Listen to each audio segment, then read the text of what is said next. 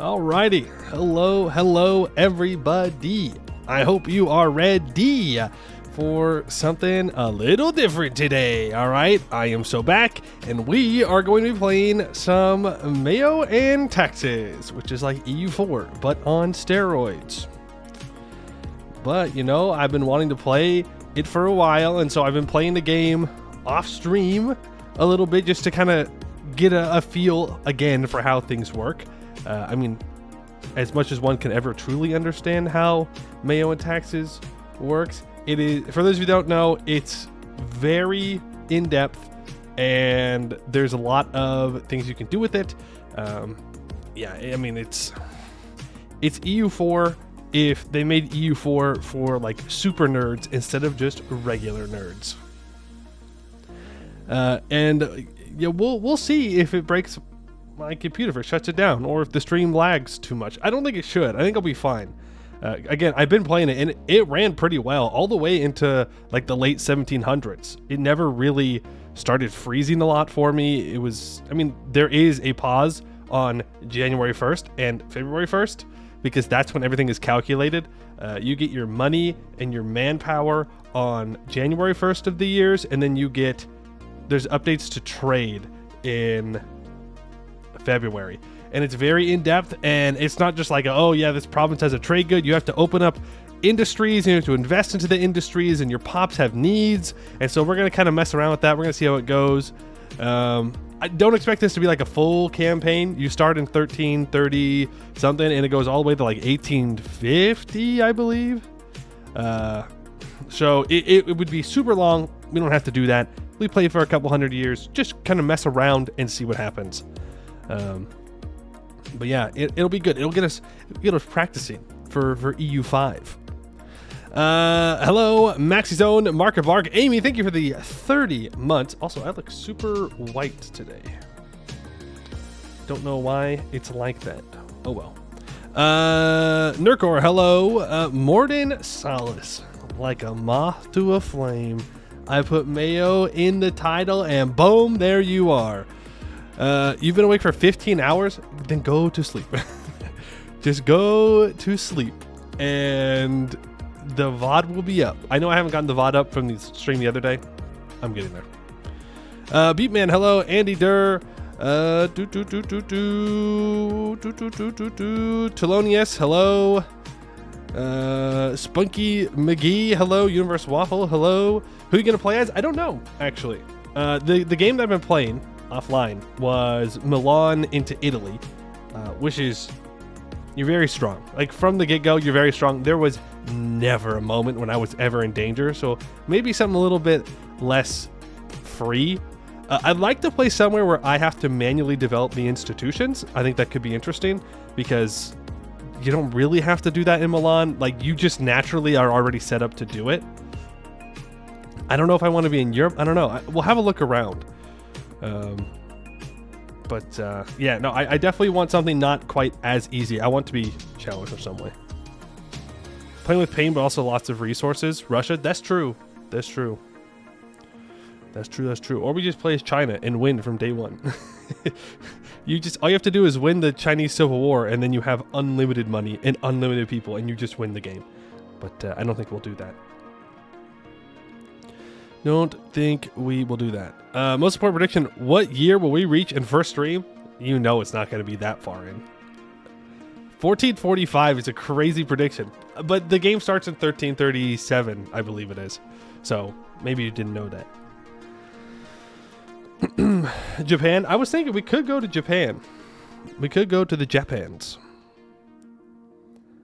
Bold of you to assume that Ming isn't going to be complete ass mail. Oh, I mean, whoever wins the Chinese Civil War will eventually fall off due to mandate and due to tech differences, because the pips in this game get crazy.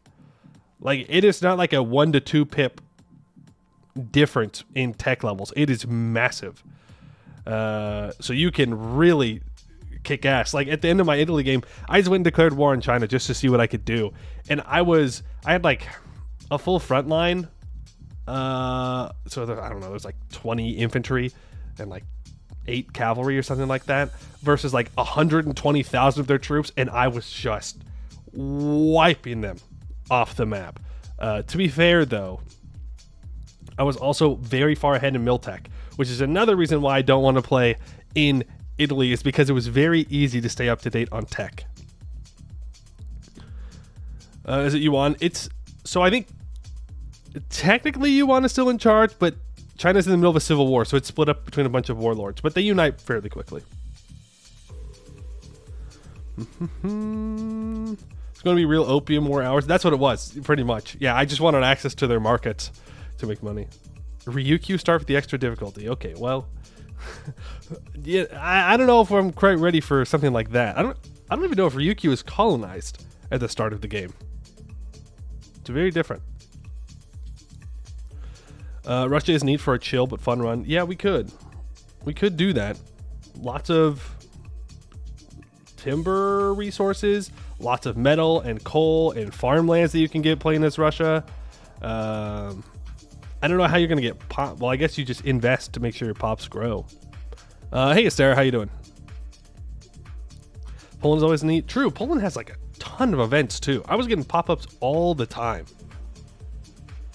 Who wants to challenge? Not that challenge. Well, I don't know. I mean, we could start as an OPM somewhere, but I don't really know what we're gonna do, because you have to have the population to actually build industries. If you don't have the population, then you will just sit there, because no matter how badly you want to spend 10 ducats to invest in it, if there's no one to work the jobs, there are no jobs being worked. Play it as Oda. We could do the uniting of the Japans. Very possible. Plus, colonization in MEIOU has changed. Anyone can colonize as long as you take the idea group and you have a certain tech level unlocked. I believe it's 22, and you have to have naval ideas. And then you can colonize. So even like Japan can colonize down into like the Spice Islands and then bring the spices back up.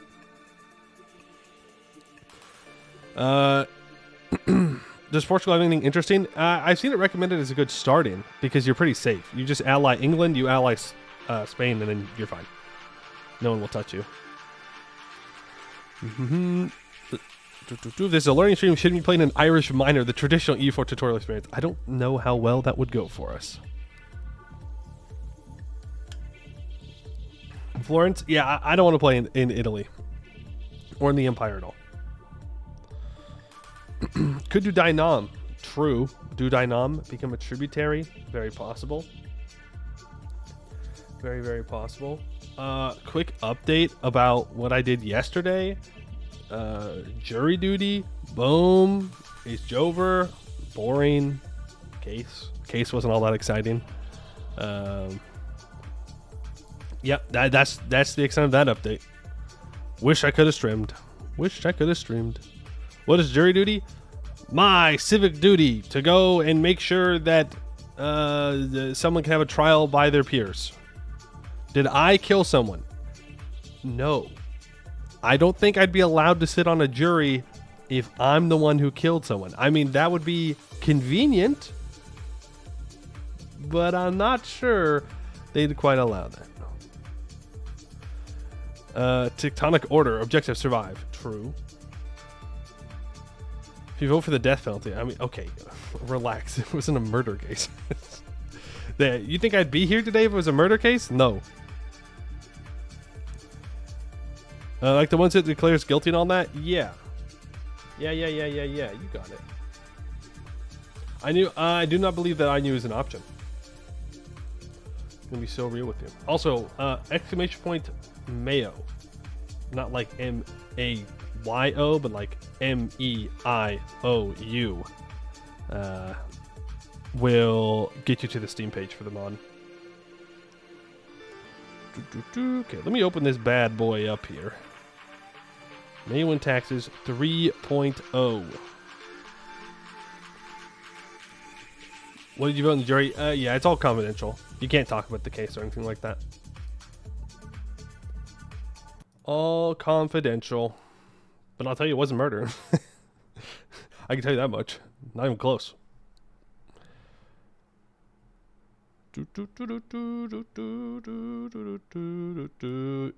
Enjoying the relaxed EDM beats. Oh, you mean the ones I just closed? Oops. Well, we got to close it so that way we can. I don't know. We might turn the EU4 music off for this one because MEIOU's funny in that when it does its yearly update tick, it skips the song that it was playing. And so it's like always skipping songs. Did someone say spreadsheets? Hello, Vlacon. I don't have any spreadsheets. I've just got vibes, all right? Spreadsheets are for nerds. Vibes are for cool nerds. Every time you turn on mission or MEIOU Taxes, your computer starts sounding like a space shuttle. Mine's not doing too bad so far. But we all know it. That will change. Please be spreading these sheets. Ooh woo. Okay. Well, I don't know. I don't know about that one. That's yeah. Okay. Yeah. Sure.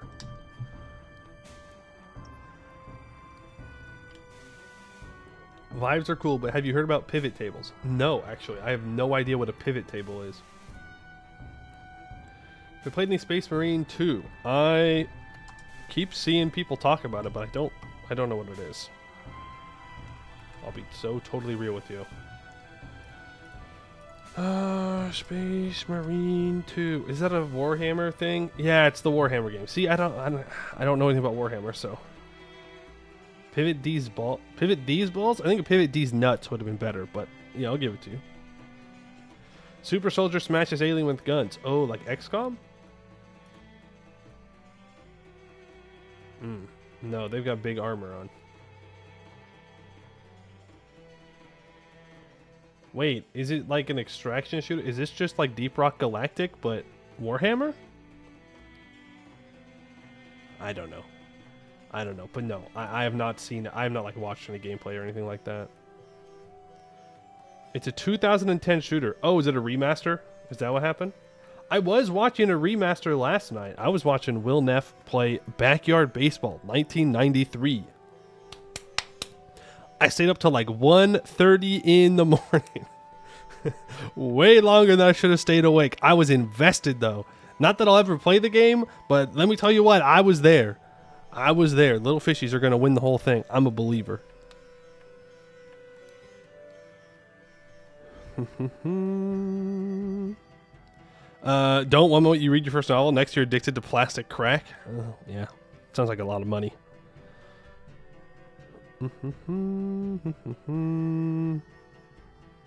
Oh, it's like a 2010 shooter. Sorry. You mean the vibes. Gotcha. Okay, well, let me switch over the category to Europa Universalis 4.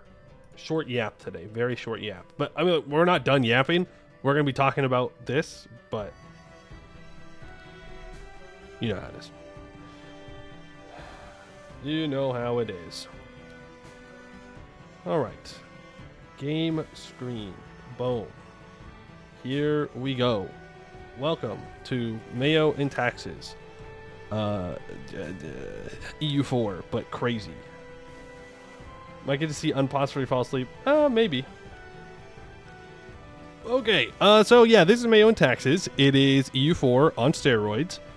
There's like actual population that is tracked, growth and death, and you have industries that you have to invest into, and that's how you actually get the goods that you need to build things. You know, it's not just that you have a province with iron in it. You have to actually build the iron mines, and the people have to go work in the iron mines, and then they get paid a wage for working that iron mines, and then they can buy goods off the market to meet their life needs, and then they can also buy more than their life needs, like luxuries, to get even higher satisfaction, which increases pop growth, which gives you more people to work. You know how it is. Okay, so I think the big like kind of flagship, this is MEIOU Taxes. There's two things. It's the trade system, but it's also the estates. You have to do a lot of reforming with estates, which are there's the bureaucracy estate, the nobles estate, the burghers estate, and the clergy's estate. Technically, the peasants are kind of their own thing, but you don't directly interact with them except for like a couple ways, but it's not the same. So you have to deal with your nobles being very strong at the game start, and you have to find ways to like weaken them, but not weaken them too much to where you have no force limit, because a lot of the times you get your manpower and your force limit from the estates early in the game, and so you need to have them give you these things, or else your force limit will disappear and then you die.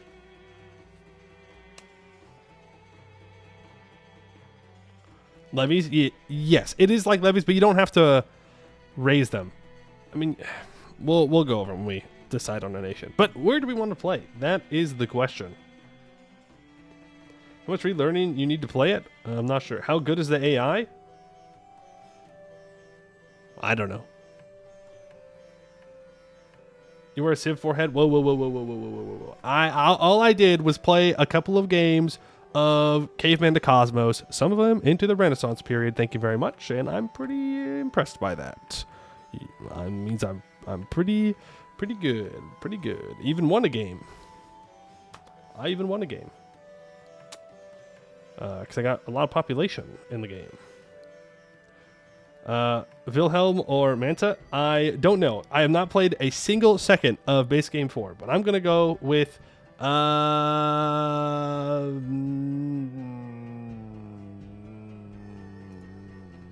on. I'm looking up coin flip. Heads is Wilhelm. I'm going with Manta. Yep, that's my choice. Huge Manta choice. Huge Manta head right here. Love playing Manta in Civ 4.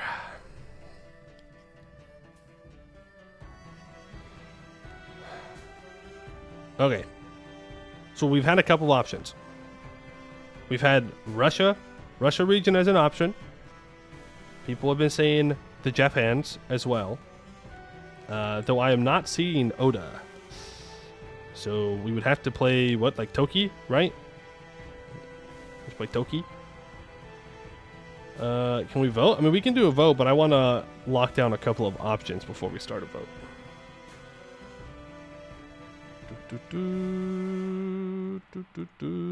Byzantium, of course. There's always Byzantiboos. There's always Byzantiboos, no matter where I go. America looks like North America, very empty, extremely empty. South America, they've got a couple. They got Mapuche in the south, Incan nations, and I don't actually know. These are Musica, Quiz. And then you have Central America as well. North America looks like a dream. It's looking so free, bro. It's so free. It's just free land. No America's north of Mexico? Not yet. Not yet. Tall Aztecs, huge. What I did see in the last game is that the Europeans, they definitely colonized like a lot of North America and South America and such, but they had a really hard time breaking into the actual settled lands of Mexico. There are a couple of reasons for that, but I don't know if I want to play over here necessarily, because then I feel like we're super isolated, right? Like we're really just chilling over here on our own.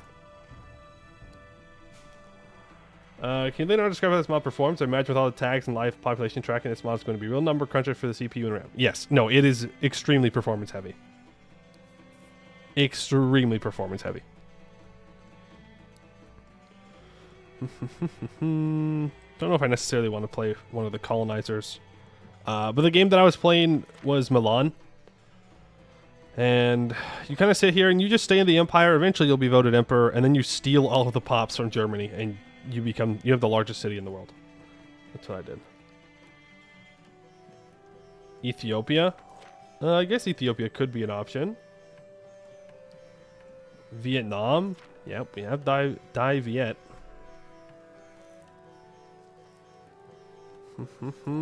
Or you're saying SEA. Yeah, we could do SEA. I mean, there's a lot of options, right? I mean, we can look at the development map mode. Obviously, China and India are going to be very, very green. But Japan's not too far behind. I mean, we could build Japan into just like an ultimate tall, extremely well developed nation. Goryeo, yeah, I mean that'd be the same thing, right? We would kind of just get control of Korea proper and then build up.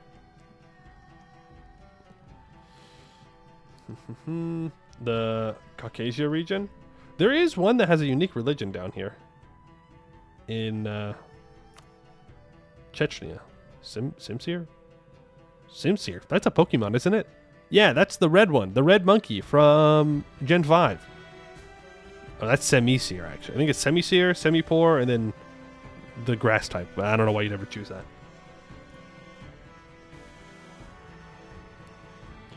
Okay, I'll make a poll. Let's go /poll.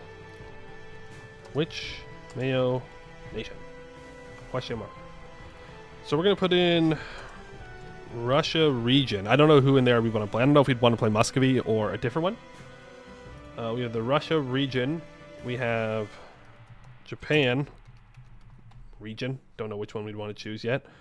We have Goryeo, which is that's just Korea, but it's the dynasty name. Dai Viet, which is Vietnam. And then I'll throw in Ethiopia as well. This is all the options I can put in. We'll do 2 rounds of voting. How does that sound? Ethiopia. Well, I don't need to put another. You know what that is. Okay. Yeah, so there's 5 options. Choose which one you want, and then the top. We'll take the top 3. We'll do another vote, and then we'll choose that one, or we'll pick one in the region, and we'll go from there. Next round, the top 2. Okay, yeah, we can do top 2. That's fine. That's fine. Ethiopia, Dai Viet, Russia region, Japan region, Goryeo. Choose your fighter. Which one are we going to do? No Byzantium, not worth the vote. I don't want to play Byzantium. I feel like it's going to be very similar to the Italy run. Just like very similar, because you're like right here. You're going to expand into Italy. Pokemon are real. They can be found in the Caucasus. I swear, my friend saw Mewtwo and Grozny once. Yo. Huge.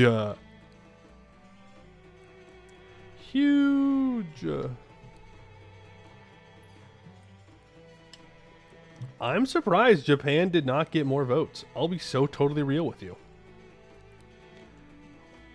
I thought that Japan would get more votes. Okay. Well, we have Russia and Ethiopia as the top 2. So I guess this is your ranked choice voting. I know, Americans, that's very scary, okay? It's very scary to have ranked choice voting. But it's okay. Just add one more lane? What do you mean add one more lane? I don't get what you mean by that.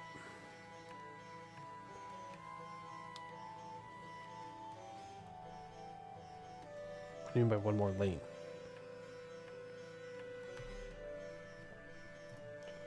Poland is in the Russia region. Poland lovers always out here in force. Almost as strong as the Byzantiboos. Which nation? Question mark.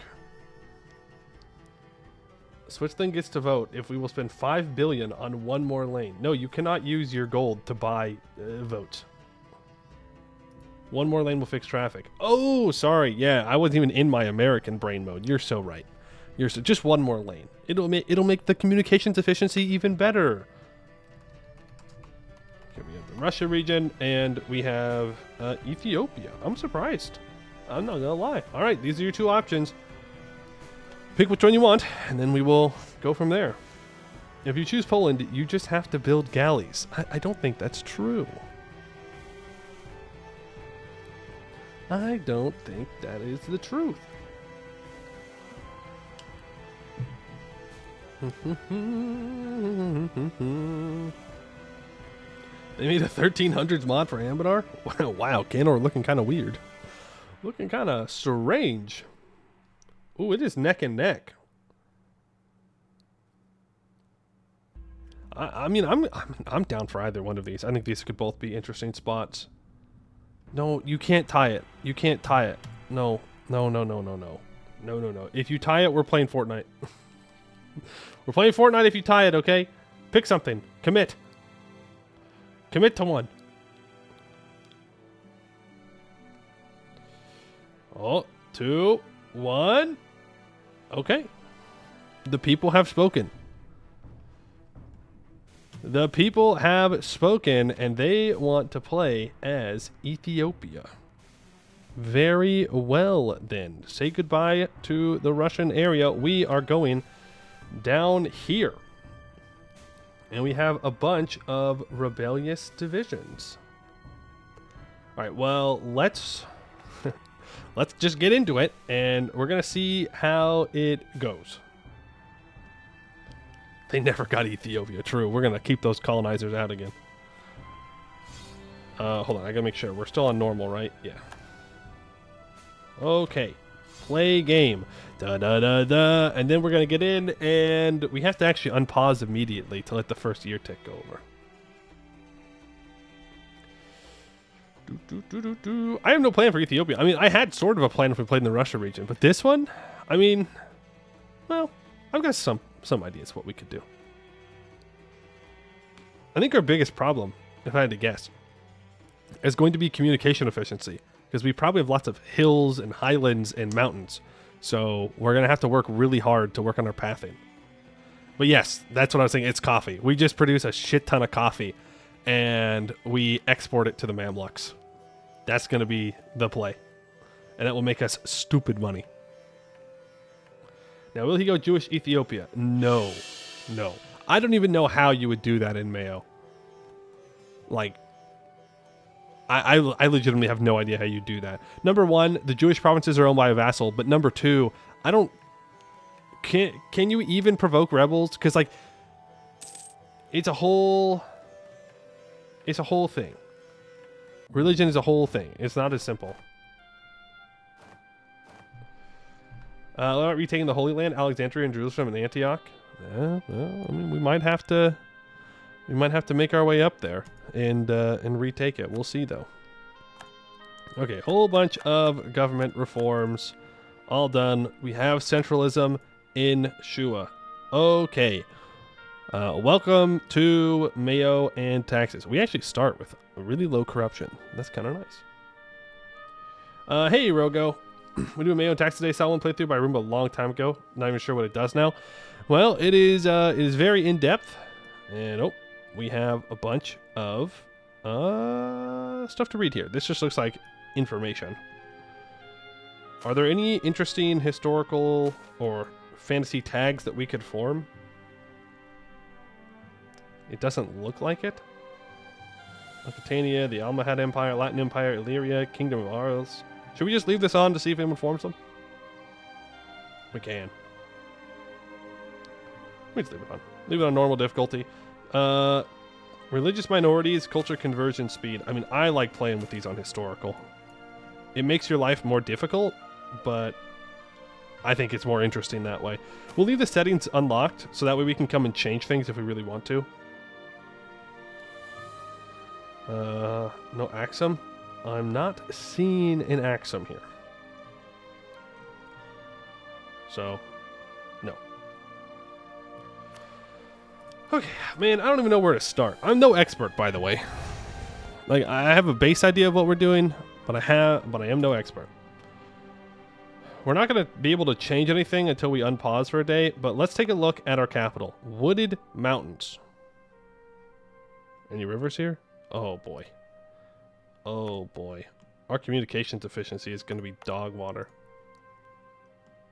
Start with the UI, then the government, and religion. Okay. So.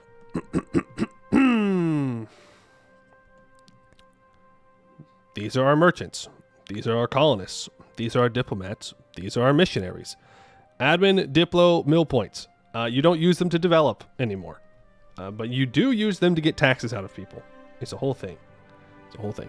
Money, manpower. This is naval materials. There are no sailors in MEIOU taxes. It is naval materials that you have to produce in cities in order to support the ships that you want to build. It also, the more naval materials you make, the more force limit you have, I believe. Corruption has changed. So you see there's a whole bunch of things giving us corruption. You don't need to worry about that right now. But just know that we are not going to be buying it down. Having lots of corruption is just a natural part of the game. The goal is to lower the amount of corruption that your state gets as time goes on. But in the beginning, you're going to have a lot. It just is what it is. Prestige, power projection, stability has changed quite a bit, legitimacy, and then this just shows the age of discovery. But this doesn't... I mean, it does change things, but we don't get like bonuses or anything like that for now. Court. I mean, this is somewhat similar, but we will hire some advisors here. Let's go over our ruler, though. But that's going to take us down a whole nother rabbit hole. Okay, we have a 3-5-4 ruler. Their stats are not as they seem. We'll go over that in a second. But they are a free thinker, which increases our stability increase interval by 10% and makes our tech cost 2.5% cheaper and idea cost minus 5%. That's really good. We are also tolerant. So we have minus 1% missionary strength, plus 1 tolerance of heretics and heathens, and minus 15% promote culture cost. Now, when I said their stats don't really matter, there's something called institutional authority. Where do I see the institutional power, by the way, versus the personal power? I don't know. I don't know where I would find that. But essentially, there is like a pseudo ruler that we have that has like a 3-3-3 stats. So if you have a worse ruler, you might make more monarch points. If you're a really good one, it's less. It's to balance out that the ruler of the nation doesn't actually have total control, and so it lessens the skills a bit. But that all happens in the background. It doesn't really matter. But just know that. Okay, so advisors are much cheaper than they are in the base game, but they do increase your yearly corruption. They are also tied to estates. Dude, everywhere I go, it just leads down more rabbit holes. Oh, yeah. We're just going to rip the Band-Aid off. Welcome. Welcome to the estate screen. This is very important. There's lots of things on it. Most of them don't matter right now. Okay? We'll figure it out eventually. But this UI is actually really good, and it's going to be a whole thing, okay? It's going to be a whole thing. That's not a rabbit hole. That's a whole damn termite colony. Okay. So let's ignore the bureaucracy for now. Let's focus on, well, I guess maybe it's going to be 4. Oh, we have clans. I didn't have to deal with clans as Milan. Okay.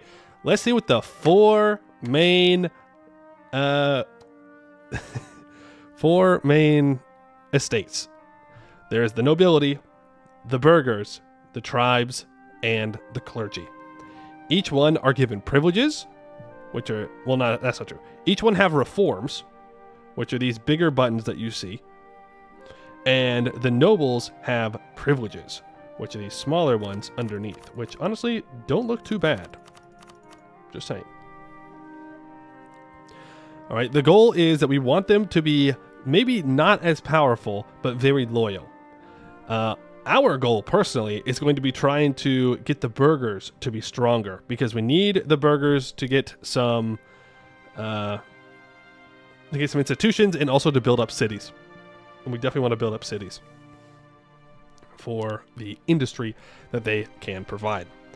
We can assess the power of each estate by clicking on the Assess Power button. We can see how much power they have and how much is changing. We can see their loyalty. We can see their wealth and how much money they're making and how much they have. All the detailed stuff, I don't really know what it does. I don't think it matters too much in general. You just need to know how much are they making. The relations with the state, the relations with the state, but the relations is not the estate. The relations is for the factions. And each faction is tied to an estate, but is technically like a little bit different. You can see how much share of the property that they own. So every single piece of property in the game, whether that be farmland or a mine or academic property or an industrial property, is owned by someone. It's owned by someone. Whether that be the state, the nobles, the burghers, the clergy, the tribes, or the peasants themselves. Somebody owns it, and they get to take the money from that, and it goes into their coffers. So like the nobles own 43% of the farmland, which means that from their property, they make 159 ducats a month. And so they take that money. They have to spend that money on upkeep for some things, but any extra they have goes into their pockets, and it makes them stronger. Find out what I'm doing when I am not streaming. What do you think you spent? Bro, that's loud. What do you think you spent? Maybe like $1,000. $7,549. What? I don't know what that is. I'll look at it later. Okay, I'll look at it later.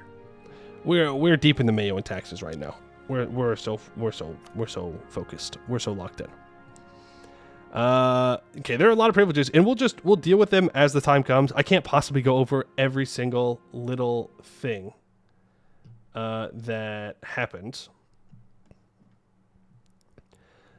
because there'd just be too much. It'd be too much. But from what I understand, the higher the numbers on the nobility, the better for us, the more we make. And then the clergy here is actually really interesting.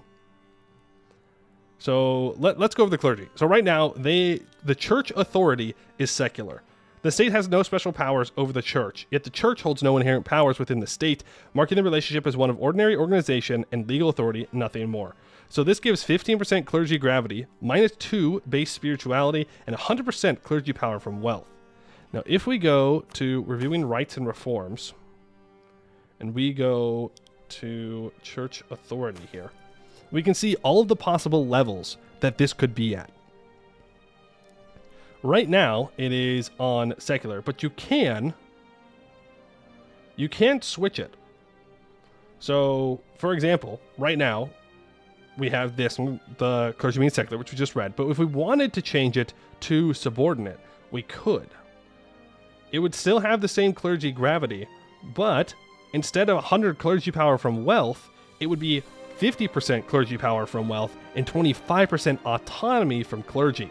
So the stronger your the stronger your elites are in the provinces, the more autonomy that province will have. And that allows them to, make more money, and you don't get it. Really, you want to make sure your autonomy is as low as possible. There's a couple ways to do that. This is fine. It just means that we don't have a lot of spirituality. And I do think that makes the elites mad, but I don't know too much about that, so I'm not going to worry about it. Okay, but we can do this for every single one of these privileges if we wanted to. Like taxpayers, clergy obligations. Clergy are treated no differently than any other, subject to death and taxes like the rest of us. This is really good. Our clergy is going to be super weak, which is really nice. Until I want to convert things, then it'll probably suck. But it's good to have a weak clergy, because that means that, look, they only have 12% power. Yeah, this is actually so good. Decentralized nation could be work here. It could, but over time you want to centralize. That is the point. You want to try and get more control for yourself. How much will we convert? Probably a lot, considering everything around us is not our religion for the most part. But this is the church finance. They're on tier 3 for donations, but you could start the game where there are tithes, where a 1/10 tithe of all income soon follows, providing the church with vast reserves of wealth. And so the peasants give the clergy their 10% of their money, and residents, which are commoners that live in cities, will give away some of their wealth as well. And then you have de facto taxation, where they just take a whole bunch of stuff. So our clergy are very weak, and we probably want to keep them that way. The last one is church finance, which again is just giving the clergy more money. If you start off in Europe, your clergy is going to be very strong, especially if you're Catholic. I have a single Jewish province. I don't. I have two. I have two, but I don't know how converting works. I don't know. I can convert to Orthodox, which is kind of funny. I don't know how I would do that, and I feel like we'd break the nation if I tried. I feel like we'd break it if I tried. So yeah, we have estates. And then we have the actual interactions with the estates. So as we could look here and assess the nobility's power, we can also look at the privileges, which I talked about. These give different bonuses to your estates, and sometimes they benefit you, for sure. Depending on what exactly you want to do. But we want to be trying to take away privileges from the nobility to make us stronger. A lot of these oppress peasants, or they give autonomy or corruption, and we don't really want that. Well, oppressing peasants is fine for a while, but we don't want autonomy, and we don't want corruption. This feels overwhelming. Yeah, but most of it we're not going to interact with directly all the time. But then we have two more buttons. We have supporting the elite, and we have leveraging the elite. Supporting the elite means that you have to give up something, and they will give you more loyalty. For example, we could disown a popular relative, and for 10 years, we get minus 0.2 yearly legitimacy. We lose 8 legitimacy immediately, and it costs 10 Diplo points. But we get 9 relations with the aristocrat faction, and we get 10% progress towards stability, which I suppose we should go over that. And it gives the noble estate 7.5 loyalty. Right, and the more loyal they are, the easier it is to get things from them, like manpower and force limit. So we do want to be supporting them, but we don't want them to be getting more power. We want to weaken them over time. 72 is pretty high. I definitely want to bring that down. Establish something that takes up over time, right? Yes, it does. Which we can look at here. Okay, so stability. Each level of stability is on a like a 0 to a 100%, not ticking. What's it called? What's it called? The word. Like inflation. It's like inflation. What's this called? Equilibrium? Equilibrium. Yes, that's the word I'm looking for. Equilibrium. Okay, so to get from +1 stab to 0 stab, there's 100% of stability that you have to go through before you switch. And that includes going up. So for a breakdown monthly stability gain, view the government tab of the country view window, + button, view the stability increase interval modifier. Prosperity and stability can be considered one and the same. For a while, there is opportunity and chaos. Good fortunes in such times will only favor the few. To preserve or raise stability, it is best to utilize actions that uphold the existing status quo while reinforcing those who embody it. Reforms, revoking privileges, and radical interactions that change the status quo as such will lead to severe stability loss. It is best to first stabilize the realm before attempting a major change. So, for example, if we wanted to make these nobles owe us more in dues. So right now, they have no obligations. They give us a bunch of manpower, and 30% of the noble investment goes into feudal levies, which is a way that we can gain manpower. We could change it, and they will give us less in levies. They will give us less manpower, but we get an increase in how much money we make from them, and there's less noble gravity, which means there's less nobles in each province. But it could cost us a stability, and it probably would if I click the button. But if I click this button to change it, then either I have to do it or I have to back down, and that makes all power cost, which I don't want to do that. So you're just trying to keep your stability as even as possible. +1 is fine. +2 is good. You don't want to be in the negative, though. UI is very busy. I mean, they're trying to shove a game into a game, so yes. Oh, there's executive authority. That's what I was looking for. See? So we have executive authority of 66.6%. Boom. We have a ruler impact of 60%, institutional of 40%. Which, for us, it doesn't actually change anything. So, that's good. Our ruler is a bit stronger, but this means that if we get a bad ruler, it could hurt us more. Cam's in the way. Oh, damn. Where am I gonna put my cam? I mean, where it is probably fine. I just have to hover farther over. I can move this. There you go.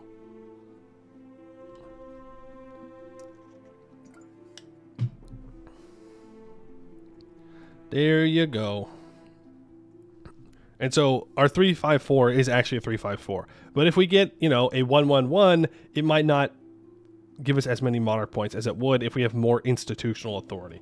I would rather have high institutional authority because then it is more consistent. But that's just me. And you see the bureaucracy owns nothing. The state owns nothing. We have a long way to go. MEIOU Taxes is not necessarily about blobbing, and it will not be about blobbing for us. We have a lot of internal work that we're going to have to do to modernize our state and make sure that when eventually the Europeans do get over here, that they don't just conquer us and kill us.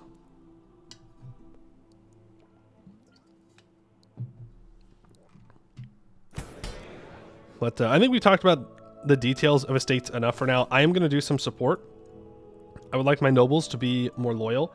So I am going to disown a popular relative or an unpopular relative. This one's pretty easy. There's really no downside to doing it. I do it almost on cooldown. And we could yield concessions to ancient liberties. Lowers prestige by 0.5 a year. Yearly centralization by 0.15. 10 admin, 10 diplo, 10 prestige. I'm going to give 10 loyalty. I suppose that means that we need to talk about the bureaucracy. Okay. Let's talk about this real quick. So the bureaucracy, this is eventually what you want your state to be in shape. Like you want these numbers high, you want to have control over your nation and how things work, rely upon the estates less, so that way you can be more effective even if your estate, looking at you, nobility and clergy, are not loyal. Very easy to keep the burghers loyal. Very easy, you want strong burghers. Mission trees and flavor, I don't know if Ethiopia has any mission tree stuff, we'll see. But we can review the bureaucracy. I mean, we could go through all these privileges and we can look at each and everything. But that's not necessarily important. But I would like to set up some early goals for which of these reforms that we want to get done. And okay, I need to look at rights and reforms. So it's all level 1. So this is all minimum. Our bureaucracy is nothing. We have nothing, which is a little rough. But let's look at tax collection. So if we wanted to get state tax farming to level 2, we need to not have rural autonomy manorialism 5. Now that is a noble privilege right here, autonomous holdings. So if this was level 5, then we couldn't do it, but it's only level 3, so it's fine. We need to have tax farming formal contracts completed. We need to have 15 state reach average, a bureaucratic advisor, and 30 bureaucratic influence. And it will unlock a bunch of new taxes. So right now we have access to land tax, tollage, and poll tax. And then if we did this, we'd also have the salt excise and the timber excise, which I'm actually not too concerned about because I don't think we have much salt or timber. But you can also see that right now, 30% of our tax revenue is transferred to elites based on power share. So if we get to state tax farming, we'll get more of the taxes we take. So that might be a pretty good option. There is also military service. Right now it's devolved. If we got it up to volunteers... Oh, shit. Yeah, I don't think we're doing that anytime soon. 40 aristocratic influence max is a tough one. That's going to be a long time before we can get the nobles there. Long time. So, yeah, I'm not even worried about that. We could try and rely on vassals in the early game and then do internal reforms ourselves. That could be an option. Again, direct taxation. This unlocks a bunch of new taxes, property tax, inheritance tax, but you need high state reach, high bureaucratic influence. So it looks like the first thing we need to do is work on our state reach, and we do that by directing the bureaucracy. So directing the bureaucracy, this will make it harder to stab up. We'll lose 20 admin and 5 mill points. It goes 15 relations between the bureaucrats and the state. It lowers the progress towards stability by minus 50%. The chiefs get minus 5 relations. The clans lose minus 5 loyalty because they do not like the bureaucracy expanding. And this will increase our state reach by 0.5% yearly, and we'll immediately gain 2.5 state corruption and plus 2.5 bureaucracy corruption, which is over here. They are two separate things. But we are going to expand immediately. I don't care if we go down to 0 stab. It's fine. What can I give the clans? I don't even know. I've not played around with having clans in my country. They're not strong. And I think we should keep it that way. But is there any way that I can make them more loyal without... Well, I mean, I could reduce their tribute.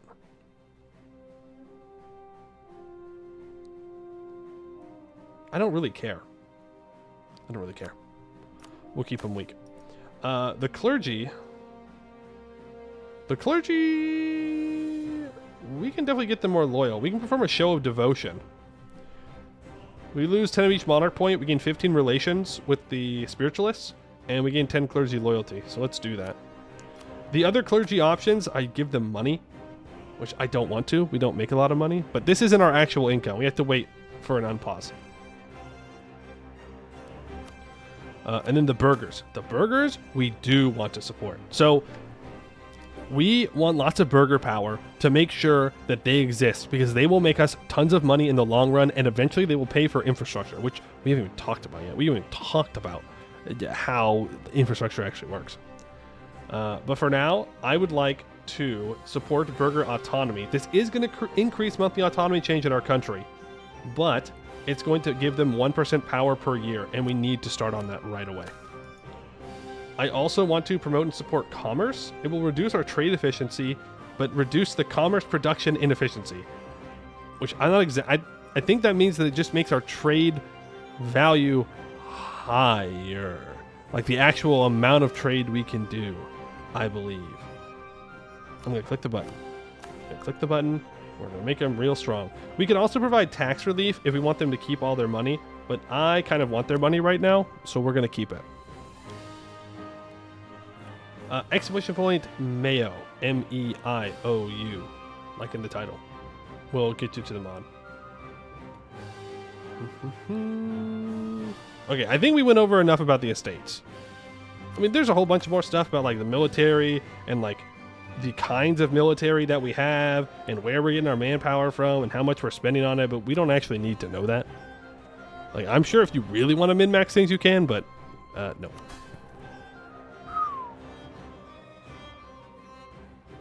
They are very disloyal, huh?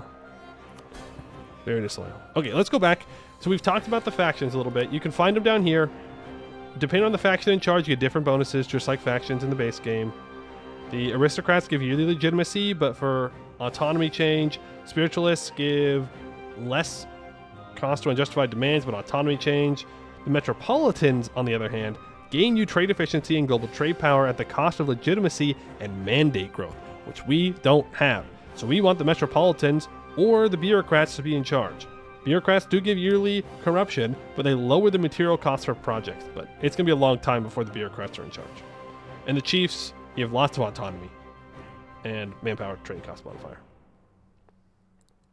What is MEIOU? Well, AEIOU is the Austrian one, which is like Austria conquers all or something. I don't know exactly what it means, but it's just a play on that. Just to play on that. Okay, but each advisor is connected to one of the factions. They will make the faction a little bit more influential, and you'll get the bonuses from them. We want this guy, I suppose. Again, super cheap. They give corruption, but we are going to hire them. If you fire advisors, as you just saw there, let's click on this guy. When an advisor is retired, either manually or through natural means, a minus 25% stability point loss will follow the power vacuum they leave behind. I don't think it does that when they die, though. I think it's only if you fire them. I do think it's only when you fire them. And then I suppose we can put the quartermaster in charge, though the morale of armies might be more important. I'm not sure if we're really going to be going to war anytime soon, though. But this also makes Miltech cheaper.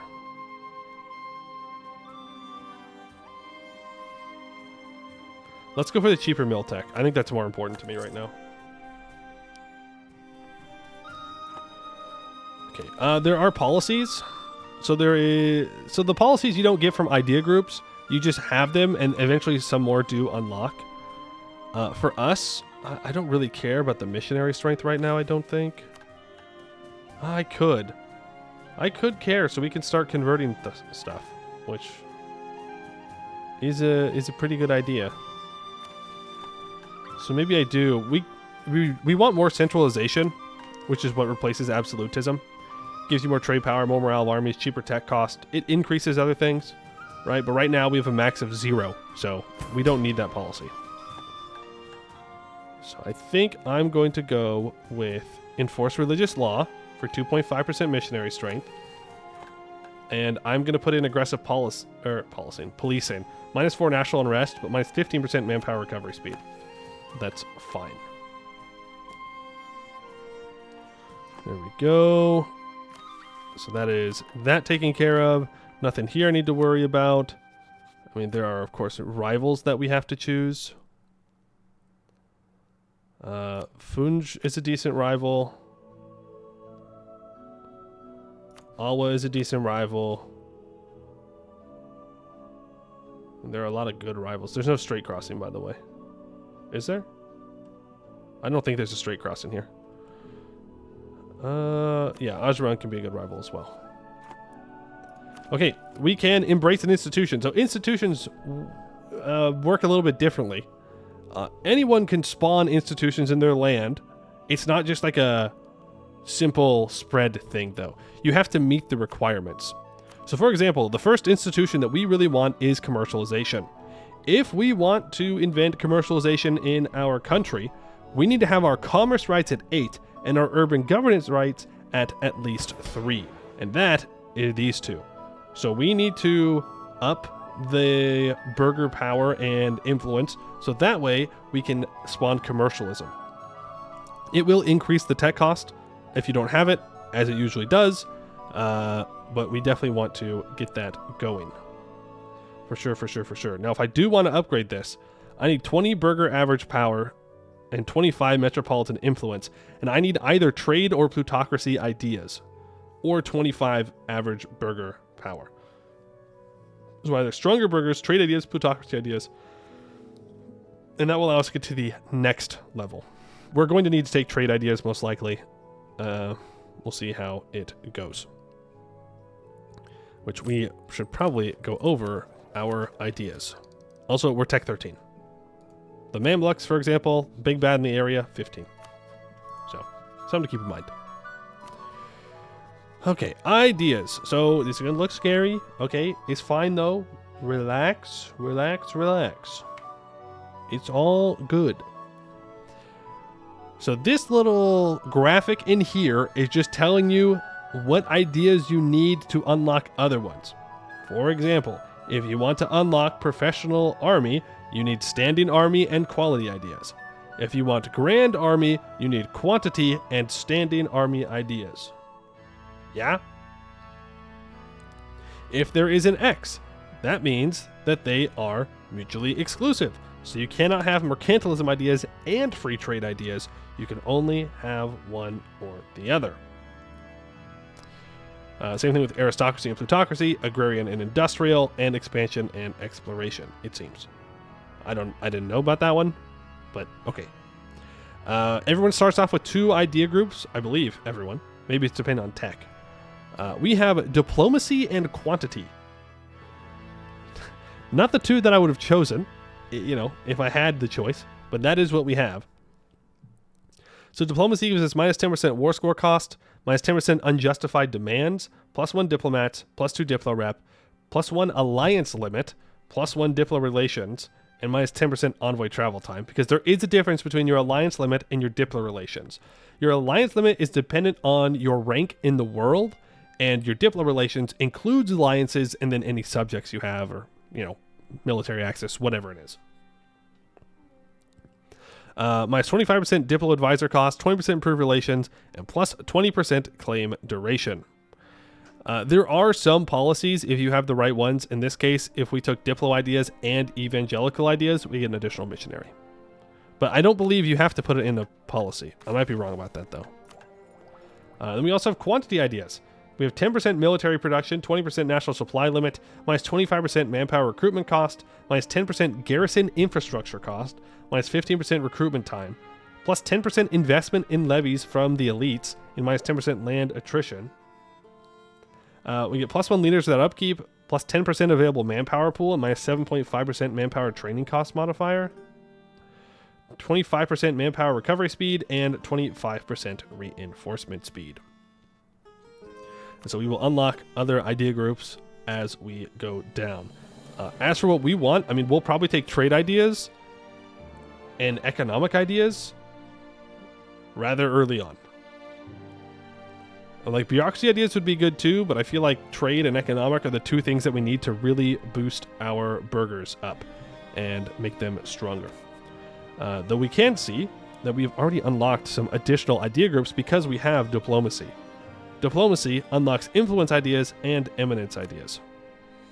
So we could take influence if we wanted to, you know, have our vassals do stuff, and we could take eminence if we really wanted to double down on the diplo stuff, but I don't think it's a great idea.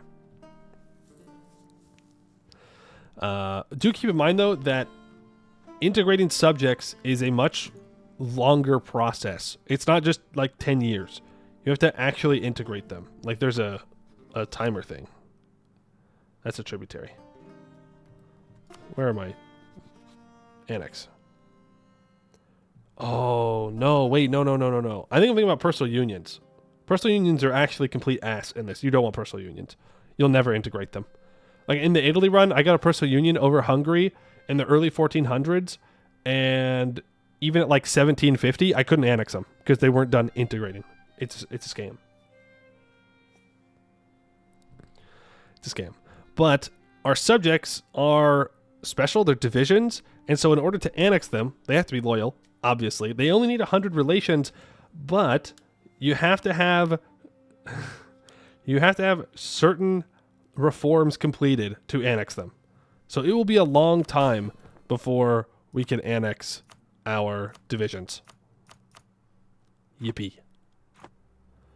Yippee, yippee, yippee. It might be better just to let them go and then conquer them, but we'll see. But yeah, we know our ideas. Oh, we have our national ideas as well, which I believe we start with all of them unlocked. Children of the Book, we have plus 25% spirituality concern, plus 2 missionary strength, plus 1 tolerance to the true faith. The Roof of Africa, minus 33% topography impact on communications efficiency, which is nice. And plus 1 attrition for enemies, plus 15% fort defense. Sacred Waters, minus 10% agricultural district cost, plus 5% rural production.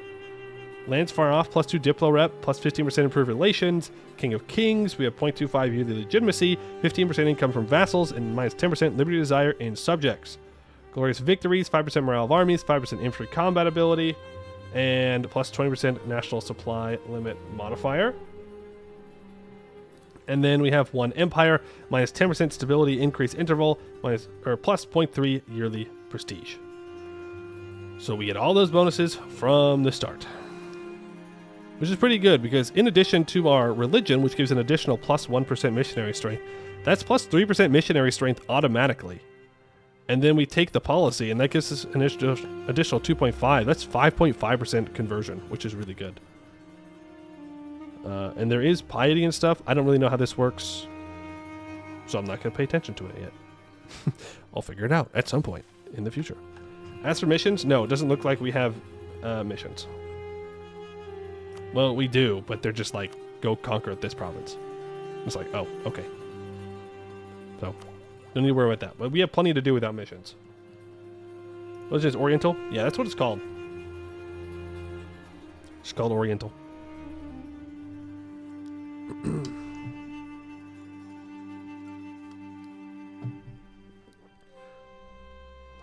Feels like influence would be good with all the vassals you have. Yeah, but I'd like to get rid of the vassals at some point. There are a whole bunch of decisions. Ooh. We have a special decision. Establish control over subjects.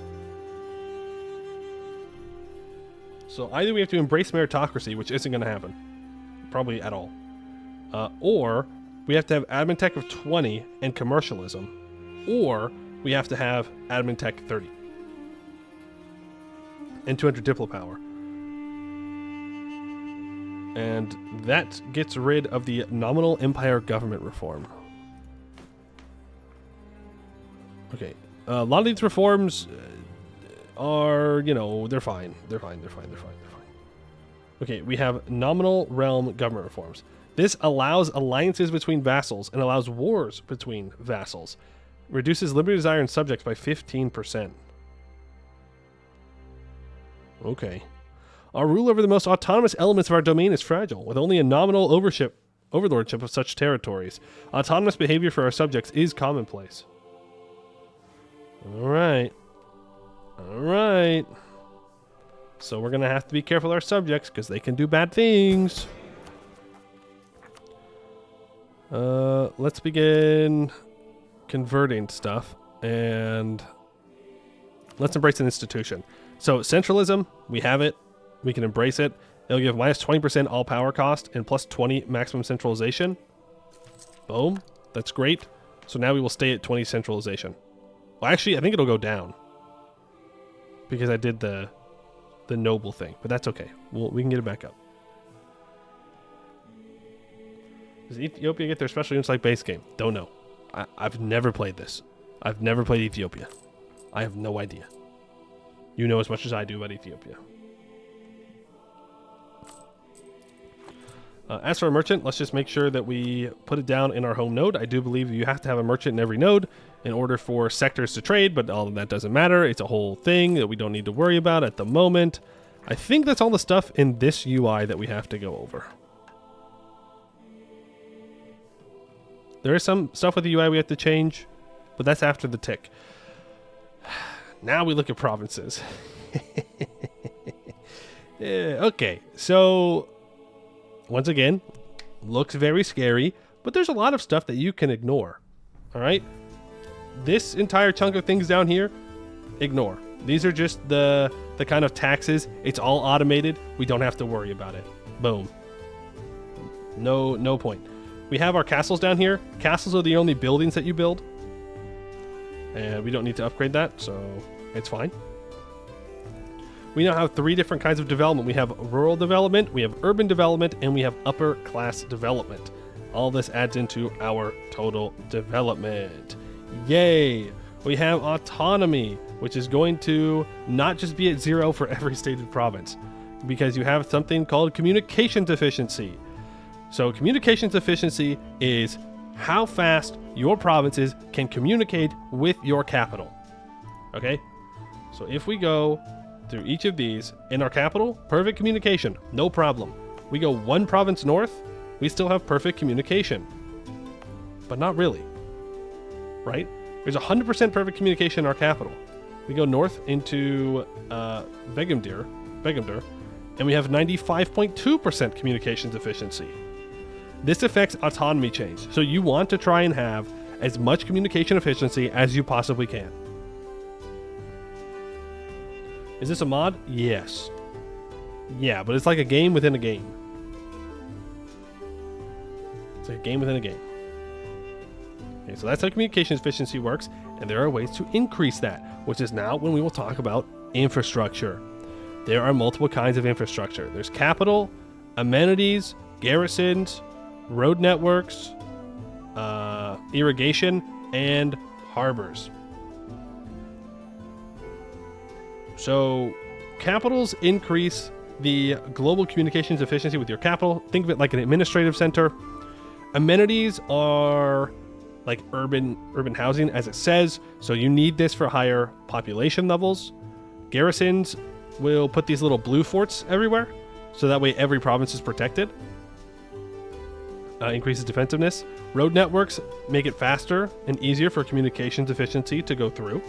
And also, I believe, lets your troops move faster on it. Irrigation gives you more productivity out of your farmlands provinces. And fishing harbors are really good. So it increases naval force limit, and it gives you really good communications efficiency. Over water, like over coastal tiles, is much faster than over land. But we have a landlocked capital, so take that as you will. We're not going to have great communications efficiency from it. All of these infrastructures do have maintenance in the goods that you produce. In this case, it is industry goods. I know we haven't gone over that yet, but just know that there is an upkeep to these that you actually have to take care of. It's not just a money thing. Okay, let's go over the rest of the little pieces down here. We have terrain, okay? There are navigable rivers that flow through Begumdir. Let's go back to our capital, though. Unfortunately, not. We're going to definitely move our capital at some point, by the way. Might not be for a while. This here, it tells you how much total land there is, how much forested land there is, the temperature, the climate, what crops can be grown here and how suitable they are. We didn't really care about that, though. That's all happening in the background, right? Again, very min-maxy if you want to look into that. I don't care. I don't care.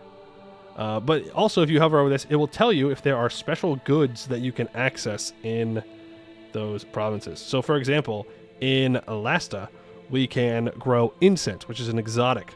So you can open up an incense industry in this province, and then you can start making money from it. It'll tell you if there's like gold or metal, like iron, or if there's other spices or ivory or whatever.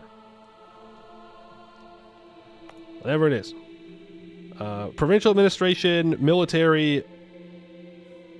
I don't really look at these, so I don't know what to say about them. It just gives you details about the provinces, but I don't know. Unrest concerns. You can see what's causing unrest here. The elites. So this tells you about the elites that are local in this province. So in our capital, they have 384 wealth, compared to Begumdir, where they have 278 wealth. Remember, autonomy affects that. If you have strong nobles in autonomous provinces, they will bring in more money. In this case, it's just our capital is more wealthy, and so they have more wealth.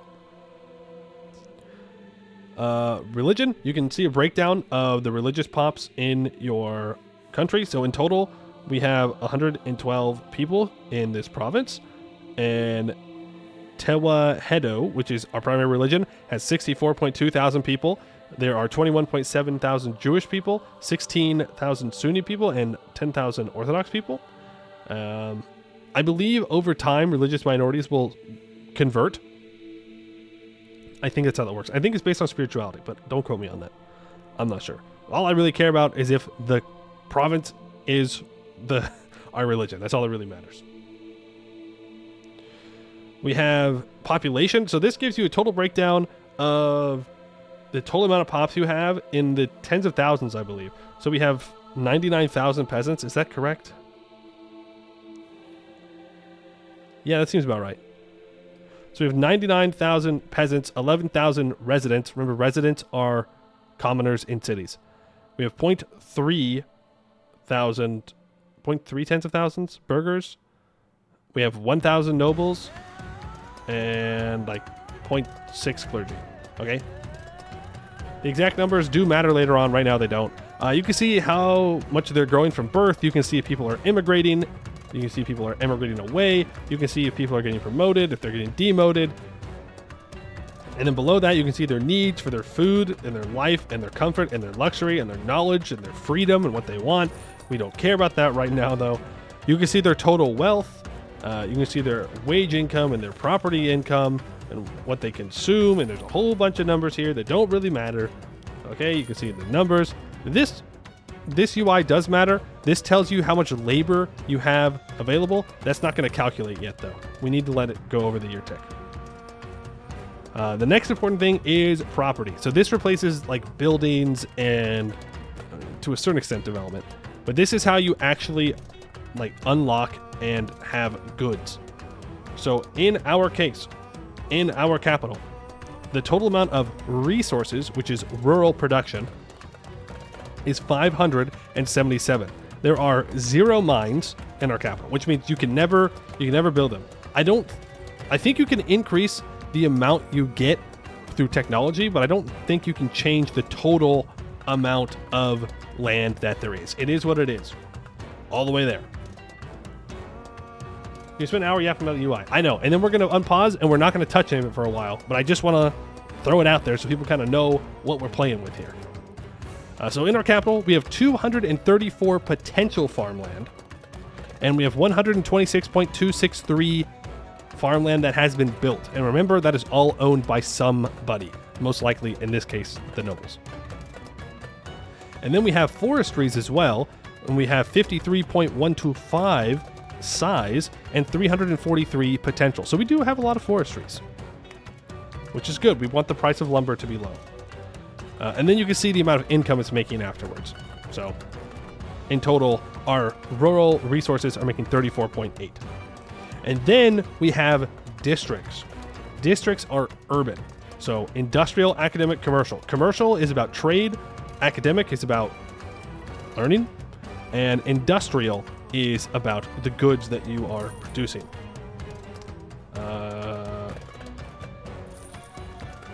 Yeah, I mean, you could go to the rest of these pages and you can see an exact breakdown of who owns what. So, for example, our farmland. Peasants actually own 44.2 size, 44.2 units of the farmland. The nobles own 55.2. The nobles make a little bit more money. So you can see a whole breakdown of that. You can do the same thing with the districts, and you can see who's making money off of what. And then here, this is talking about the upkeep of infrastructure, which we don't care about right now. Pick me up, I'm scared. No, sit down. Class, you're going to learn today, all right? You're going to learn. And then, so that's just the property. That's just talking about what can be built here. Also, there is no cap for industrial size, I believe. Then we have the actual industries. So the farmlands in our country are currently broken down into two things. We have crops and we have pastures. I don't really know what a pasture gets you, like in goods, but I know the crops give you food, and so that's good. That's good. So of our, 126 farmlands, we have 60 crop and 32 pasture, which, fun fact, does not add up to farmlands. So I don't know how that works. But we also have timber of 53 and cottage industry of 19. The throughput is... So the way I understand it is you want throughput as high as possible, but when you invest into things, it will lower the throughput, but it will have more jobs available and more people will start working there. Okay. And then you have urban as well. We have houseware, we have textiles, we have processed materials, and then we have religious education and commerce. So all these things, people are going to work these jobs. They're going to make money. There's a lot of stuff in the background. You can check the profitability on the second screen here, and then 3 and 4 don't do anything. Okay? We'll go over how to open stuff up here in a second. Industry.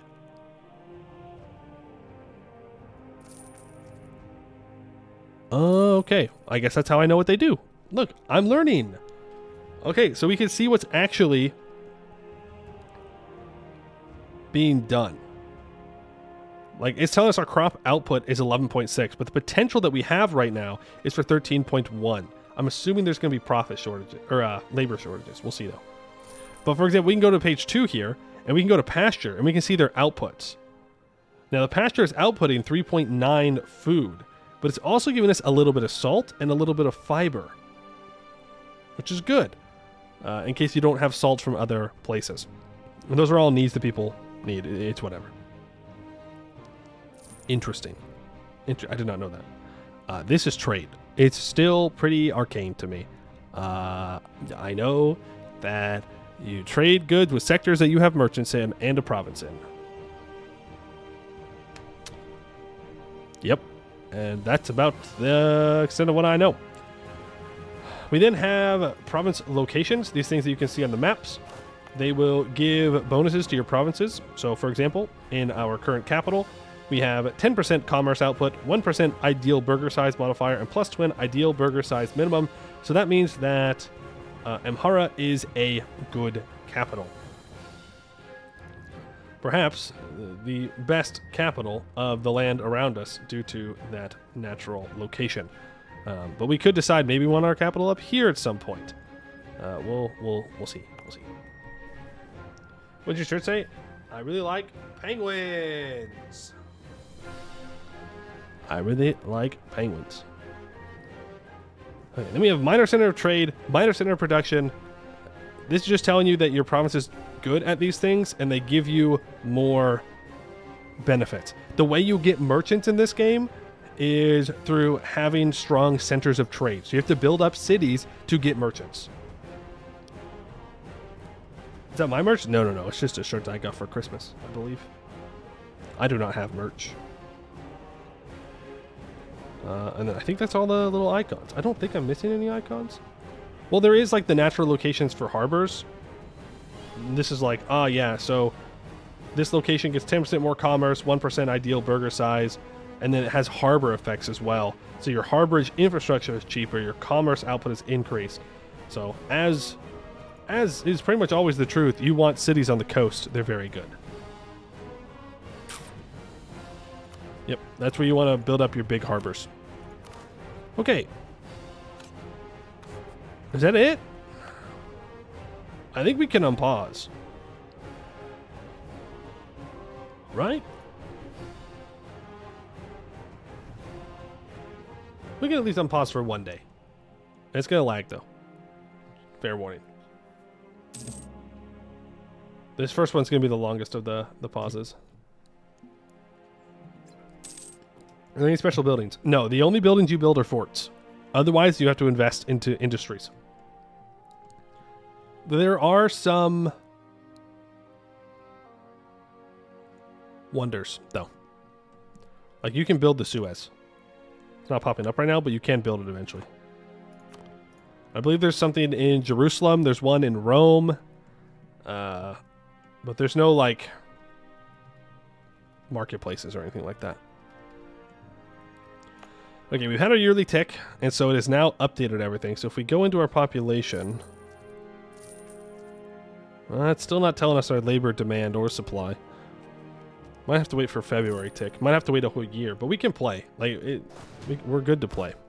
Our force limit is 8. So the way that manpower works is our total manpower is 15,000, but the troops that you have on the field count towards using that manpower. So you can go over your force limit, but if we built 15,000 troops right now, we would have no manpower reserves. So just keep that in mind. Do full grain dole is very strong stab for the early game. I mean, this is true. This is true. We could do a full grain dole. I didn't go over the grain dole or the elite tax reduction or anything like that. Oh, look, these guys are loyal. We're so fine. We are so fine. Put all of these on to improve with our subjects. Okay, so if we go back to our states and we go to commoner interactions, we have a couple of things that we can do to make people happier. We can provide temporary tax relief, which will give the elites 10 relations and gives us 50% towards stab, but they don't pay any taxes. I don't know if it's active taxes or in like direct or indirect, but there is providing grain for the people, and we can decide to do minor, generous, or full. And that means that we will buy food for the commoners so they don't have to spend their money. So this means that commoners have more money, and it also means people don't die because they don't starve. And it should increase our population growth, as Smokey said. So I don't know if we can afford full grain provisions. But you know what we can do? We can start messing with some decisions. So I'm going to select a state, and I'm going to select provinces. This is how you interact with provinces and you add industries. In this case, I want to do a census. I would like to conduct a census. Oh, no, wait. We have to wait. We can't do it yet. I'll do a grain dole maybe after February. Oriental Faith, okay. That's fine. Yemen has announced us as a rival. Announced us as a rival. Let me go up here. Delegate tax code. So, in order to get the taxes from your estate, you have to spend monarch points. And I just leave it as default because I don't know. I don't know how that works. So I'm just gonna let them do it. Validate settings. Apparently I need a different rival. I don't know. Funge as a rival seems like a pretty good idea. He's a rebellious division. And Alba wouldn't join. And we have a holy war. I mean, we could conquer them. We could also go loot them. But I'm a little nervous about looting. Because it kills pops. It does have gold. Alright, so the investment manager. So, we haven't gone over the investing yet. So, if I wanted to increase the amount of farmland that we have in our capital, I could come to the investment area. And I can spend 10 ducats to increase the size of it. Right? I need at least 2.5 state reach to even do investments. Oh my god. Okay, that's fine. We'll get there. I didn't know that. But you can also have the AI do it for you, which is a good idea. I like 30% of the treasury every 3 years, I think is the recommendation. And this will make like small investments. So it'll be like, oh, well, let's put 0.2 ducats here, 0.2 ducats there, and we'll put like 1 ducat in this province in order to keep the industry's growing at a stable rate. To build cities, though, you probably want to do it manually and be a little bit more aggressive with it. But you definitely want the investment manager going everywhere all the time, unless you really need to save money for something. So I'd like to be notified when it happens. And I'd like to add all owned provinces to the investment manager. And then we'll exit. And in 3 years, it should auto-invest. Okay. There is February 2nd. So now is everything good to go?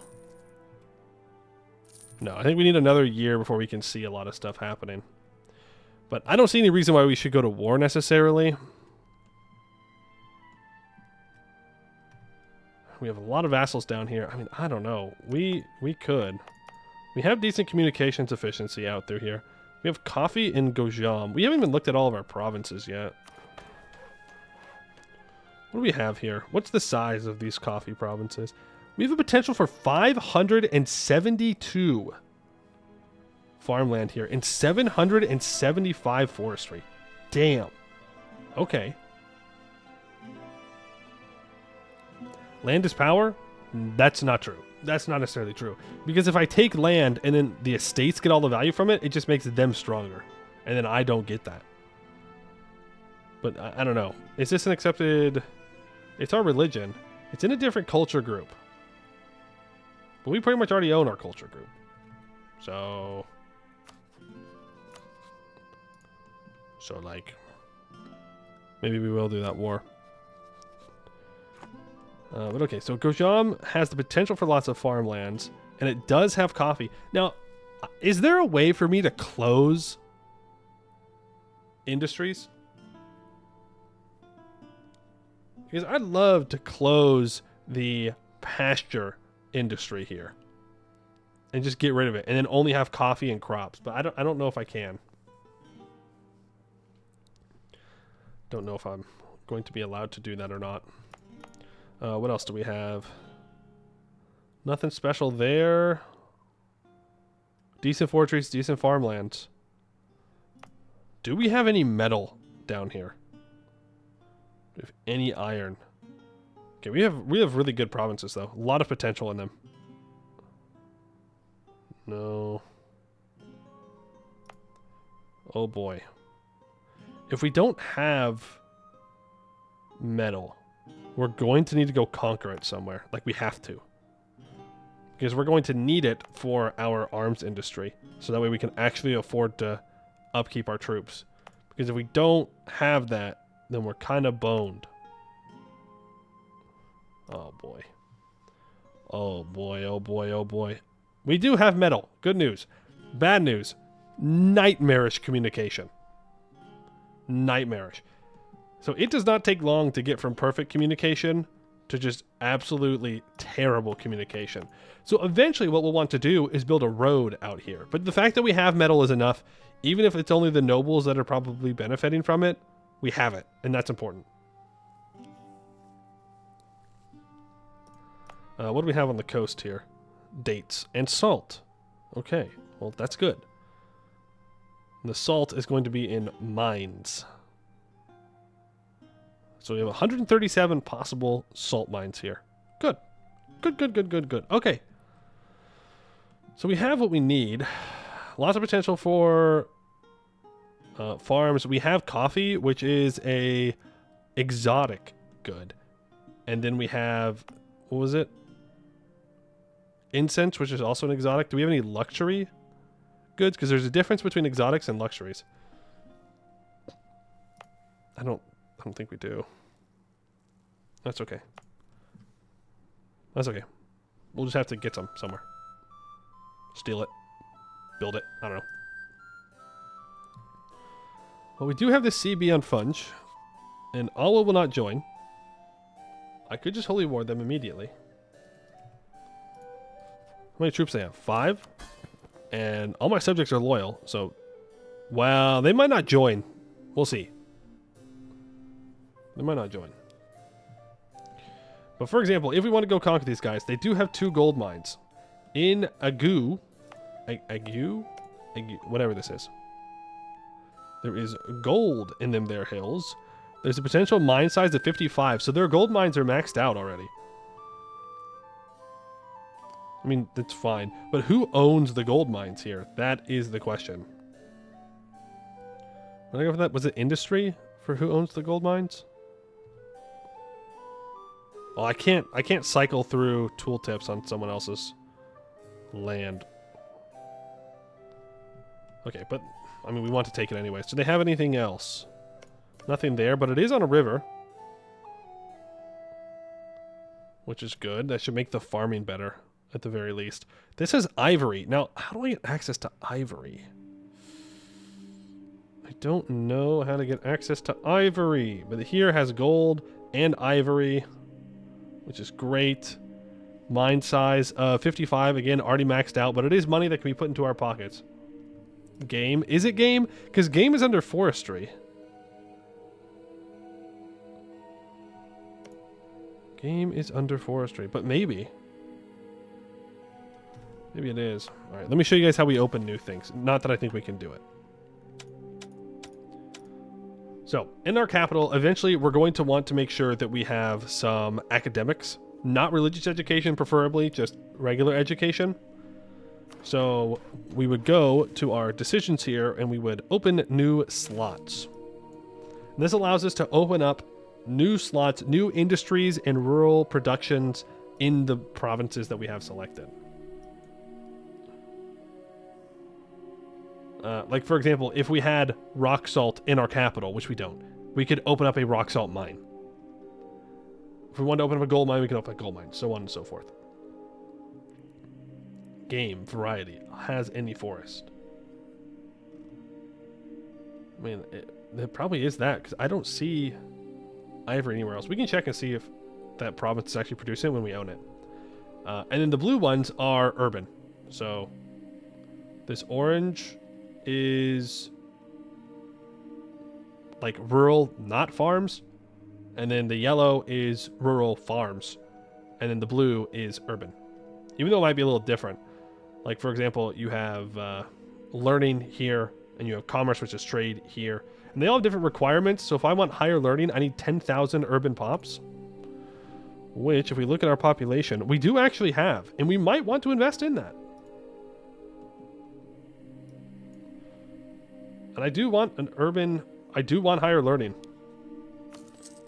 And that takes 10 ducats. And boom. So now if we look at the province, we have a higher education. The throughput's going to be really bad. The profitability is going to be terrible for a while.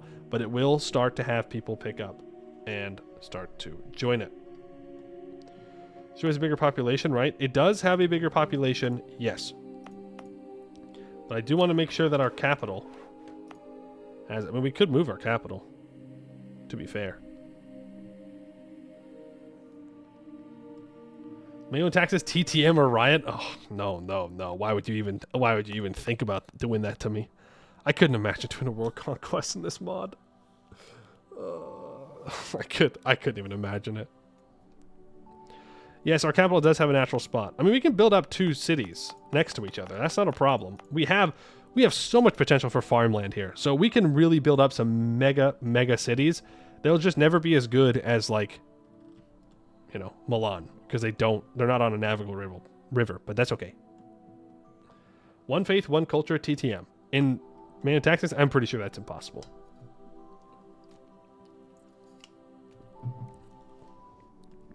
the favors trade. Well, it only favors trade because it already has commercialization investments in it.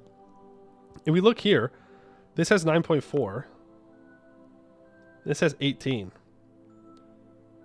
I don't think I want to invest into commerce directly for right now because it's very volatile. But I do want to open up a higher learning here in Shua as well. Interesting enough, we produce carpets here, and carpets are luxury goods. So we can actually be pretty self-sufficient with the amount of goods that we can produce. Someone is crazy enough? Is that Count Christos? I know he tried to do it at one point. Higher education entry is very good since the city is so big. True. We have 21,000 residents in Shua. So let's go ahead and open that up. Higher learning. Now, are there any industries that we want to open up here? Textile, carpet, and processed materials.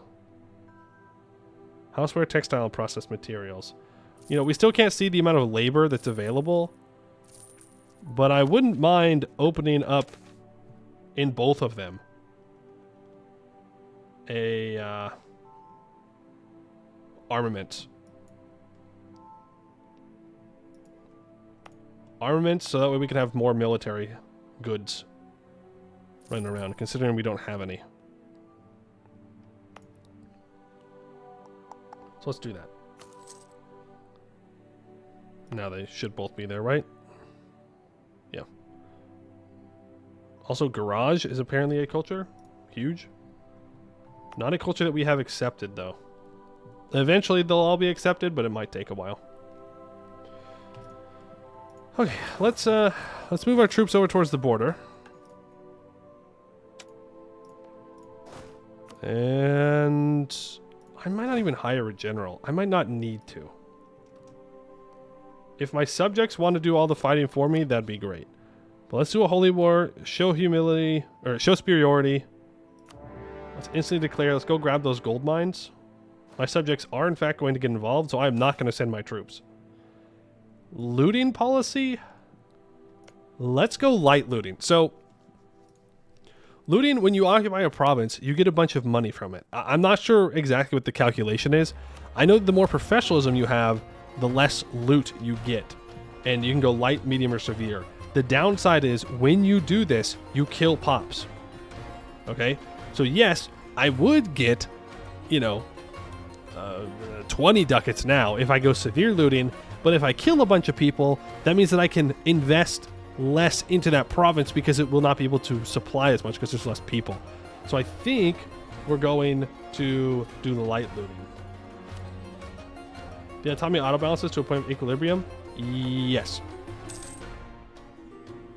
Yes, there is an equilibrium for your autonomy. That's a base of the privileges that you have with your estates and the communications efficiency that you have from your capital.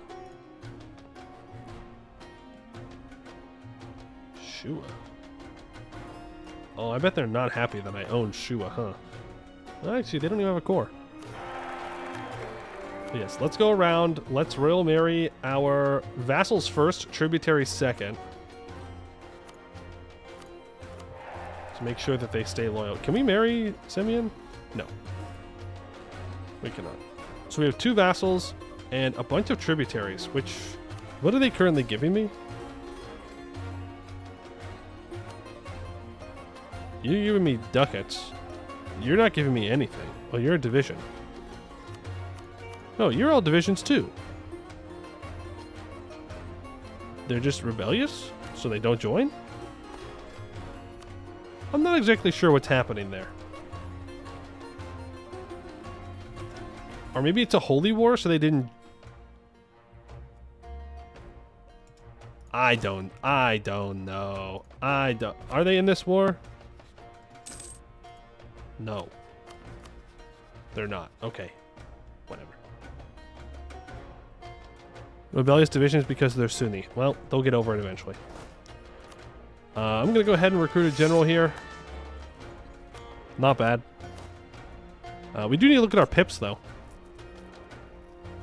So we have defensive morale with our skirmishers, and our cavalry is clan cavalry, which is the same as the Tuareg, camelry.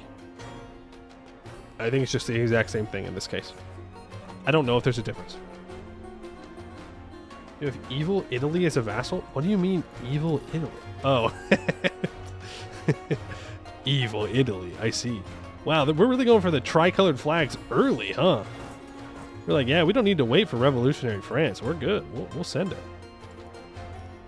Now, this is Wooded Highlands. It will be a defensive fight. He is Tech 13, as are we. So let's get... I do have a core on Medri Bari here. We could go for like an early aggressive like expansion. I should probably improve relations with the Memlux, the Mam Deluxe. I have subjects. I don't really want him to ally anyone. Let's see how this fight goes. Okay, we are gonna win.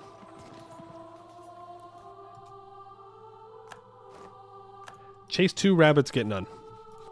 Chase 2 rabbits, catch neither. We commit to this war, and then we'll figure it out from there. We do want to start improving with the Mamluks, though. Chase 2 rabbits, eat well. Hold on. You know what they say. Greed is good.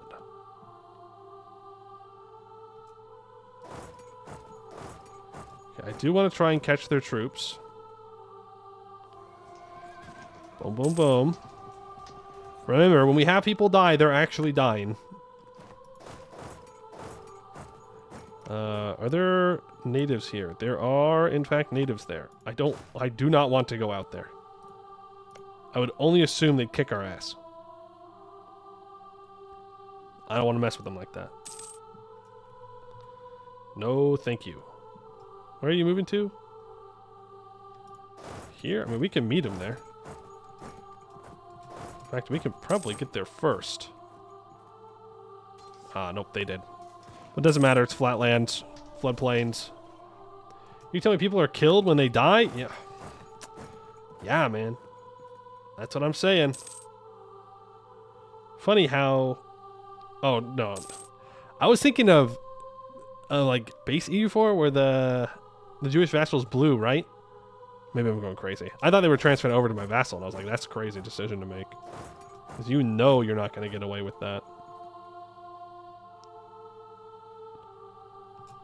Alright, will they peace out for full annexation? No, they will not.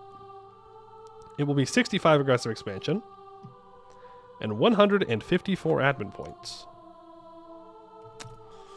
Very expensive. Very expensive. That's okay.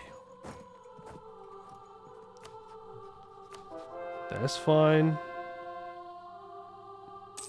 Now, Shaluk is also a rebellious vassal, but Alwa would join. Now, who are you? You're Mercuria. You're not going to want to ally me. You are here. They're there. They're doing stuff. Things. Hanging out. Let's send one troop back to this siege. We'll send it forward to help out. With our one siege general. They already have a one siege general. And they left. Okay, very cool, very cool, very cool. Now, on these blue forts, we only need 2 troops. So we put 3 to make sure that they can keep sieging. But they don't require, like, a full stack. And every January, it's going to pause like this. It's going to take a couple seconds. We let it do its thing. And then in February, it will pause again. And it'll let it do its thing.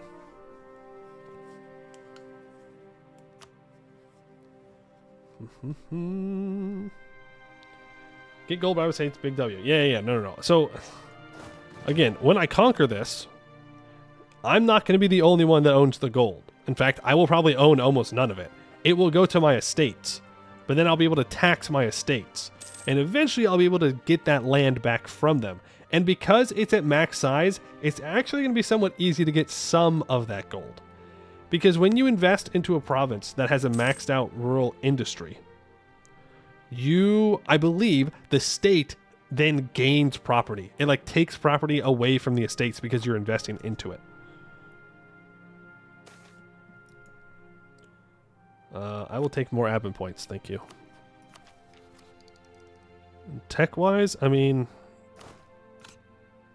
yeah, the next level of cav would be pretty good. I don't think we need to build the force limit necessarily.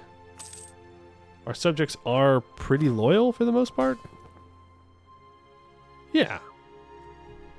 Yeah, they're pretty loyal and all that. 1358 and already tech 13? Huge, that's right. Cringe 1444 is with their tech 3. Imagine. Imagine. But yeah, we could just try and sweep through everybody early on here.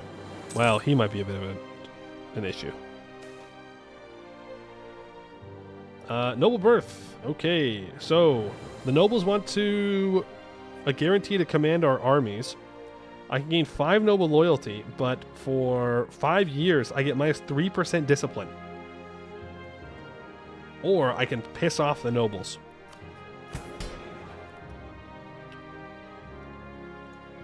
Yeah, that's fine. Take that discipline. I don't care. I don't need the discipline. I have vassals. Right? I mean, that's kind of the thought process. Rat God Stein, thank you for the 21 months. Appreciate it. Okay, they're at 99%. They still will not peace out. There it is. Boom, boom, boom. I own all of it. And I also gain 80 ducats. The gold you gain from the war, you don't have to give to the estates. I mean, we could go straight for a holy war here. On Medrabari.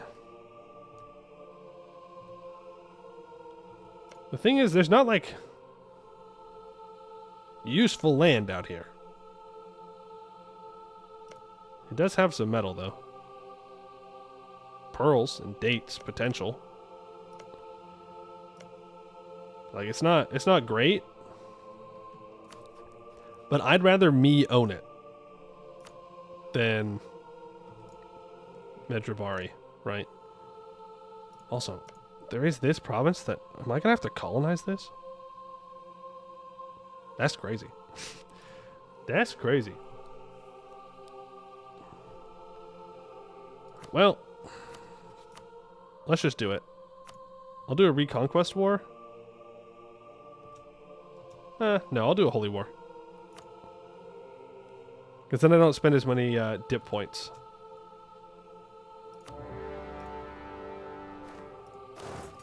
And then my vassals are going to have to really carry. Does this not have a fort on it?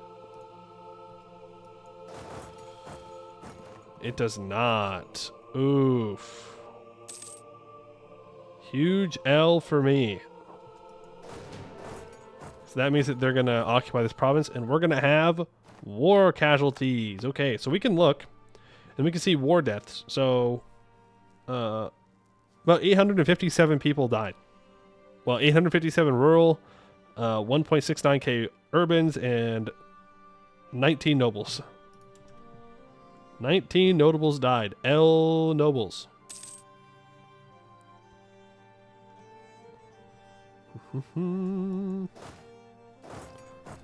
And, I mean, we have less discipline right now, but we do outnumber him, and he does not have cavalry. So, we should be able to beat him. 443 air is pretty good. There are some rebels that have crossed over. Which, of course, are the rebels from the nation we just conquered.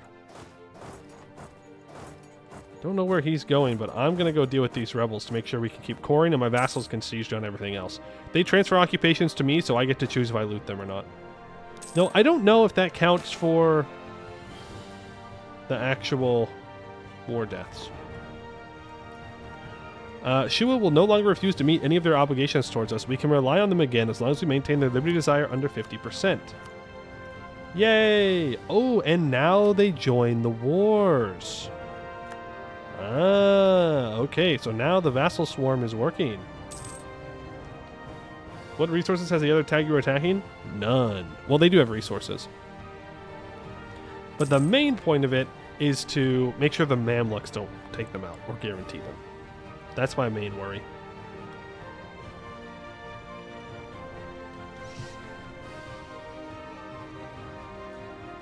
Plus, there is internal migration.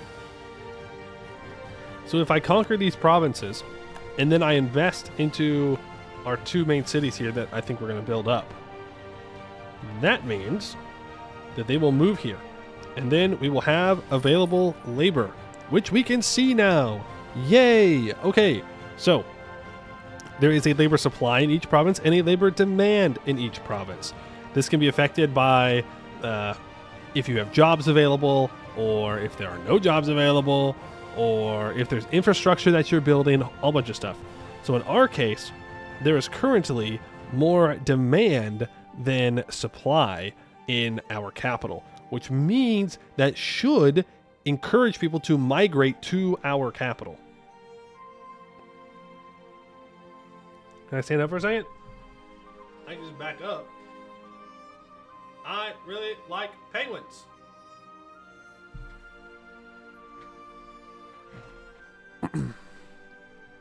Yeah, so we should hopefully see people migrating in.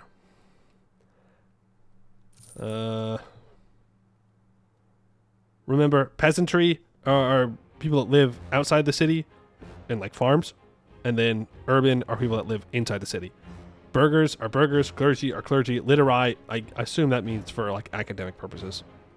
So we need more peasants, and we need more urban people. And if we look here, right now it's showing that there's immigration out of the province by residents, but there is immigration in, immigration with an I, in at 0.143. I don't know, like, is that 0.1 a month, or what exactly that means? Like, is that like, is there 143 people a month moving into the capital? I don't know. But it's in order to meet the labor. So and this goes into the throughput. Yes, okay. So the throughput is how like effective, like how full are the jobs that you have. If the throughput is low, that means that there are not enough people working the jobs, which means you need to wait for people to move in. And I believe this happened because we opened up the armaments. And that opened up a bunch of new jobs. And so now we need more people to move into our cities. You understand it's annual? Okay. I'll believe you. I'll believe you that it's annual. And that's why the year tick takes so long. It's because it's doing a bunch of calculations at that point. The Mamluks has declared me as a rival. Okay, cool. Casual. Casual Mamluk rivalry, as one does, as one does. We'll take care of these rebels. We have this guy who has 11,000 troops. And our force limit is... Did it increase, by the way? No. But with our vassal swarm, we could beat him. I just don't know if we need to. At the moment, do that. You know? Like, this is already going to be a lot of... like, land that we can't really use all that well. So taking this would not do much for us, but it is an option. But I don't think we should. We could attack him for money. Seems a little foolish, though. Oh my god, he allied the Mamluks. That's rough. That's rough. You are a division of Ifat, and Ifat is a tributary of me. Okay, so I can't attack those guys. Ashron's Tech 13. He's allied with Warsangali, though. So I don't think we could do that. But, like, we could go loot. Right? That's my thought process. Let's just make a bunch of money. Okay. It's all going to me, right? Yep. We could feed it over to a vassal, but what's the point? So he can convert it to the wrong religion? No thanks. Alright, that's probably all the conquests that we're going to need to do for a while. I mean, there is Kaffa down here. But it's just mountains. It's forested mountains. It has ivory. But I just don't think we can really do anything with it right now. So either we would vassalize them or just take land that we can't use. At the very least, this is all wooded highlands, which, I mean, to be fair, is also somewhat difficult to get control over.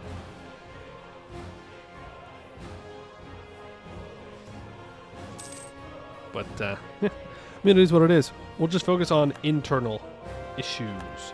We could even ally Kaffa for now.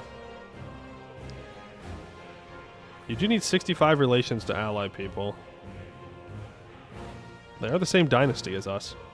We could get a personal union. We don't want a personal union. They take forever to integrate, as I said. But doesn't mean that we can't ally them. If we're not going to conquer, we might as well ally them. Right? Okay, our stability goes down to 1. And guess what I forgot to do? I forgot to actually do grain for the commoners. So we'll do full provisions. And we'll see how much that cost me. I think it will update on this year tech. Why are those forts blue? Because those are forts that have automatically been built by the estates. They're not as good as regular forts. They do not project zone of control, but it does mean that the province needs to be sieged down. And the estates will only build them if they think it's worth defending. So if you have a province where you somehow have total control over everything, then the estates won't build these little forts. You'll have to build them yourself. I do want to check out the census. Conduct census. And I want to look at industry. So across our current stated provinces, we produce 111 units of food, and our population demands 121. So that's pretty good. That means that we produce almost all the food that we need. So when I do that grain dole, that means it's not going to cost me much money because people are already getting their food. Salt, we produce 4.4. There's a demand of 27. Fiber, 23 to 55. Fuel, 22 to 15. So that means that we are selling fuel, I believe it is, on the market because we produce more. Raw materials, we're just about even. Exotic goods, we produce 2.9. We demand 5.2. Timber, we're selling it. Luxury, we are pretty neck and neck. Consumer goods, we have a little bit more demand than we produce. The military is 5.9 versus 4.6. So that's good. Naval, we do have a slight demand for naval. And I believe that's because we have a harbor somewhere. Yeah. In Begemder. In Begemder. So that harbor might go away if I don't build naval goods. We'll see. Means you need to develop a salt industry on the port? Yes. That is something that we should be investing into to try and make sure that it is being all good and profitable. And if we don't produce it, then we buy it off of the markets that we're in. Industrial, we need some more. Knowledge, we're getting there. Commerce, no demand. You can also see like your pop info, like how many tenants you have, the inward movement, the outward movement, the fighting age men, the natural change of them, all kinds of stuff. There's also wealth. You can see the per capita wealth. You can see their average income, their average spending, their fulfillment, life of 1.379. I don't know what the fulfillment means. Does that mean they need to be spending that much, or they need to have the income of that much? Not sure.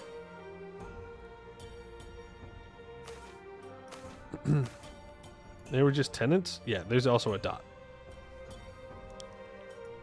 There's also a dot. I don't think we have 1 million people. I don't think we could feed 1 million people currently. But maybe one day. Maybe one day. Yeah, I can't invest into anything yet. I don't have enough state reach.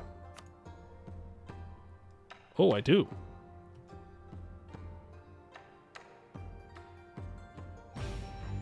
Oh, did it go up? Hey, it went up. Okay. Then let's invest 10 into the mines in Burr. Now, all this money is going to go to whatever elite owns it.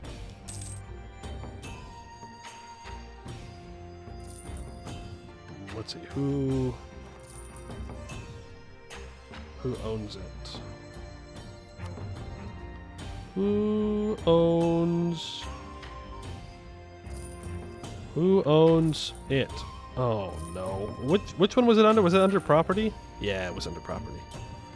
Okay, so the mines are mostly owned by the peasants and the nobles. So it's gonna make the nobles a lot of money.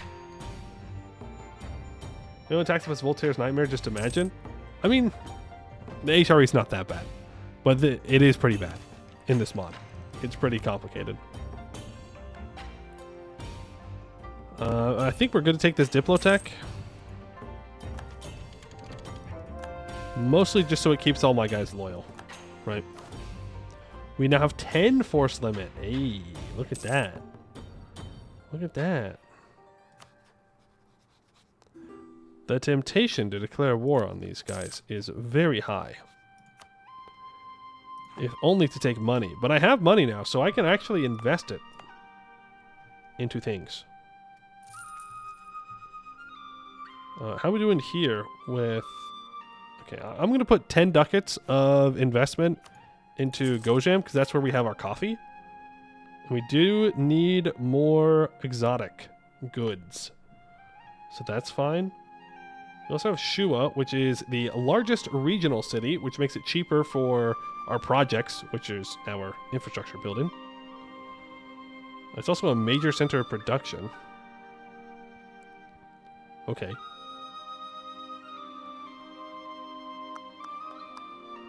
Well, the throughput looks fine here. But let's invest in the... Well, we don't need to invest in the forestry. We have enough. We also have enough for our... stuff. I mean, we can look and see what's profitable as well. Like, timber is profitable in Shua, so... we can do that. We can put 10 into Shua. 9, whatever it is. Wello, you're out here with nothing. Nothing to your name. But, I mean, timber does make the monies.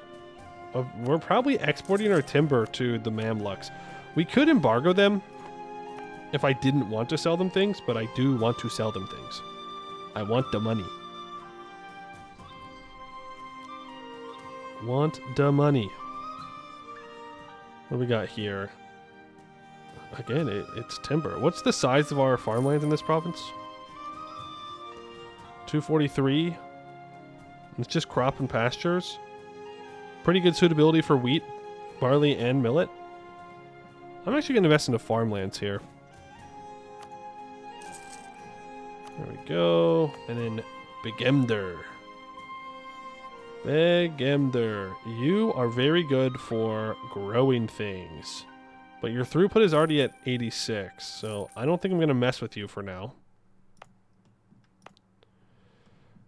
Lasta, again, you don't have anything. You have incense, which we do have built up. I'm assuming that's the most profitable thing,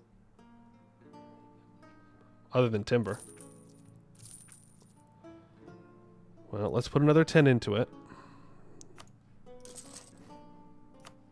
You don't really want to do more than 10, because if you make it too unprofitable, then the entire industry can collapse in that province, and it'll take a very long time to recover. Okay, you have metal. Did I know that already? No, I did not. I was looking at this province. Okay, so you have potential for 165 in that mine. You have potential for another 165 in this one. Your metal is extremely profitable. Okay, let's invest 10 into each of those mines. You mean, you have 100 autonomy, so I don't really want to... I really should not be investing too much into these high autonomy provinces unless I really, really, really need the resources. Could I know who I'm selling to? Someone with the merchant here. So I'm not selling to the Mamluks. I don't know who I'm selling it to. But I am selling it.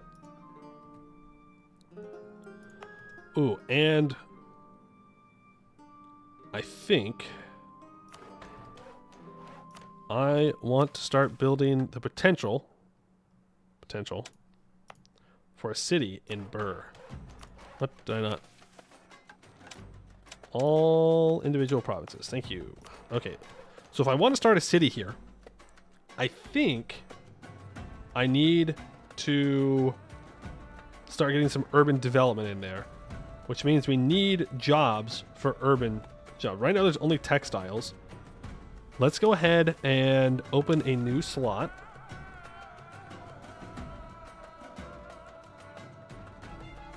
So Carpet already needs 5 urban development. Well, we do need ship eventually. But I don't think it will make a lot of money. Let's go process materials. We needed more industrial anyways. And so now hopefully we can start to build Burr into a city. Eventually it will be a grand coastal city. Probably one of the only coastal cities we'll have. The port gives you urbanization.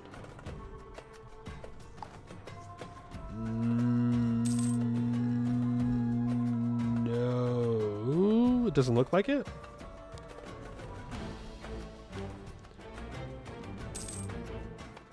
No. It does not. Amenities will help out with that though, but we don't need amenities at the moment because there's not enough people that live there. So what amenities do is it allows your pops to grow up to a certain level before they start dying. Right? So for example, hold on. I need someone that has amenities level 1. 2 works too. So amenities level 2, it allows your urban housing to be 30,000. Supports a higher residence population, raising the threshold before urban death rates increase. If you get over the population of your urban housing, then the death rates sharply increase to represent that you don't have like the infrastructure and the resources necessary to support that population there. Like in this province, we have 12,000 residents, which means we don't need to upgrade these amenities. In Burr, we have 2.8 thousand residents. So I don't think we need a amenity yet. Though to be fair, you have to build the amenity to not have the death rate increase. But now, since we already did that investment, I don't think we will be able to actually have the labor necessary. But we can also check how much would it be to build up a level 1 amenity there. So to do that, we select the provinces we want. We go to build infrastructure. We open it up. We design the project. We improve infrastructure. We go to amenities. I want to go to amenities rank 1. And it would cost 173.84 ducats to build it. The approximate labor demanded per unit each year, resident labor of 0.5, which we do not have right now. We have 0.058 labor supply available, or labor difference available.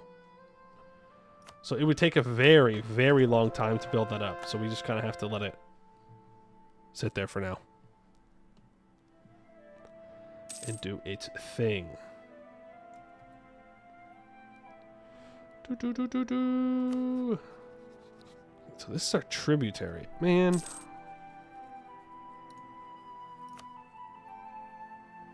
I mean, eventually we're going to have to get rid of the tributary, right? But for now, I think it's fine. They're not disloyal or anything. So we can just chill. Let's get to improve with all of our subjects. Make sure they're all happy. I can take Mill Tech. New Cav, 0.05 land morale, 0.04 infantry fire and Cav fire. Upgrade to, I don't know, the Farima Braves.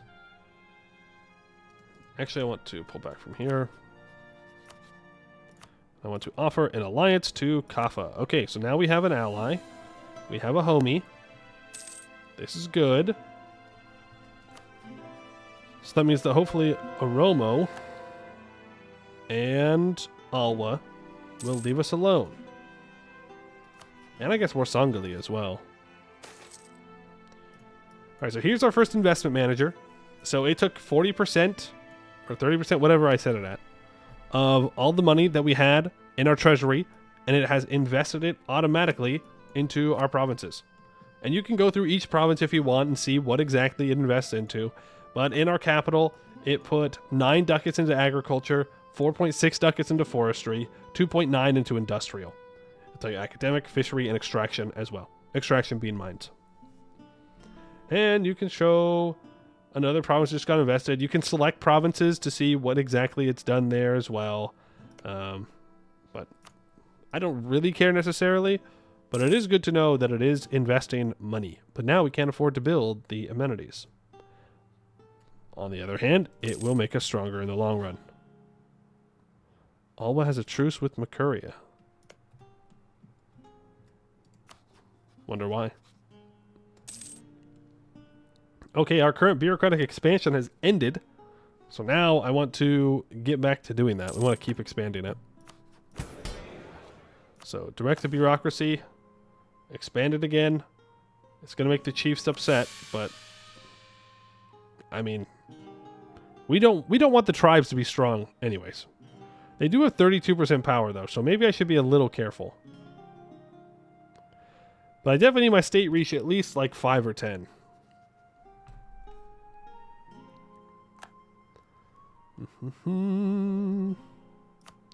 But I might actually need to support these guys. I can reduce their tributes.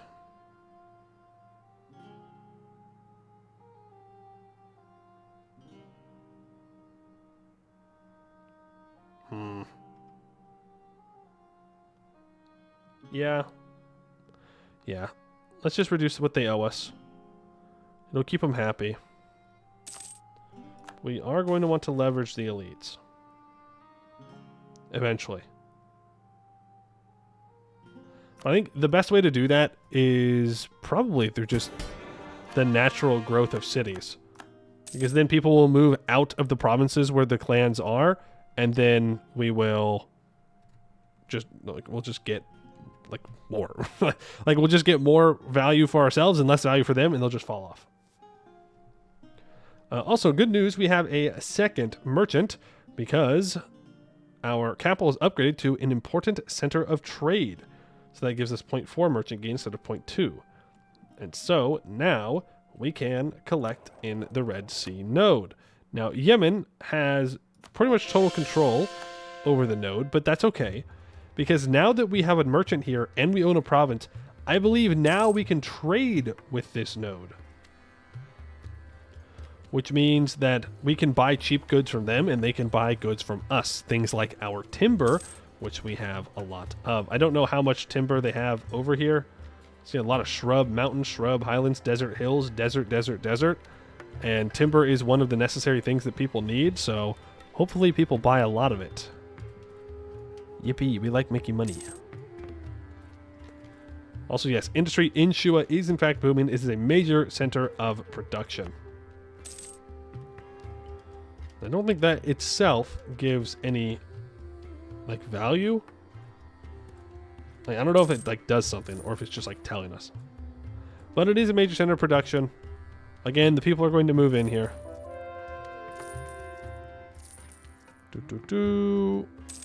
And it'll be good. I believe our people can move, right? There's no, like, government reform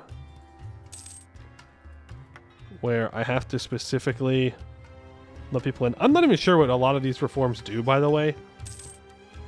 Like, some of them do very clearly do things, like regionalism. You get more stuff from your vassals, but it takes longer to integrate. But a lot of it, they just don't have any like indicators of what actually happens. There's the end of the grain provisions, but the grain provisions for us were super cheap, so we'll probably just do it again. Because the more peasants we have, the more people can work. The more people can work, the more money we have. And all it does is cost us a little bit of cash and some admin points, which I'm not thrilled about, but it's fine. Trade ideas. Yeah, we're going to have to go trade ideas first. Vladi, thank you for the follow.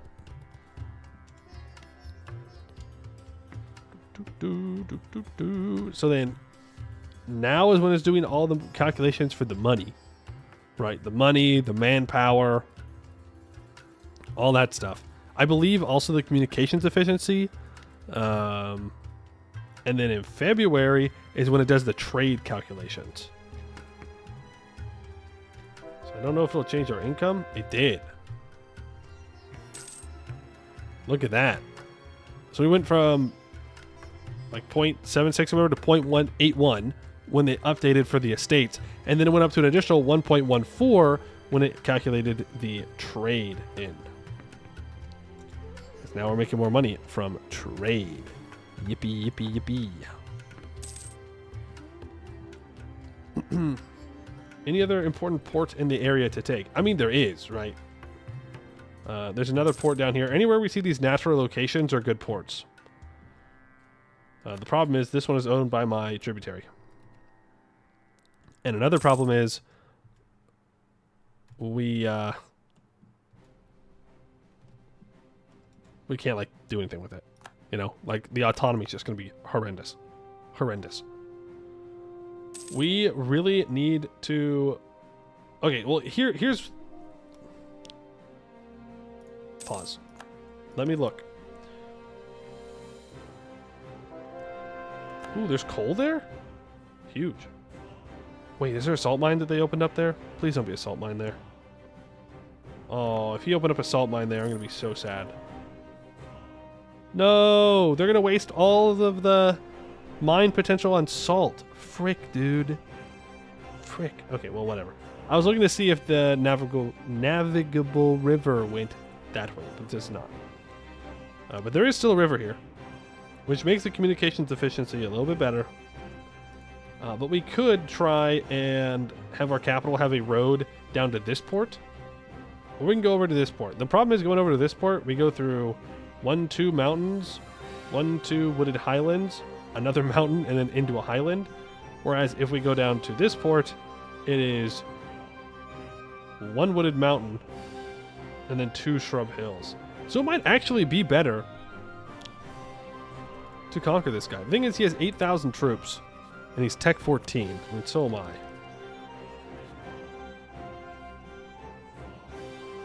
And he has a subject as well.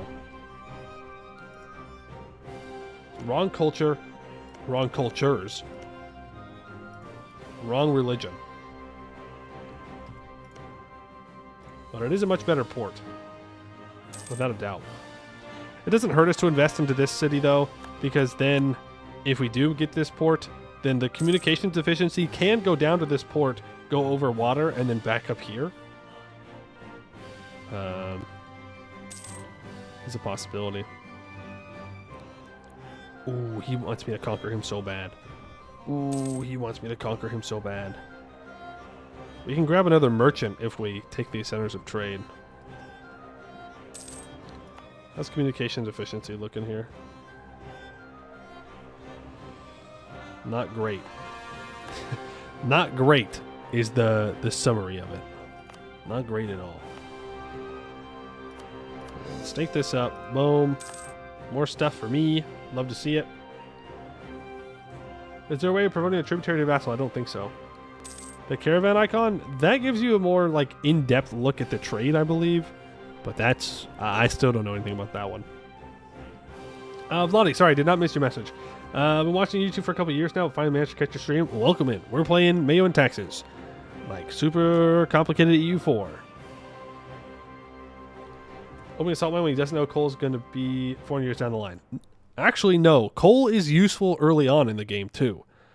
You need commercialization, the institution, to be able to unlock it. But once you do, you can use that for fuel instead of timber. So it is actually useful. It's just going to be a while until we can probably get commercialization. Because right now, the only places that have commercialization, I believe, are... Actually, I think it's just Italy. I don't think in the lowlands it's there. It shows up in Genoa. That's where it starts. Every game.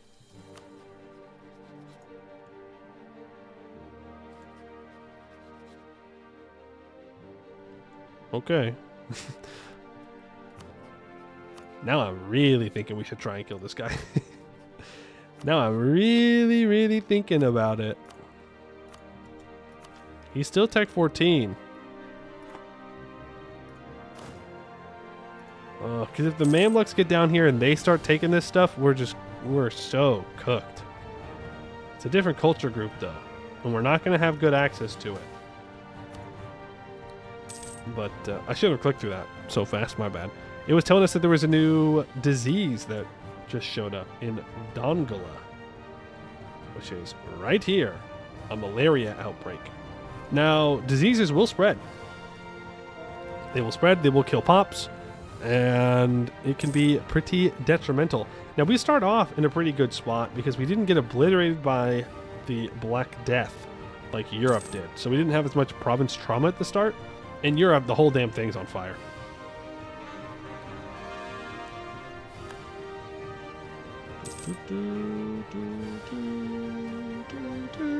Also, you need 44 spy network, I think it is, to make a claim.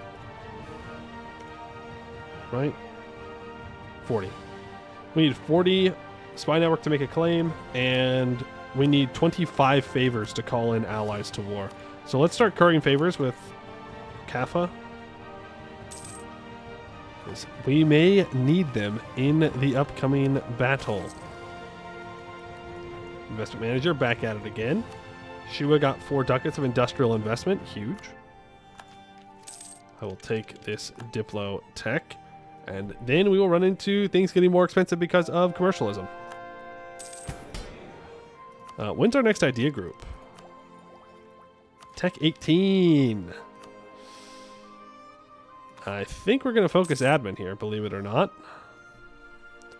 Because we need to get to that Tech 18 so we can unlock trade ideas. So we can make our burgers more powerful. It just is what it kinda is. Now, also, I believe there are certain goods that we need to build the road. To build roads, right? Maintenance per unit. Raw goods, timber, industrial, and peasant labor. Okay, so we need to fix our industrial deficit before we start building roads. I mean, I suppose we could buy industrial, but there's no, like, huge cities around here, I don't think. You have 2... Okay, I mean, these are decent sized. Okay, they don't have much industrial. Okay, no. Okay, yeah. We're going to have to increase it ourselves. No one else is high industrial. Let's go ahead and build a couple more troops. We definitely want that cav. It's going to be pretty valuable for us to have those cavalry, since they are better at this point. And we have the upgraded cav. And when we delete troops, we get the manpower back into our manpower pool. So if we build cav and then decide, oh no, actually I just want an infantry, then we just change it. Also, I believe it's super cheap to build them. Yeah. They each cost 1. And they each have an upkeep of the exact same thing. I'm sure there are different goods that you need. But, hey Ellie, how you doing? Good to see you. Can I do anything more with the estate? I mean, I could try, but I don't really want to make anyone stronger except for the burgers. We could do tax relief with them. Let's do it. We get out to 90 loyalty. Their influence is going up. The nobles, I don't want to do any of these because it makes them stronger, except for grand celebrations. Let's do that. It gets them up to 70 loyalty. The clergy are just not thrilled with me, but I'm not too worried. Again, they're not that strong. They're the weakest of all the estates, and they're going to stay that way. Can I go to work today because of the hurricane? Oh, I hope you're good. That means Poe time. That is what that means.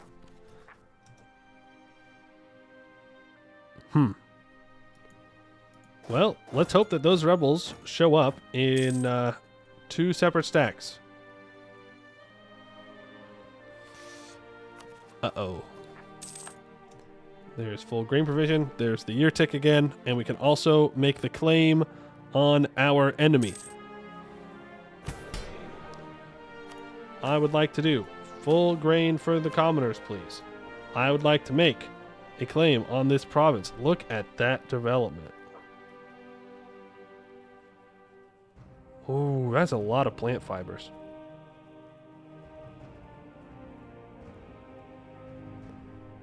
These provinces are good. I didn't realize how good these provinces were.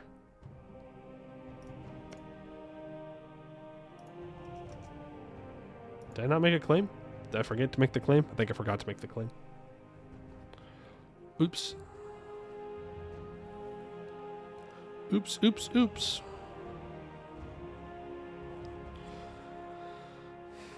The Nile River is good. Who knew, dude? Who knew that the Nile River was actually kind of goated? Not me. I didn't even think about it. But yeah, I think that is going to be our plan of expansion, most likely, is to go down the Nile. Or up the Nile? Down the Nile. Down is correct, because it flows this way. We go down the river. And then, yeah, I don't know. I mean, fighting the Mamluks is not going to be easy by any means. We're nowhere near ready to do that. But eventually, hopefully, we are.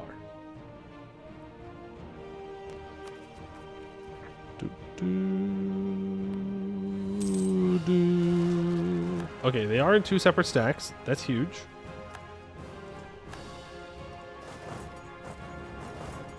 Let's make sure we deal with the rebels. And I mean, we're got 4 shock pips.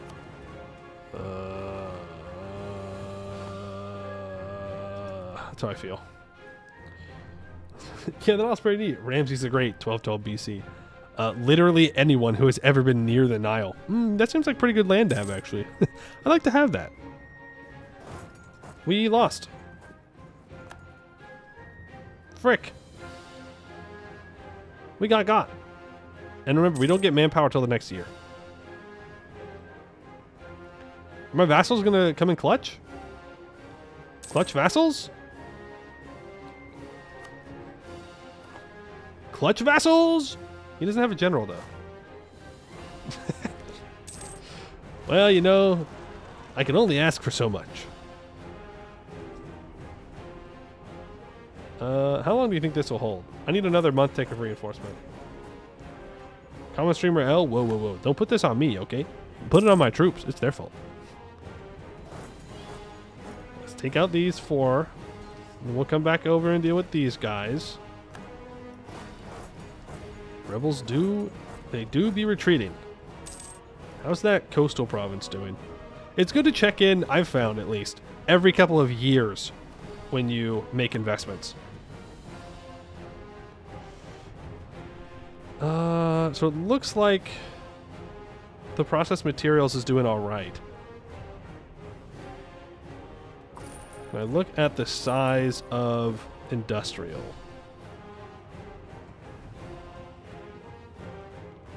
Income, okay. I mean, it didn't really help me all that much. Processed materials still is not profitable. So we probably don't want to invest into it. The auto investor could also be investing into it is the thing. So it's fine for now, though. That's what matters.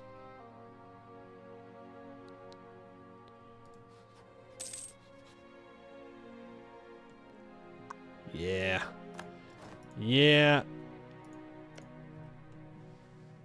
Oh. How'd the Mamluks get that claim?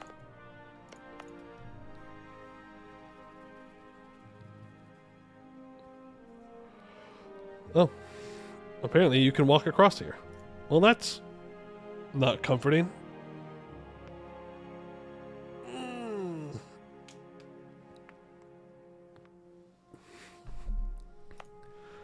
We could build a fort.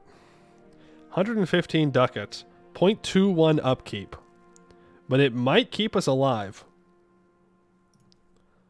It is in this wooded mountains. We'd be essentially sacrificing these provinces to be sieged down. Is what it is. Another thing to keep in mind. Separatism decreases defensiveness. Corruption decreases defensiveness. And I thought that communication efficiency also influenced it, but maybe not. For the Mamluk, they will bleed if they're coming south. Well, we'll at least try and make them bleed. We'll do our best. But like, yeah, fort is expensive, but also not dying, much cheaper. Fun fact. Not dying is much cheaper than dying.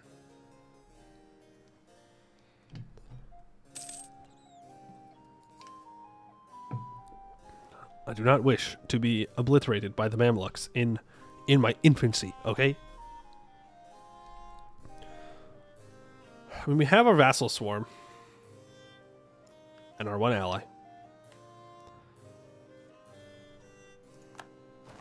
saying it out loud doesn't make me feel any better, but that is the reality. Like that is true. I would like to expand the bureaucracy. I would like to empower the burghers, so support burgher autonomy. Remember, this does increase monthly autonomy change everywhere, but I think it's worth it. I can disown an unpopular relative with the nobles. I can yield concessions to ancient liberties as well. Let's do that. Make our nobles just mega loyal. Get our clergy more loyal. Yeah. How do commerce regions work? It's like if your research goes to its trade region. So you trade inside your node first, I believe. And then you can trade down different sectors. They're called sectors, the trade nodes. They're sectors. But you have to have a province in the sector and a merchant in the sector, I believe. I think you need both, from what I understand, and then you can trade there. And then it's based on whoever has the most tradability or something. It's still, I'm not totally in tune with what exactly trade does in depth, but I have a general idea of how it works. Like in my Italy game, I conquered this state here, and I used that to get control over the node, and then brought in trade from India, which I wouldn't conquer some of India, and brought it up and in. So I was able to get the spices out of India and bring it into Italy. I think. I'm pretty sure I did. Pretty sure I did. I know that there's like a way to check it with like the stockpiles and the nodes or something. I don't know. But I'm pretty sure I did. You chain the trade just like normal. But if you are collecting in a node above a node that you own, that also counts for the purposes of trading. You don't have to be transferring. Our statesman has taken the L and died. Yeah, I really don't want a aristocrat in charge. We want to keep our aristocrats as weak as possible without inting.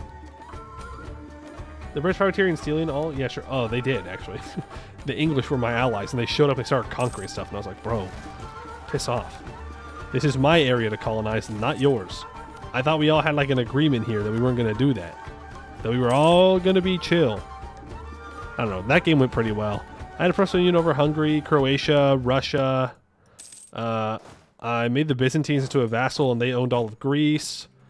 I was allied with Spain. I conquered Tunisia. I conquered Egypt. Italy, obviously, I conquered. Some parts of southern France, but then I just started doing colonial stuff to work with the trade. Nerd? You're a nerd. How dare you? How dare you call me a nerd while I play EU4 but for Nerds Edition? How dare you?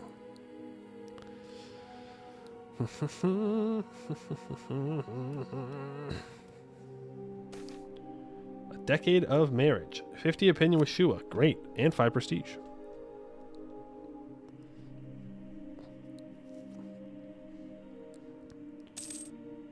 Boom, boom, boom, boom, boom, boom. How is our industrial goods doing? We make 4.465 in our capital. What was the throughput on that? 73. Can't really invest. But we're at 9.27 in Shua, which is good. Higher education is still not entirely profitable. But that means that it is filling up slowly but surely. And the autonomy in Shua is going down.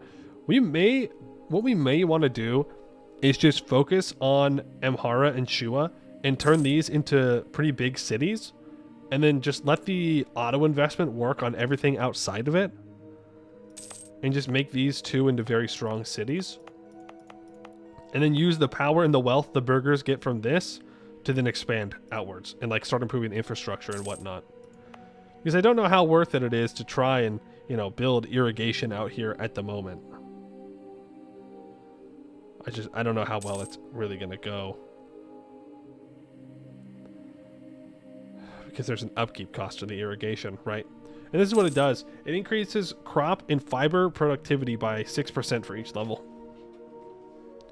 Also, exotic productivity in farmlands, except for dye, spices, nutmeg, and saffron. Okay. But that means that we'll get more coffee productivity out of it. But we still don't have max farmlands, but, you know, it would be worth it maybe. Can you build, like, regional cities? Yeah, I mean, it seems so. Seems so. That is a terrible trait to get. -1 Diplo rep is rough, considering we have lots of vassals. Europa Nerd Versalis. It's a good one, but you typoed it first, so I can't give it to you. But if you hadn't hit it with the typo, that would have been good. That would have been good. Let's do the grain provisions again. We want our commoners having babies as often as possible, and that means people need food. Get them food and, well, I don't know if this is a place for me to explain what happens after that. You know, map gamers. You don't know how much they know. I don't want to scar anybody. Build more roads. Roads are extremely expensive. Extreme. Like, we don't even have any roads right now. But if I wanted to build one in my capital... Pathing, rank 1, prepare to construct. It would cost 253.296 to build.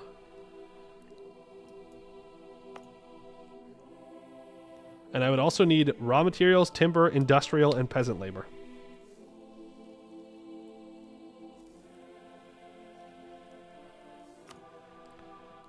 It's crazy. Yes, it is very expensive. I think part of it is that we are in really rough terrain and wooded mountains. The timber industry produces decent quantities of quality wood. Well, there you go.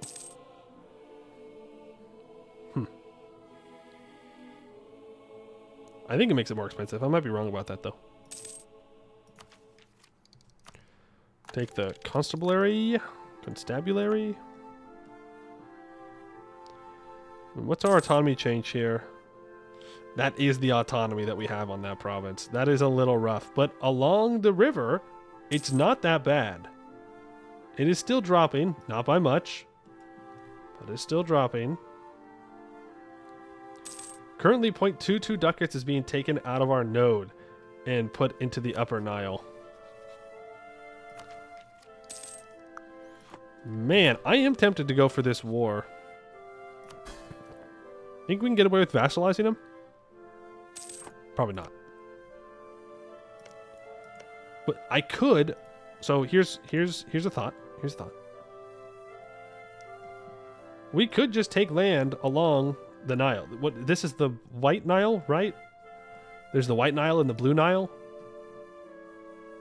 Am I remembering that correctly? The two different parts of it?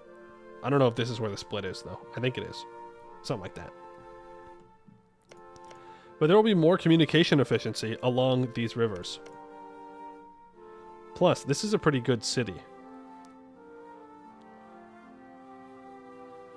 At least potential for city. And then we can just leave all this like shit land out there. But the important thing is that we would take the provinces that border the Mamluks. And then if the Mamluks want to move south, they have to go through us. Which, not the most convincing threat, maybe. But still a threat nonetheless.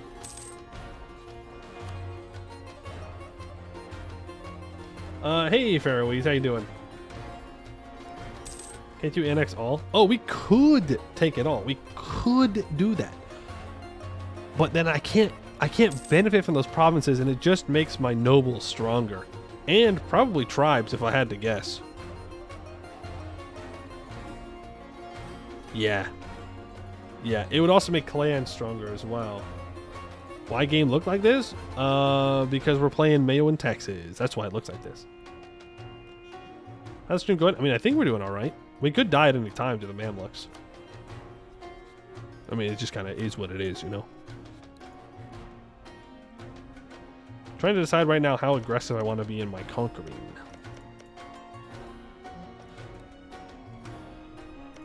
Release as a vassal? True. I mean, we could go and take it and release it as a vassal. Oh.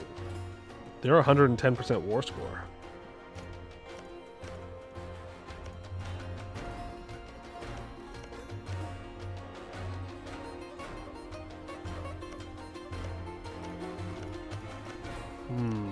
And none of that is defendable. The good news is that it will be really quick for moving communication efficiency. Right?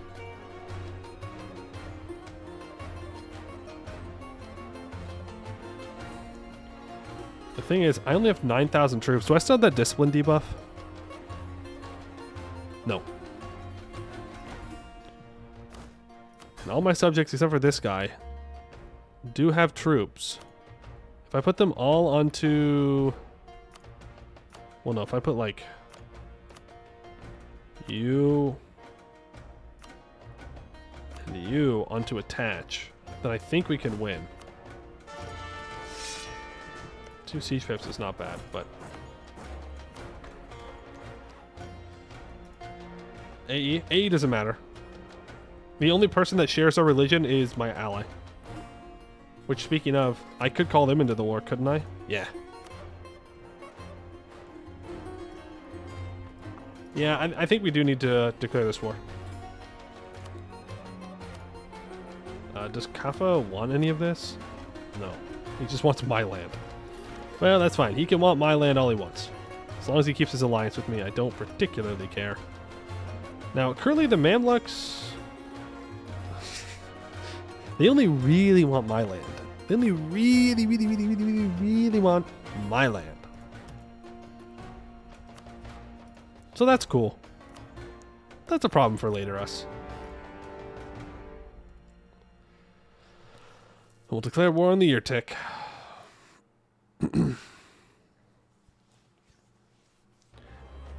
Yeah, I think we might just take the stuff on the Nile. I'm not going to benefit from the other stuff. It's just going to create more rebels. And I don't know, is there any, like... Oh, he's building infrastructure here. He's building the garrison here. Okay. And also the most valuable provinces are on the Nile anyways. There are ideas in MEIOU Taxes for communication efficiency. Ideas?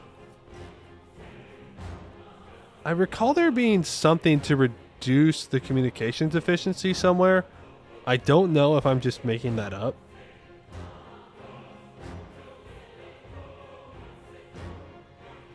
I might just be making that up, though.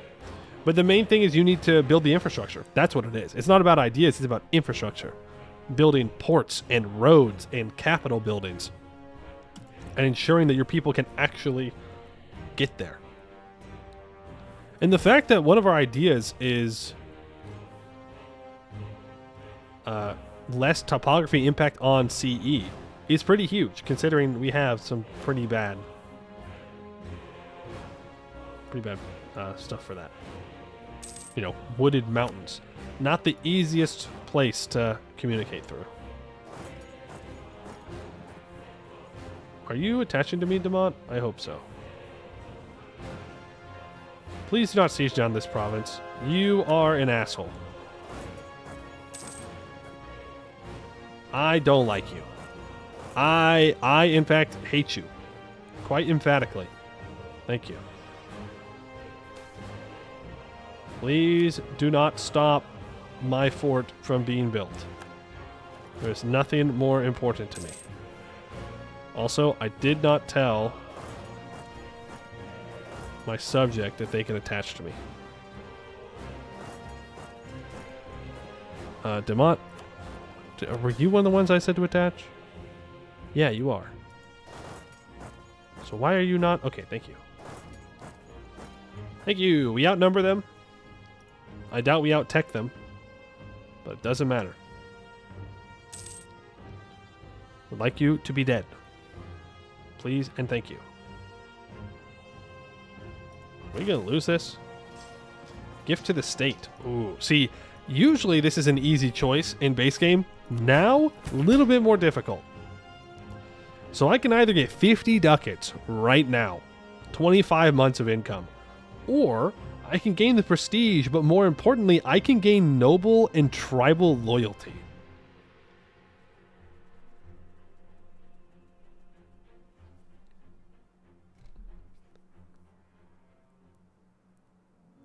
That loyalty is pretty valuable to me. Especially when we have the Mamluks so close to us. And like, ready to kill us. I'm going to take the loyalty. Even though the money does sound pretty good. Don't get me wrong, you know me, greed is good, yada yada yada. But being able to have a force limit when the Mamluks attack me would be even better. The good news is the Mamluks will not kill us in one war. Right? They can't fully annex us. So, if we're looking on the bright side, that's good.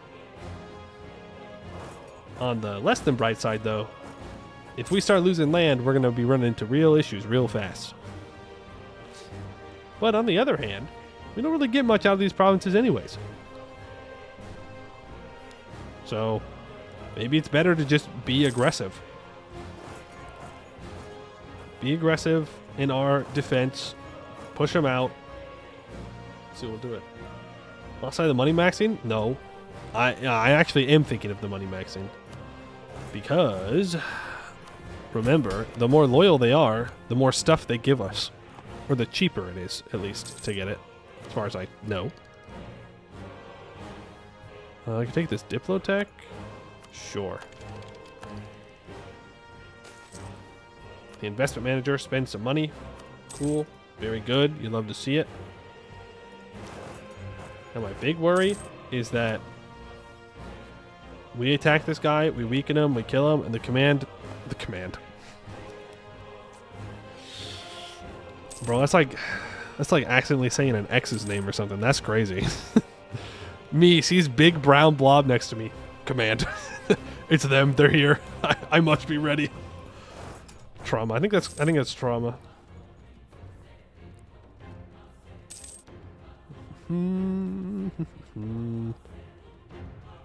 Then, wait, did I just see a connection between...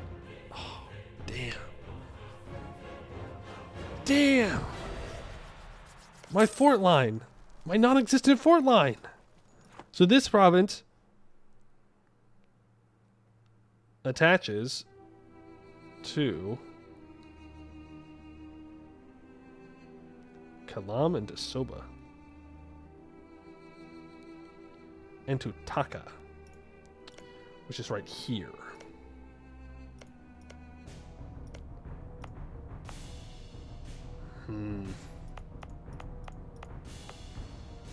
So now I'm gonna have a fort in this mountain, but they can just walk in here and walk through. How much money is Simeon making? 0.55. We may want to invest into a fort on Simeon's capital. Wooded mountains may help. Otherwise, I'm going to have to choose a flatlands fort, and I really don't want a flatlands fort, you know? The Hobgoblin invasion event chain starts. That's right. They're leaving the mountains of Egypt.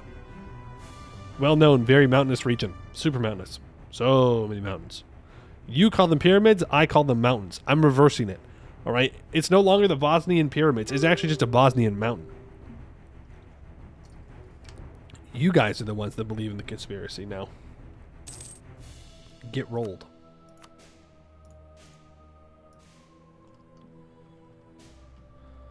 So, this is what I would like to take.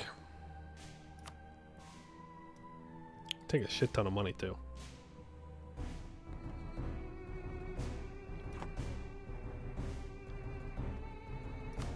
If I want to prevent the Mamluks from declaring war, I need to take Awa as well.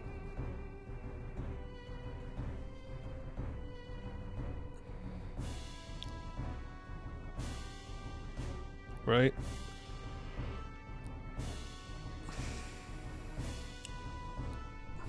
But, I mean, there is an argument not to even take this province at all. Look, it's 2 development. It's nothing. Like, there is nothing in this province except commerce. It is a little bit of a minor center of trade. This much is true.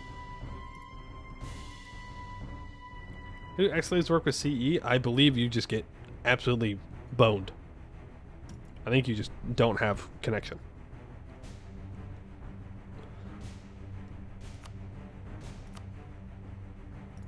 So we could just leave these 2 provinces out and just be like, well, this one looks like it might be decent. It's just pasture. Ooh, okay. Thought number 2, though. This is just owned by clans. So I take this province, there's just pastures there, but that's just giving the clans more power in my country that I really don't need. And look, like, there is nothing good about this province. Suitability for crops is abysmal. Just abysmal. Also, my mouse is catching. So maybe we don't even take that. Maybe we just take these 2 provinces. I mean, it's the same thing here and here. It's just owned by clans. What about here? It might all just be owned by clan. Yeah, okay. It's mostly just owned by clans. The entire damn thing is. Can you build irrigation? Yeah, but it's best to build irrigation where it's already good to have the stuff, you know? Like, where it's already good for farmland, that's where you want irrigation. Is because all it does is it makes it more productive, the land that you've already built. And so if I have the choice between a province that has, 19.7% suitability or a province that has, 97% suitability, then I want the 97. People of Sahel also need locally sourced food. Or we just produce it here and we sell it to ourselves. Right? That could also work.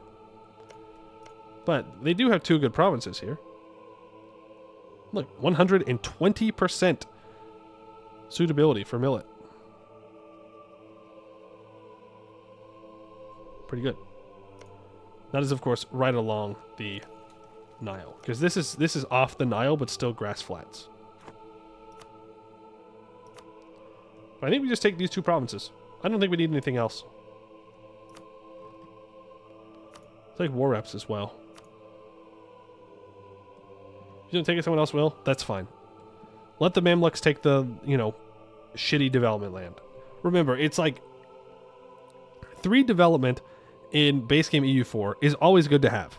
As long as you have the governing capacity, there's no reason not to take it. Here, though, taking that land will make the clan estate stronger, which I don't want.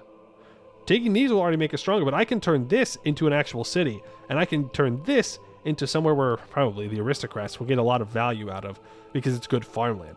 This is terrible land, and this province has no people in it. So there's no point in taking it and having to core it up. Like, if I took it, you know, it's an extra, 6 admin points to core? For nothing. Except for empowering the clans.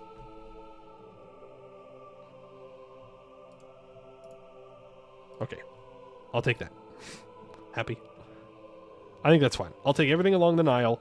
The stuff outside of it, though, forget it. I don't need it. And you may say, oh, look at you, Poe. You're snaking. You're snaking. Wrong. Incorrect. Sort of correct. But wrong. Incorrect. I'm not snaking. I'm just doing what the communication efficiency demands. Obviously. And now, we pray that the Mamluks leave me alone. Let me guess. Yippee! Yay! It's the Mamluks! They rivaled me! Should have played in Russia.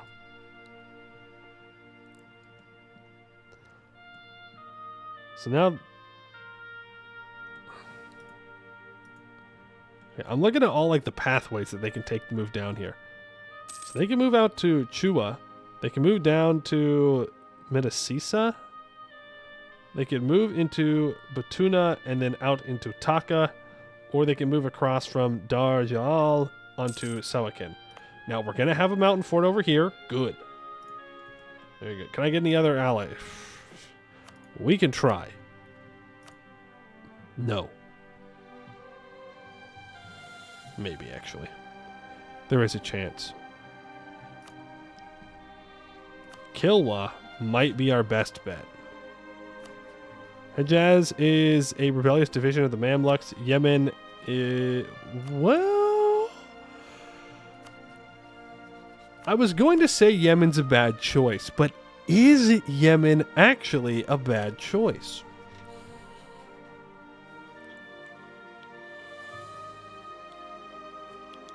It's actually a great choice for now.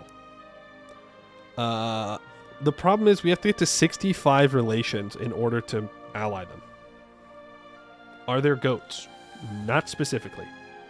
There's pastures. Blue and gray forts. Gray forts are like regular forts that you know of. They produce the zone of control. They have that direct upkeep cost to your treasury. The blue forts are created by the estates. They do not have a zone of control, and they're always at level 1. I believe. So I would need 65 relations. And I would have to negotiate the alliance with them. We're close, though. Well, actually, offering an alliance is only 65. Negotiating is less. Let's start improving relations with Yemen. And if that doesn't work, I guess Kilwa. Nope, they're too far away to interact with diplomatically. Well, I guess it's just Yemen then. Eventually we'll want to conquer Yemen, right? In the far future. We're talking like 100, 200 years probably. Before it'll be worth it to conquer this. When we get our communications efficiency settled around here, then we can start thinking about crossing the sea. But for now, we don't need to. Unnecessary. Also, eventually we'll probably move our capital out of Ethiopia and into Egypt, if I had to guess. I don't know. We'll see. That's so long-term thinking, though. So very far away. So very, very far away. Let's take a look. Are all these provinces that we took just super strong with the clans?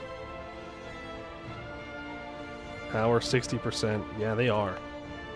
All this land that we took is just clans. It's not even nobles. Which means we get even less out of it, right? At least nobles give us levies and force limit. How does missionary work? So it converts a certain number of people in a province. And you do that over and over again until you have converted it to being a majority of your religion. And then after that, you can't manually do it anymore. Is it worth building that road? If I had the money, sure. If I had the monies. Why am I here? I want to direct the bureaucracy. Keep expanding the bureaucracy. I want it to be at 10.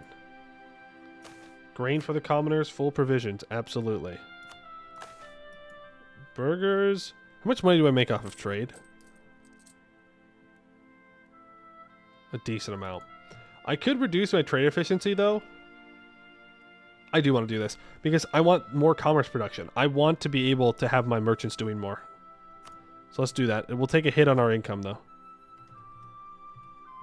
Who are you allied to? We're Songhali and Yemen. Oh, okay. Alright. Try an Atlas Novum. I have, actually. I thought about playing Atlas Novum today, too. I have. I was doing a game as Spain, and then there was a bug that I ran into where it converted my capital from entirely Catholic to entirely Jewish. And I had like minus 14% missionary strength because it was such a large capital. And I was like, okay, I'm done. Killed the run for me right then and there. I was like, that sucks. But it was interesting. It was interesting. It's less complicated than MEIOU. It's like, I'd say it's probably in a good middle ground. I've only done one run in it though. So, I don't know. I don't really want to... okay, fine. Let's get our chief loyalty back up. Should have just flipped Jewish. Well, problem is the rest of Iberia did not flip to Jewish. If the entire country had flipped, well, easy problem to solve. But it was just my highly developed capital, which kind of sucked. See, like you just saw Wedge here flip back to Sunni. If we look at the religion, it is 87,000 people that follow Sunni and 27,000 that follow ours. We convert over and over and over again until it eventually goes our way.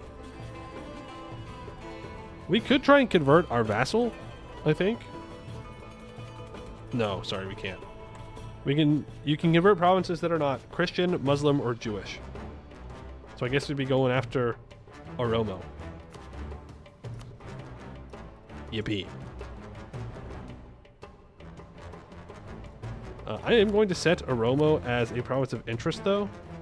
Not because I actually want their land, but because it... Sure.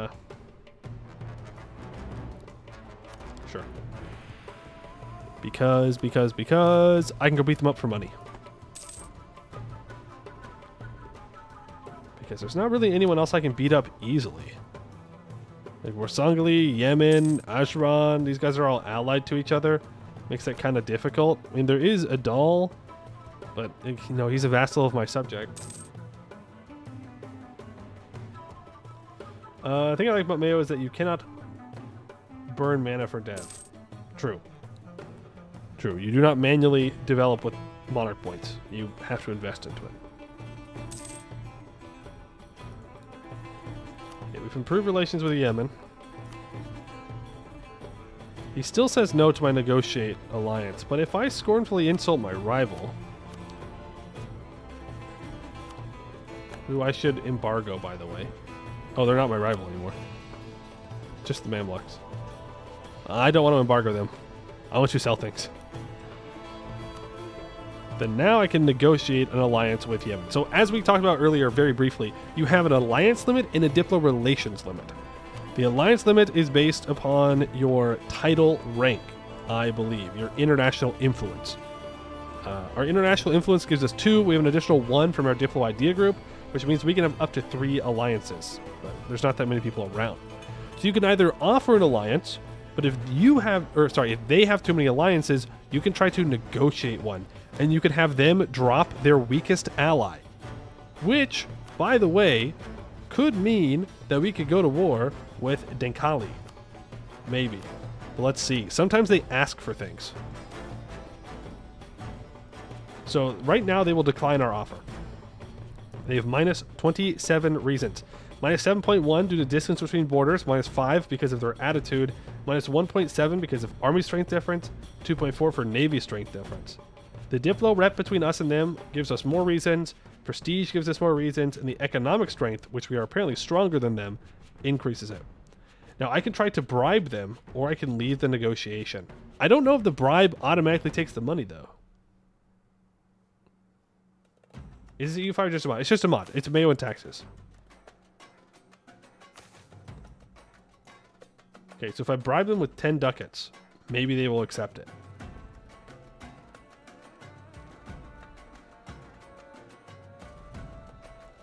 Try to bribe them. What if I offer them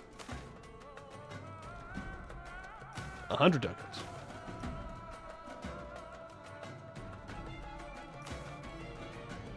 Okay, well, hold on. Reset the bribe offer. Try to bribe them with 10. They say no. Okay. We're out of luck. They don't wanna.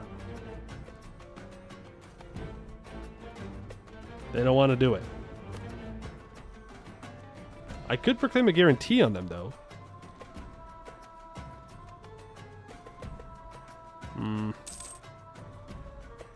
But I would still need to improve relations.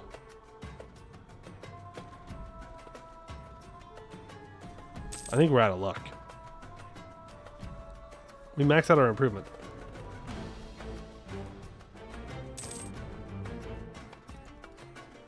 But yeah, we can leave a Diplo guy on there. I kind of want to build a spy network on the Mamluks, but let's get some claims on people around us. On these smaller guys that maybe we can go after.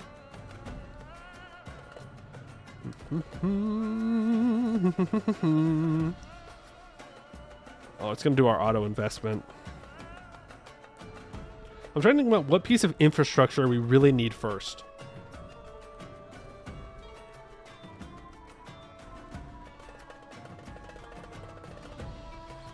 Like, do we really need paths? If we're just going to strengthen these two cities, then it's not as big of a deal. But if I build a road in Gojam, for example, that's going to give me increased communications efficiency down here, which is nightmarish, by the way. Ooh, I can even find the runner origin. 15773, which is Senar, and you can check where you go through for these communications efficiency things. Which I do kind of want to do. 3692. It's Metakel, and then I would only assume Metakel goes through Gojam. 569. Yes. Road to get money from gold. Again, that's not how the gold works. I don't own the properties.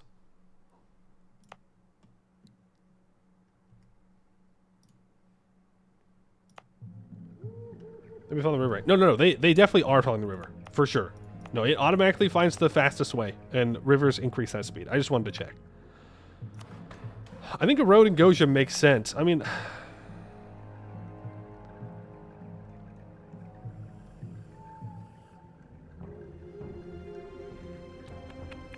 can I even afford it? Also, I believe the bigger the province is, like physically, the more expensive it is to build infrastructure. It's 287.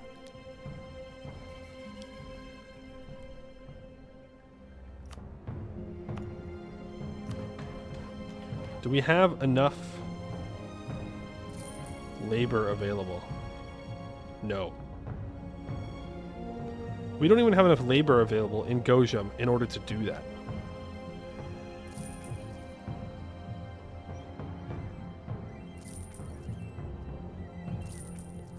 But if we start building the road, then we will get the labor. Because it's the auto investor, right? The auto investor is making it do that. Also, our fort is up. I don't think it would save us. Cannons are here a lot earlier, by the way. I don't know what tech. Miltech 21 cannons are here. Like it's actually not that much earlier. Okay, but now I need money. I suppose I could turn off the auto investment temporarily.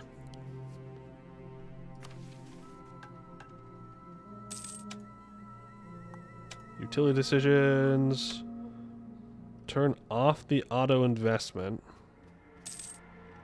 Oh, there's also special map modes, which we didn't even go over at all. Like, that's a whole thing. Like, you can check and see, like, how much available farmland is in every province you own, or like where goods are inside your country. I think it can also tell you about like autonomy. It can tell you about like elite power, a whole bunch of stuff, but I'm not too familiar with them.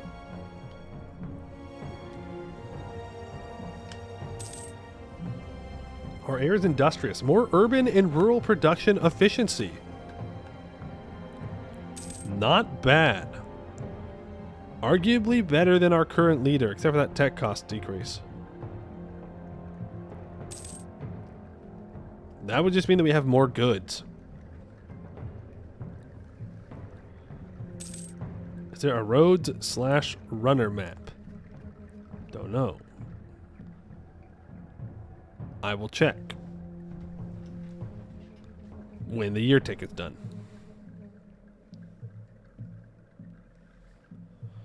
Come on, year tick. Special map modes.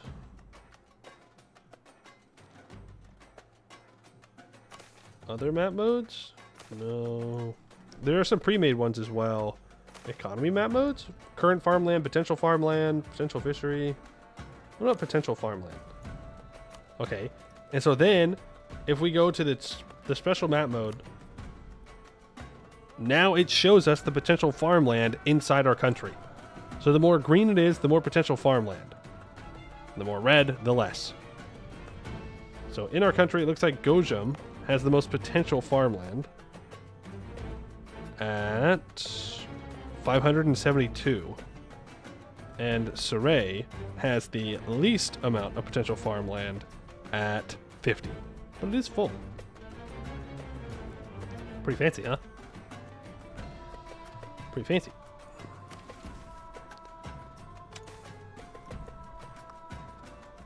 I'm looking for communication efficiency map mode. February tick. Okay, so this is our communication efficiency map mode.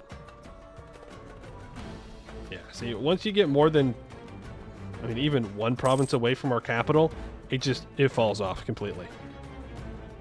All of this is semi-independent. Everything we just conquered is semi-independent. Now, keep in mind, there is a debuff on provinces that you've recently conquered. I think it's for like 10 years. There's plus 30 minimum local autonomy and an additional plus 0.05 monthly autonomy change. So, like, that's there, but like this isn't going to be below 30 anyways. It's too far away. We can't see what exactly is causing this autonomy here. The largest source is that it is a city, which increases its autonomy, but the elites here are increasing it by 0.5. No, sorry, 0.48. So I believe that is the power of the elites. Also, the separatism increases it by 0.1, and then we have some noble privileges that also increase it. But the communications efficiency is the thing that will fix that. Yeah. Ooh. Soba has a road network too.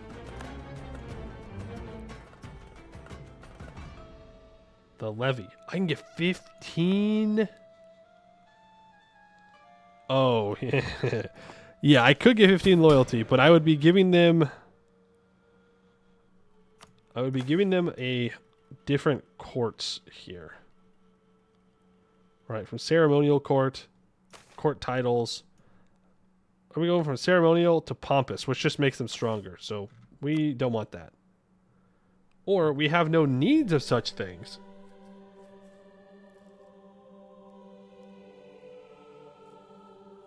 And we can weaken them.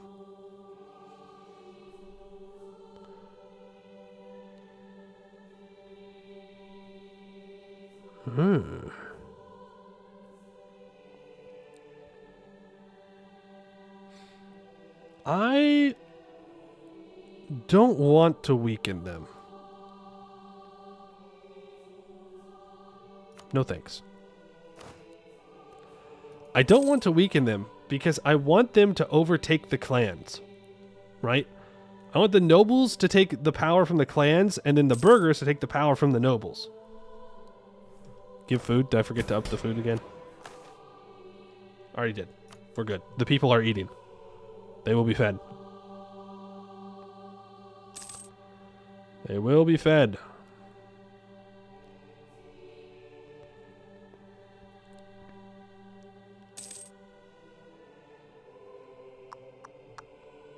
%60 noble investment in feudal levies. If I upgrade this, it reduces the amount of manpower given to feudal levies? Increases my professionalism? Am I misreading this? Because this just seems bad to me, but I know it's not. I know that it is actively a good thing. I mean, it enables volunteers via the bureau, which means that you can up that. I don't know. I don't know. It's going to make everybody upset, though. Oh, also, if you try and pass reforms and you don't have positive stability, everybody gets mad, and you lose relations, even more stability.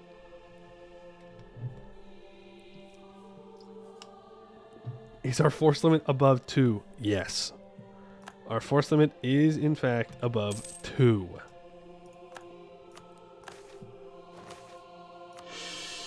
It is at a solid 9. Huge. 15 rebels. Now, Guma's culture. I don't know if I need to accept the Guma's culture, but I do want to accept the Senar culture. Sorry, the Kenzi culture. Or the Nilotic? Yeah, no, I was right. The Kenzi culture. This is where we're going to have two cities. I mean, eventually, these will, culturally convert over. But while it has separatism, it won't do it, and it will take forever. So I think accepting it would be a much better idea. And I will take the Miltech, get to 16. And I think what we want to do now is just buckle down and try and get to admin 18. We should stop taking Diplotech, so that way we can finish trade ideas as fast as possible. Oh, but we do have clans, so bureaucracy would actually be huge. Hold on.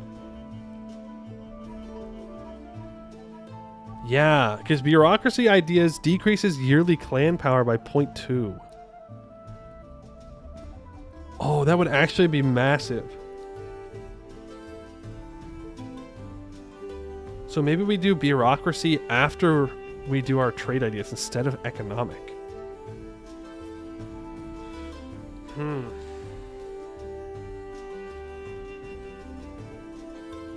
That's a tough one. What does Empire Ideas give?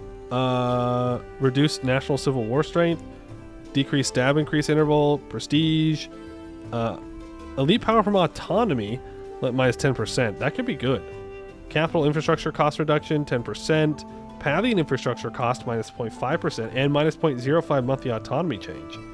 Minus 10% on justified demands, corruption from local autonomy, minus 5%, and yearly corruption, minus 0.1. Also pretty good. also pretty good. But we have to do trade ideas first. We have to. We must trade. Also, Gojam.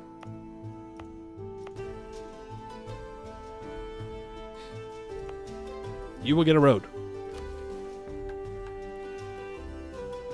Build infrastructure. Hold on. Pause. Give me a couple months. Give me a couple months, and then you can have road. Trade does unlock ideas, but most importantly, it unlocks reforms. There we go. All right, so now Gojam is building a road. It's going to take a while. It's going to take a long while. But eventually it will be done. And then this autonomy will go even lower. And then hopefully it, spreads down the way. I need to give the burgers more power. Provide.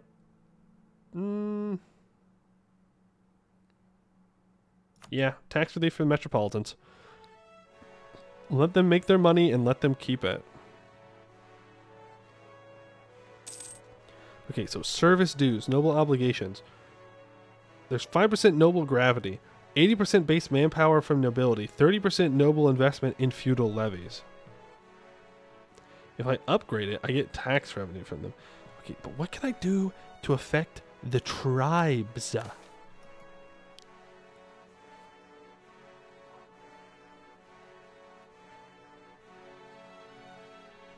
I can encourage hierarchy and tank their loyalty. I could enforce our authority. I don't need to do that. Crack down on the Chiefs faction. I don't need to do that. For 10 years plus 50% stab increase interval. Well, they would lose 5 power this way. Let's do it.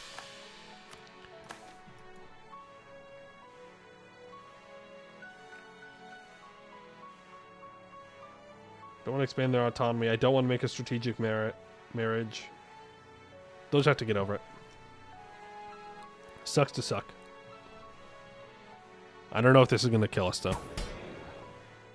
I probably should have checked before I did that. But, what's the worst going to happen? Well, we had no force limit and the Mamluks come and kill us? No. Corruption does different things, too, since you don't seem to be concerned with being 35. Oh, no. Your corruption's going to be high. Our corruption will probably be high all game. It just is. Right. It's not a... It's on an equilibrium. It's not like 0 is where you want it to be. I mean, you do. Let me rephrase that. You do want it to be 0. It will not be 0, though. Just because of the expansions that you do, the more bureaucracy you have, the more corruption you have to pass reforms in order to make sure that it doesn't go out of control. It's a whole thing. Whole thing. You want to be 0, we don't live in the modern age. Yeah.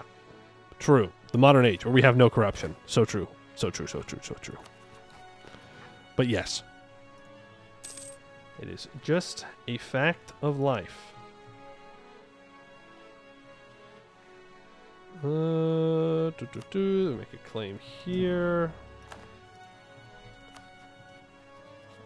Yeah, I would love for you to get another ally. Love for you to ally someone that is not the Mamluks. Yeah, huge shout out to the Mamluks though for allying this guy. Good play. I don't really know anything about local corruption, but I don't think it's good. Like, the Mamluks could have allied anyone. Anyone stronger. They're like, no. To be fair, they are a rival to me. Nobles demand stricter sumptuary laws. It would lower the metropolitan influence by 10. Or I can refuse to obey. So this is not about the estate. This is about the faction. The elites. I could give more relations with the metropolitans. I don't want to lose trade efficiency, and I don't want the metropolitans to be weaker. So, no. Frick you. Now, there is a chance that we get an event that lowers the aristocratic influence by 20, which would be massive if we can get the metropolitans in charge. Ooh. Ooh, I want the metropolitans in charge. Ooh, I want the metropolitans in charge. Okay, so this construction for the pathing, it requires 12 or 4.5 raw goods, 2.25 industrial goods, and 12.5 peasantry labor, which again we don't exactly have. We're at minus 14.853, but that means that hopefully people are immigrating in, and they are. 0.255 peasants are immigrating into the province, which is great, because then they can work on the coffee plantations, where we will pay them a good wage. I think.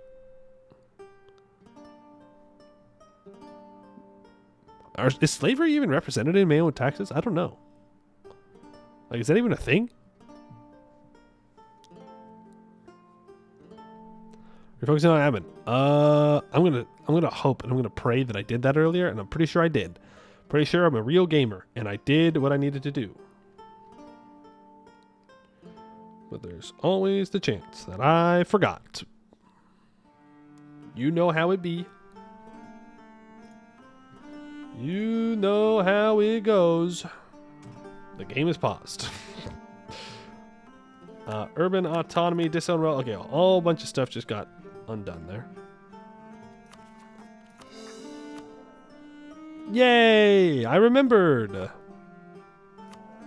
I actually wouldn't mind our current leader dying.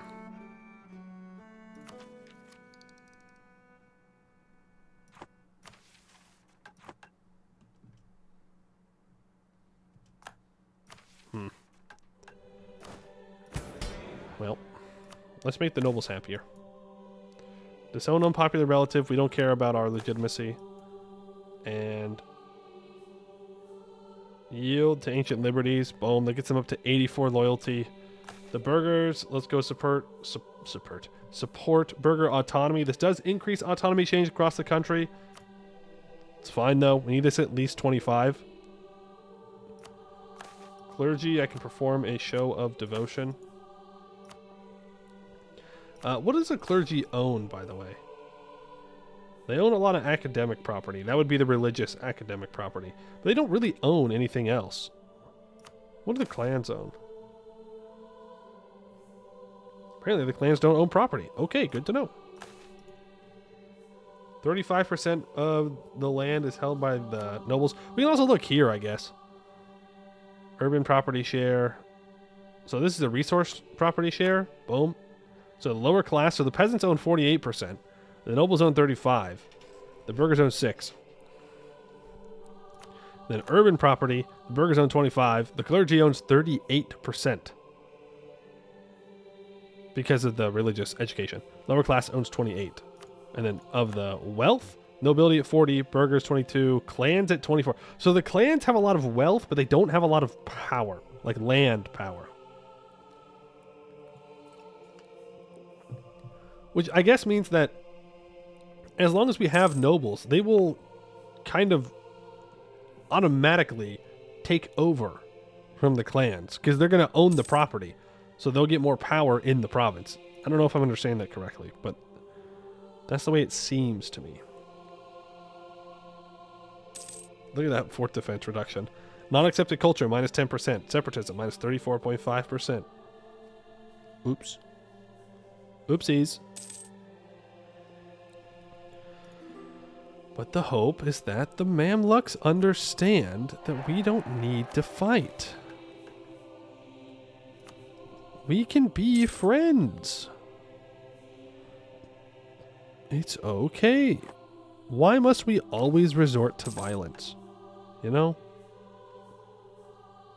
Oh, I gotta turn the automatic investment back on. There we go. Oh, you know what also I need to do? I need to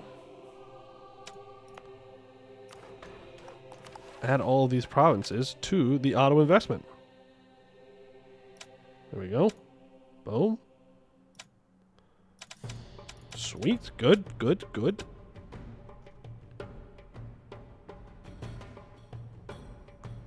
Total development needs to be 800 to wear the imperial crown. Ah, to become an empire. Okay, well, that's asking a lot. That is asking for a lot. Yemen, you want to be allies?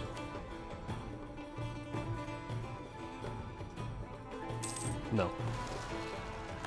Does not seem so. Oh, I thought we were going to lose again. Straight up, I thought we were going to lose again. That was going to be really sad. Vassals, can you come help me, please? Please, oh please, oh please, oh please. Help me kill the bad guys. They're rebelling. Vassals? No. No. No! They combined? That's cheating. That's cheating. Come on, dog. Really?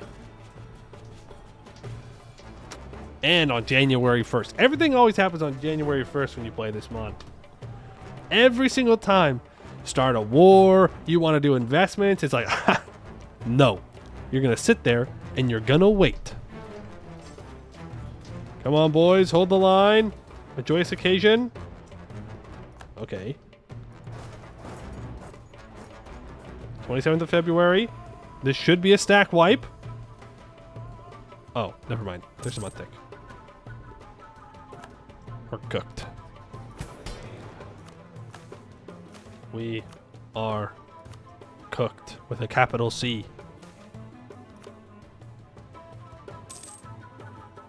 Unless. Okay. Now, then we'll get another month tick. Okay, I really need my vassals. I'm getting my ass kicked out here. Eventually, we're gonna run out of dudes. We're playing ping pong with the rebels. And it takes so long for us to move, they get a reinforcement tick every time. I mean, so do we, to be fair, but... it takes like a month. Like a month. A comet sighted. Great. Thank you, game. Thank you for the comet sighted. Appreciate it. Encroachment of the nobility. The nobility want autonomy in Gojam? No. Nuh-uh. You have plenty of autonomy elsewhere in my country. You will not take Gojam from me. Okay? That is mine. You go, you get Burr, okay? Look, Burr is great. It's being invested in. It's super cool and super awesome. We almost have 5,000 residents. Wow. We should really build amenities there. But you cannot take Gojam. I'm building a road there, damn it. I'm not building a road for you. I'm building a road for me. If you want somewhere with a road, build it yourself. Also, apparently there's no demanded goods. And there's only 4.862 peasantry labor demanded. That's not bad. We're getting close. Roads, roads, roads, roads, roads, roads, roads.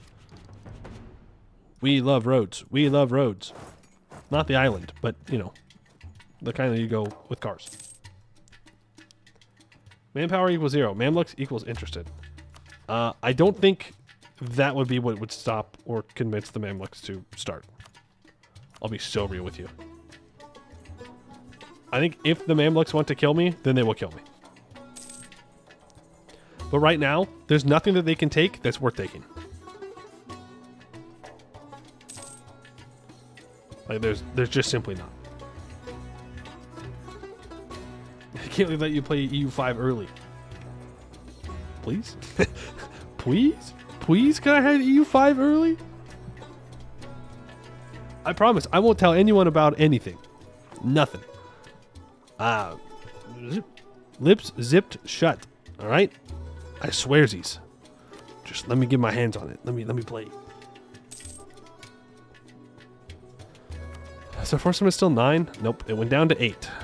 It cost me an extra 0.21 ducats a month. We're actually making good money, to be clear. I think we're making good money. Please, Mr. Johan, please. Please. Hey, HF, how you doing?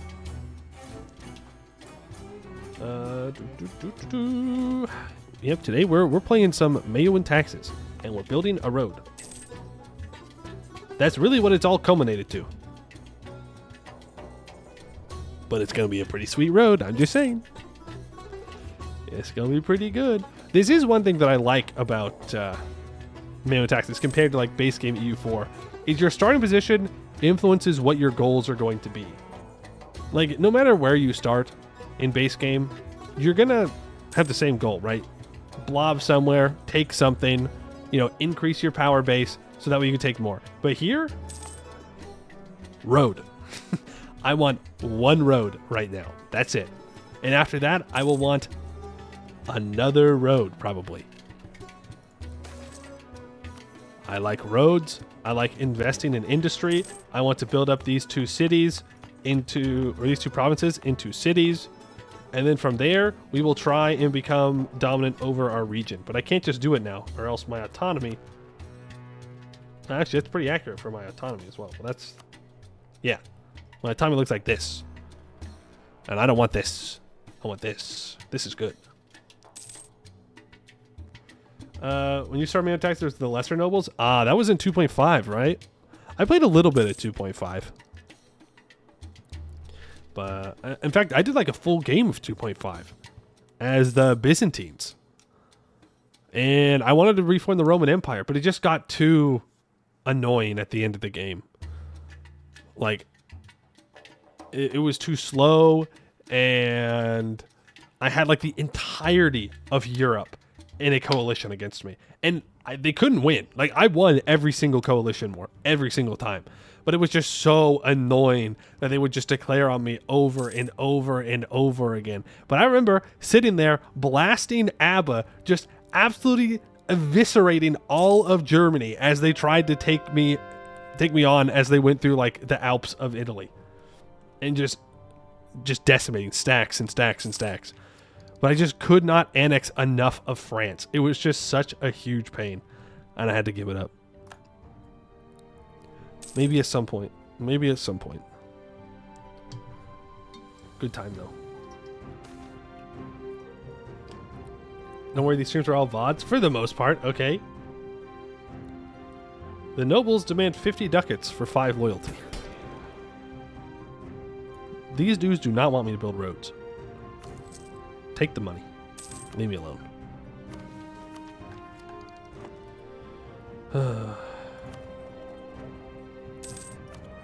Take the money.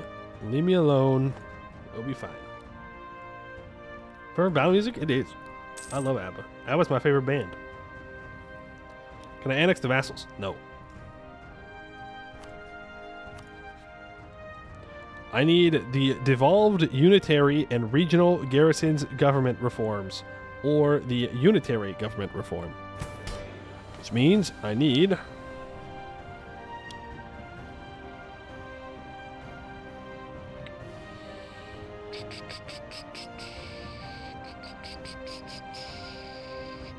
this. Well, the thought must be true. I must be revolutionary. I must have at least 40 absolutism, which is centralization. And I need rural governance of nobility level 3 and tax collection at level 2 and 35 average state reach. I then also need to have garrisons, which I must have missed. Regional garrisons. And for this, I need military organization of 3 and military service of 3. It's going to be a long time before we can annex these subjects. We're going to have them for quite a while, hanging out.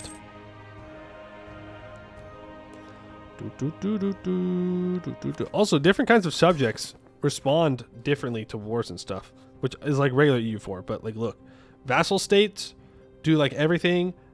Appanages, you have to call your vassals to war, and they can have like their own internal diplomatic actions. Their payments can be different. Their integration is conditional. Divisions are, unfortunately, the most difficult ones to annex. You're a Philadelphia file. Screw the rest of the Byzantines. True, they left you out there on your own. If they were real Romans, they would have come for you already. Rome fell off, you know. 20 rural development. Let me in. Let me in. Let me at them. Is it a lot of farmland or is it a lot of forest?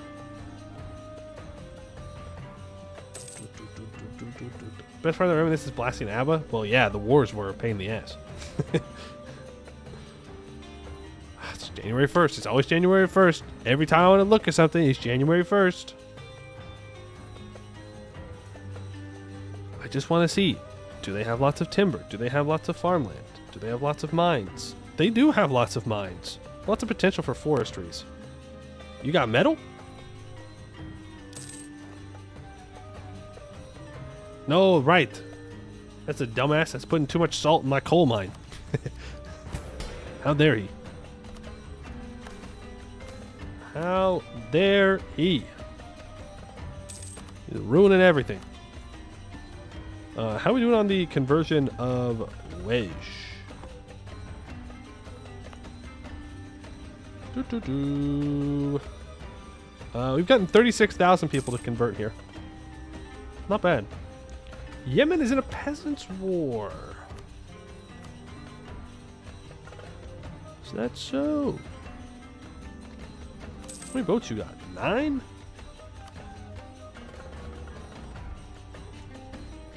Do I have a CB on this guy yet? Yeah, he's got 13,000 troops though. And he's Tech 17. I don't know if I want that smoke. He's got level 2 fort as well. 25 though.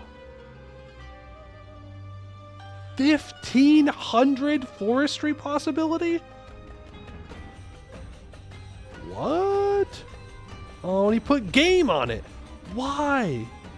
Oh, there's ivory. Yeah, right, fair enough.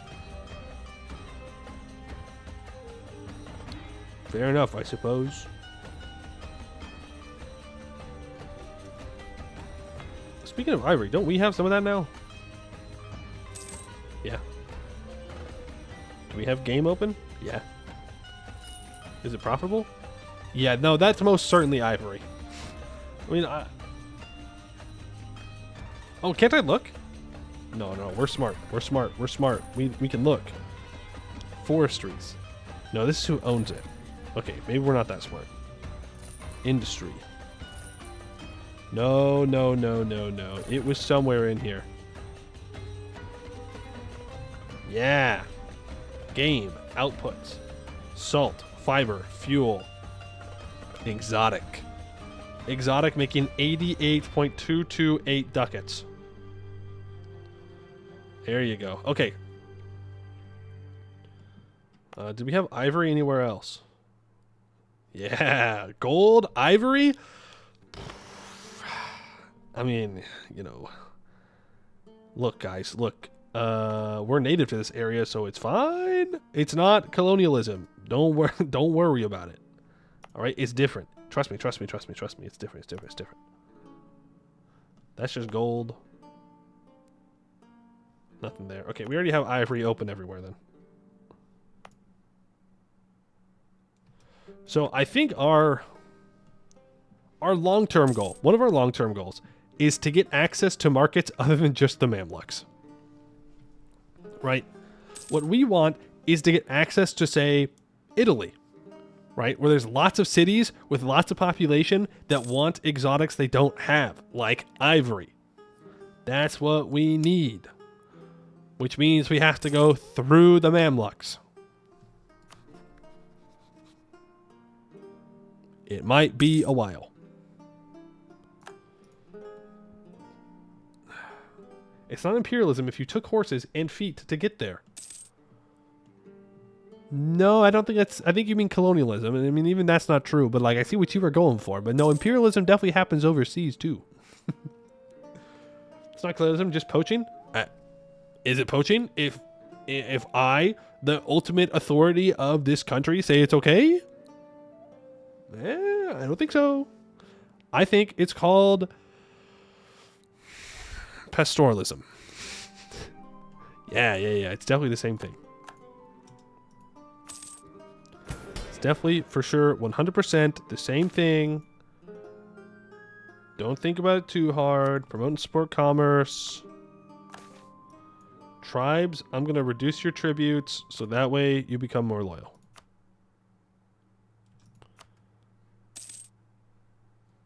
Why is it saying that this will never be converted? It's not. What in the god dang heck? Also, I could accept a culture right now, but I am actively making the decision not to.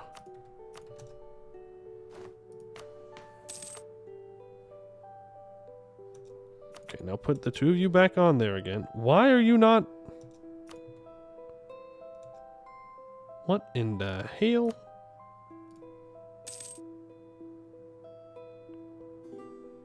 Am I missing something about how religion works in this? I got 2 missionaries. It won't let me convert. What's going on here? I have the missionary strength. Scammed. That's my guess for being scammed. Subject? No, it's my land. It's right here. It's got a shit ton of autonomy. Wrong culture. Wrong religion. Oh, also wrong culture gives 0.1 monthly autonomy change. That's insane.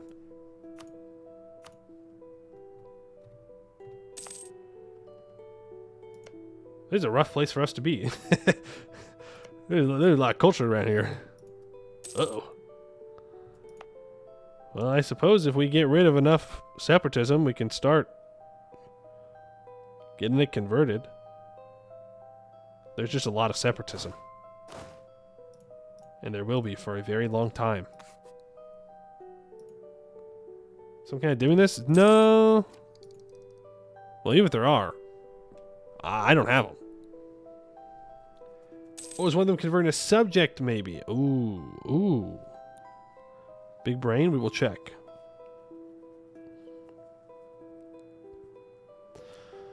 After the year tick. Because it's a year tick, which means we can't check. As always. Always a year tick. Hey, you're so right. You're so right. It's trying to convert in... Where? Here. Oh, okay. Well, I am fine. Or just get to manually do it. I am fine with converting my subject's province, but like... Max tech? I don't know. 50... No, 60 something probably. 70 something probably. It gets up there. But... You can... Okay, so it's like a weird thing where... The institution's industrialization starts in like 1750. And so you'll hit this like peak of where you can naturally get to because it'll take global trade and nationalism and industrialism a while to spread or to be in your country. And then you'll get past those, you'll embrace them, and then you'll be able to tech up like crazy again. But like in the mid game, you'll start to feel that you really slow down in your teching.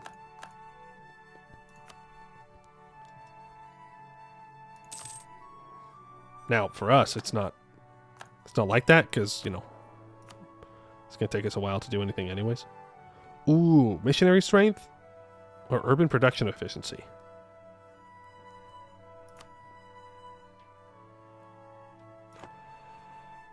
Missionary strength.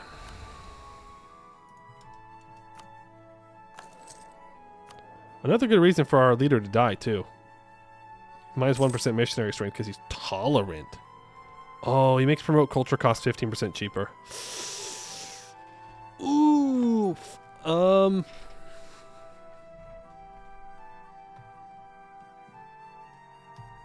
Man, I want to save up for trade though. All right, which culture are we accepting? Long term, I think Kenzie is the better choice.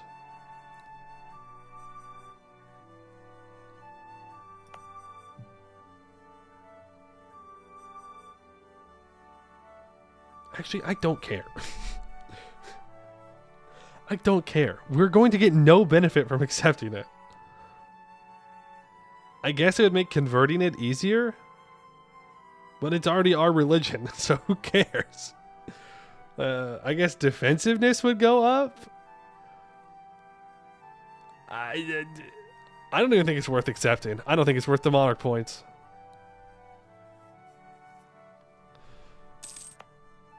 Like, this is at least 85, but even then, it's not all that great.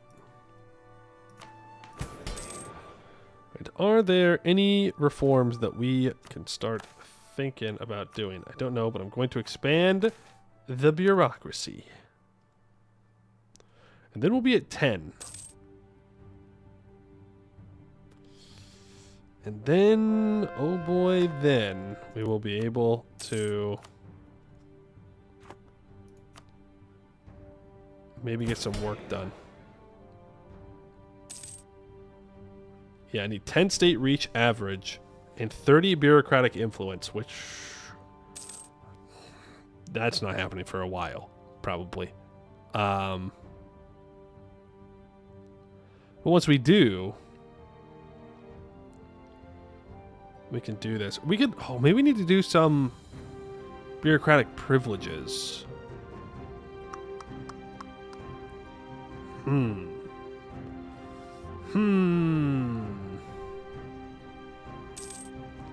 Do see we can up this, but it's gonna kill our manpower from the nobles. Localized tenure, bureaucratic politicization, factional rule. This lowers our bureaucratic influence overall.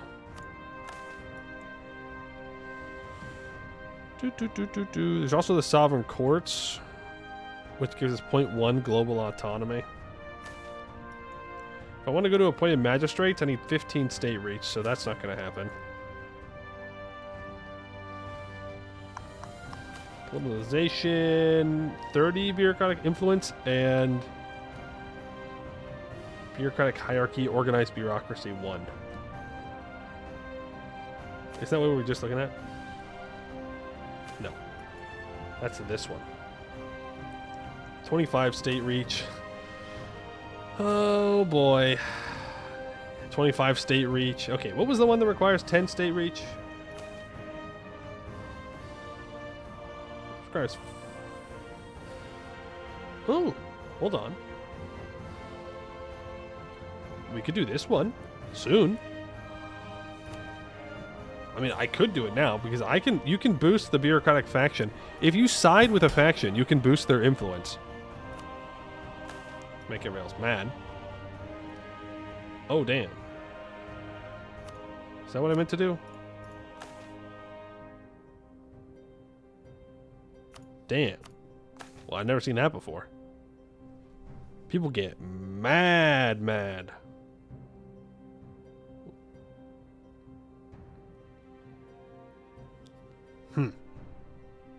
Okay. Maybe we don't want to do that. No, this is not what I was thinking of. There was a button. There was a button that I could click that would give 10 influence to the bureaucracy guys, but maybe I just don't have it available yet.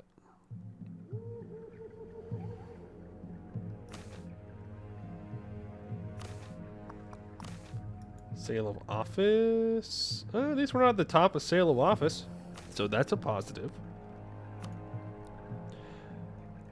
What does this need again? 10 state reach average, 30 bureaucratic influence. Well, upgrading this. I do not meet the requirements. Okay. Well, I mean, we could do a big reform. I don't know how well that's going to go. Tax collection. To state tax farming. 15. No, okay. I need tax farming formal contracts 1. In order to get that, tax farming formal contracts 1, I need 20 bureaucratic influence. Okay. When our ruler dies, we are going to get to choose who we align the state with. I don't know if it will get us to 20, but it might. When this ruler dies, I mean, it's going to probably lose us its stability. Well, it will lose us its stability, but it may allow us to do this. And it's a pretty good one to do. Base welfare means that our peasants will do better. And I think I'll get more taxes. I think that's what we're going to do. When this ruler dies, let's turn them into a general. A 6 shock general, mind you. And grain subsidies. Full grain provisions. Okay. Is that road built yet? Let's go! Yippee! The road is built, guys. The road is built. So that gives superb communication here at 92. And if we go to special map modes, political map modes, communication efficiency. Hey, look at that. The Tech L is now at reasonable. But the autonomy is pretty much already down where it needs to be. The elites are giving 0.32. Times of need. I would love some ammo points. So the elites give me 0.32 autonomy. Oh. Ugh. My clans are not very loyal.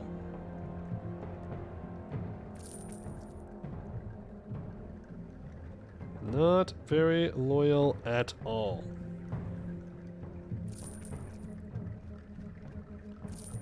They're definitely not thrilled with me. Where am I getting the autonomy from? I think it's from the noble corruption. I think that's what it is. All roads lead to imperialism. Yeah, well, you know. One way or another. Let's see. Population here. We're up to 420,000 residents in Shua. Wow. Wow. Okay.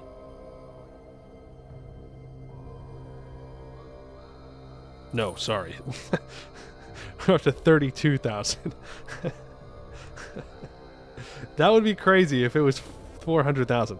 That does mean that we need to upgrade this amenities, though. The amenities need to be upgraded. I'll tell you what, we don't have the money for it. I can guarantee you that. Ooh, actually, we're a lot closer than I thought. 168 ducats. Okay. Let me make my claim here. Eventually, one day, the Mamluks will drop you like the waste of space you are, and then I will kill you. This is not a threat.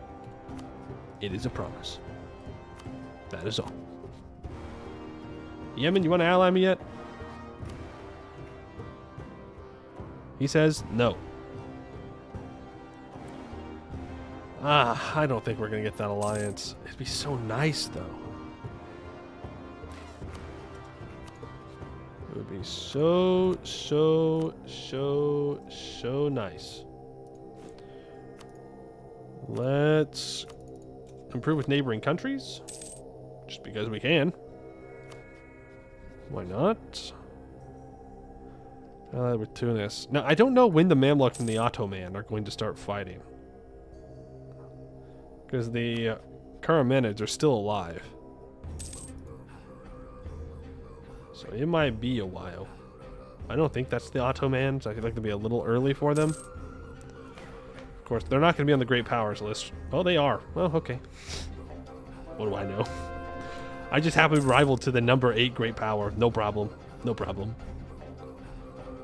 Looks like Great Xiao has won the civil war in China.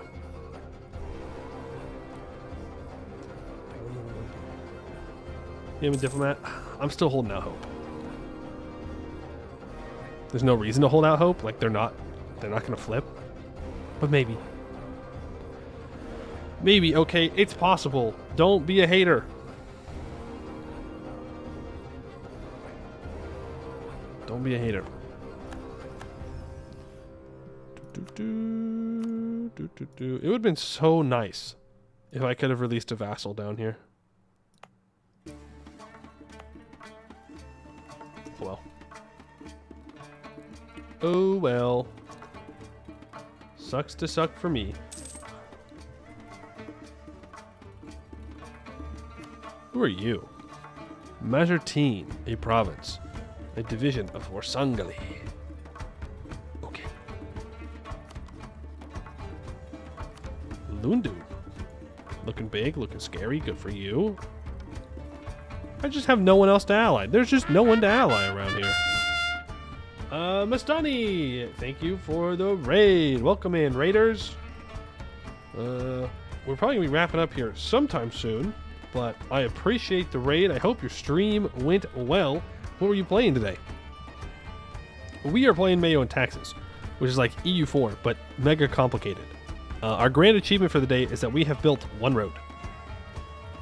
Yeah. Let's go. One road. And now we're looking at building more infrastructure.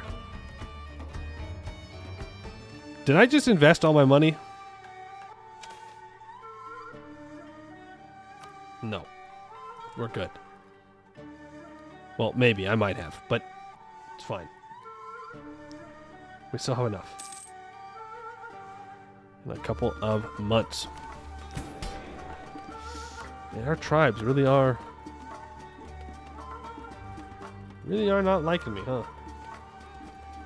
Great horde to get to 2 Khan. The greatest Khan, and there can only be one achievement you're still missing. Nice. Nice. I thought about doing an achievement today, but I was like, no. I kind of want to play MEIOU Taxes. And so here we are. We do want that mill tech, for sure. We really want this mill tech.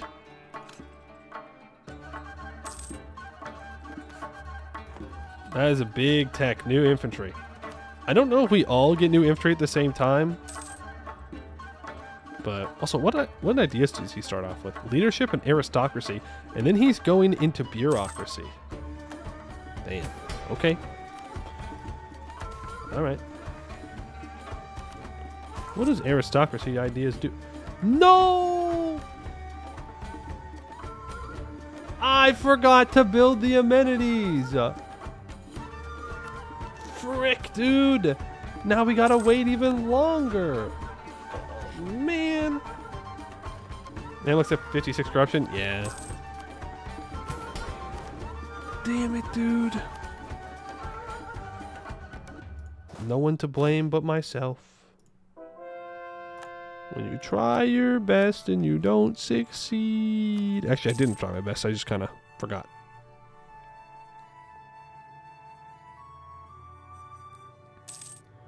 A few bad choices at the start were sent me back, but you're going to be bouncing back? Good. Yes. Yes. You can always bounce back as a horde. Just raise more provinces. In vanilla, you don't all get infantry upgrades on the same tech, but it's generally like 1 tech level or 2. Yeah. True. True.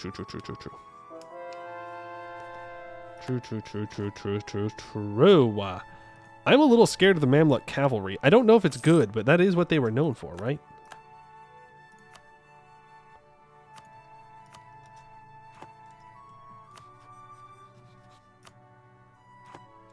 Makes me a little bit nervous. I'd like to get a claim on him. I don't want his land. I just want his money. I got amenities to make. I got roads to build. And you know what that costs? Money. You know what I don't have? Money. You know what these people have? Money. Pretty simple equation. I'm assuming you're disloyal. No. You're not. That's crazy for you. You could be independent, you know that? You could be free, guy. You could be free. Damn, 16? There are a lot of people around here. All right. I mean, they're not, you know, they're not being as effective as they could be. You got nomadism. Cringe.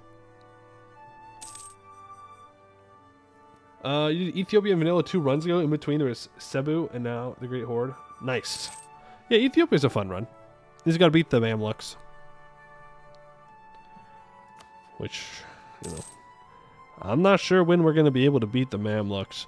We're going to need a lot of reforms done. Speaking of reforms, am I expanding the bureaucracy? Yes. And yeah, I did see that message earlier that we have one that needs 10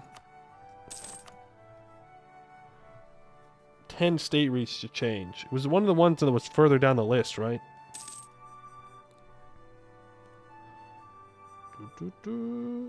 Or eat all the way down to Kilwa and eat Kilwa and get back as a Coptic powerhouse. True. True. The gold mines down there are pretty good.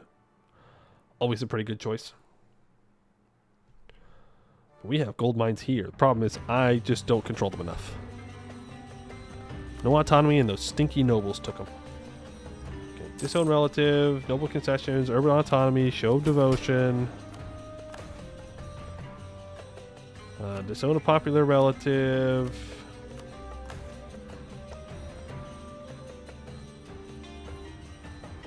Support burger autonomy.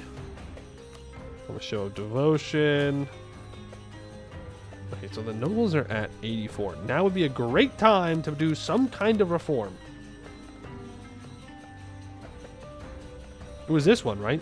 Was it sovereign courts that I could change?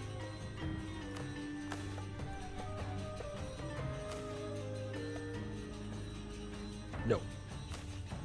It was not. Monetization? Nope. You drop nobles? Yeah, it bugs out. Sometimes it'll show that the loyalty goes down, but it does actually go up. Official wages? No. I don't remember which one it was. Tax farming? Yes.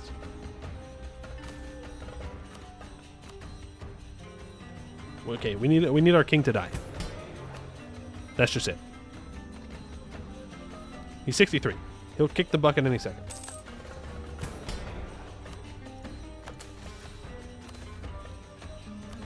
And then when he does that, when he is DED dead, then we will be set. 170 ducats. Build infrastructure. Alright, we will put that there. And now Shua will build up to amenity level 3, which will mean that our resident population can keep growing. Because right now, the death rate is increased. I don't know where I would check that.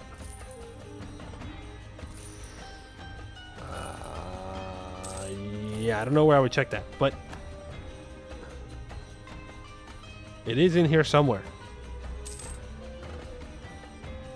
Possibly.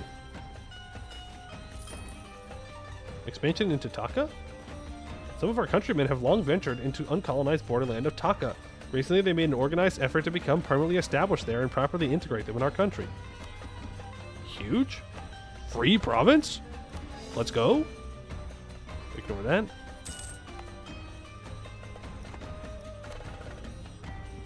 Okay, I don't know when that's going to update, but it will fix. I need to make a claim here. And then we need to go to war.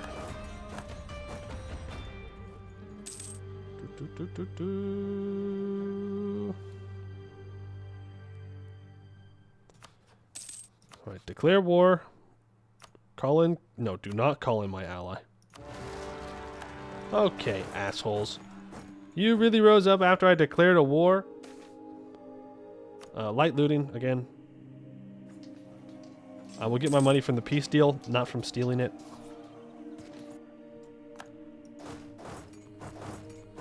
But hey, at least my vassals will help me with the rebels now. That's a win for me. We need our dude to die so that way I can choose the bureaucrats. So that way we can get a reform passed. The piece is not for stealing it. It's not stealing if they sign a document saying that I can have it.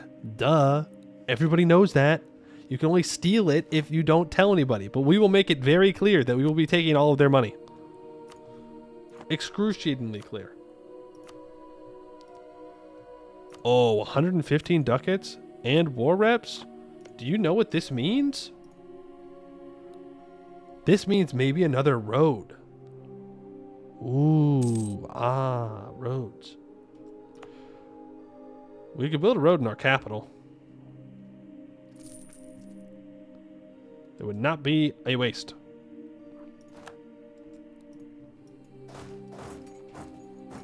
Would in fact be a pretty good idea. So that way the communication efficiency leaves faster. I mean, there's always the idea that we could build a capital building in our capital, but those are expensive to upkeep. Very expensive to upkeep. I don't know if we have the knowledge for that. Yeah, no. We don't. Hey, look at that. Our higher education is profitable now, though. Huge. 2%. Let's go. Unhappiness amongst the peasantry. You want... Okay, so you join my country, and then you turn around, and you cause me more issues? Really? The risks of trade. Why does everybody want my money? You have your own money. Peasants, burghers. Okay, you probably have more money than I do. No, they most certainly have more money than I do. So why are you bothering me? Not my issue.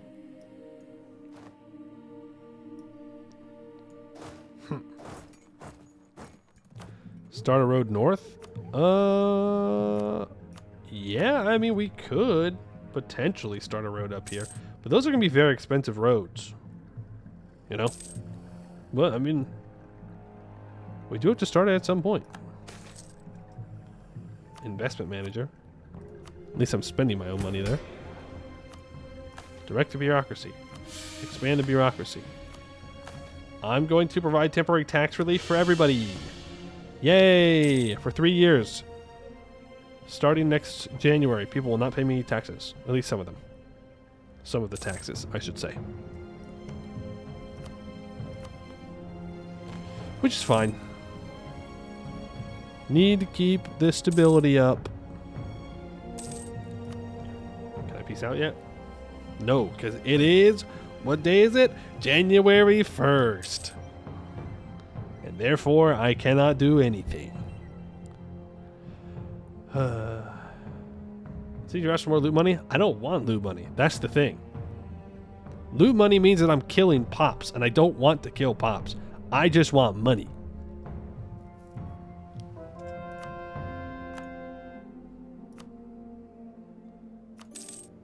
That's all I care about. What the fuck is this? Ethiopia will gain 31.6? Wait. I have to share with my vassals? Ooh. Ooh, I hate vassals. Ooh, I hate vassals.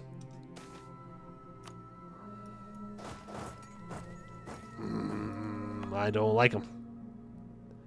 They're stinky and they're bad. Especially you, evil Italy. Okay? Especially you. Whatever your name is. I don't even know which one you are. But I'm mad at you. You. Dewaro. Punk. Taking my money. What do they do? Participate in a war? Yeah, so what? I participated in the war too. Don't hear me asking for, you know, special recognition.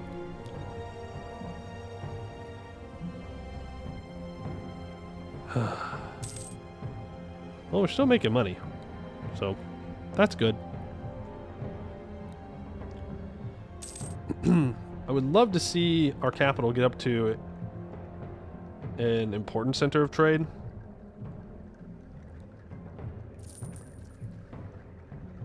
It's at 74% throughput, though, so I don't want to risk it. Sure, with subject, unrealistic. Clearly, the overlord should take it all. Exactly. But only when I am not a subject. Once I'm a subject, well, then we should share. I'm doing a lot of hard work. You know how it is.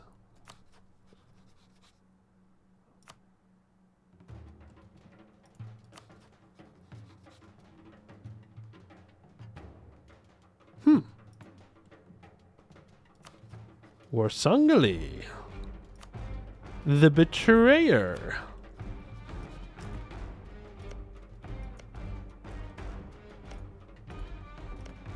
What do we got here?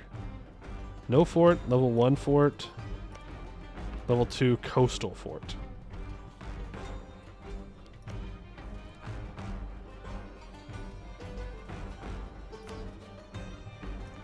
This is their capital.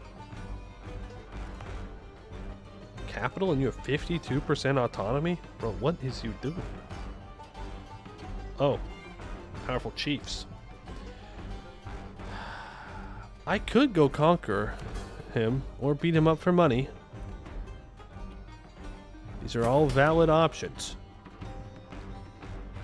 The only thing is it would put me into conflict with Yemen, which I don't necessarily want. Because I want Yemen to buy my products. And if I'm at war with them, they will not buy my products.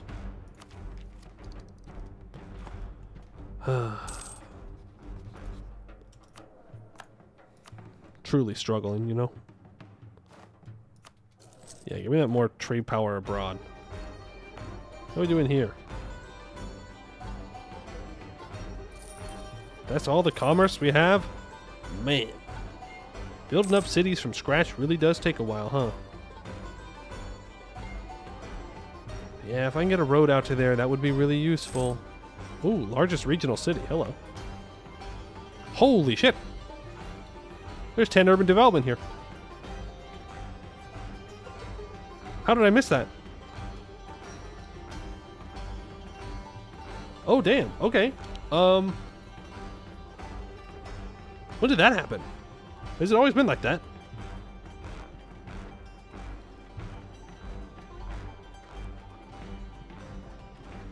Well.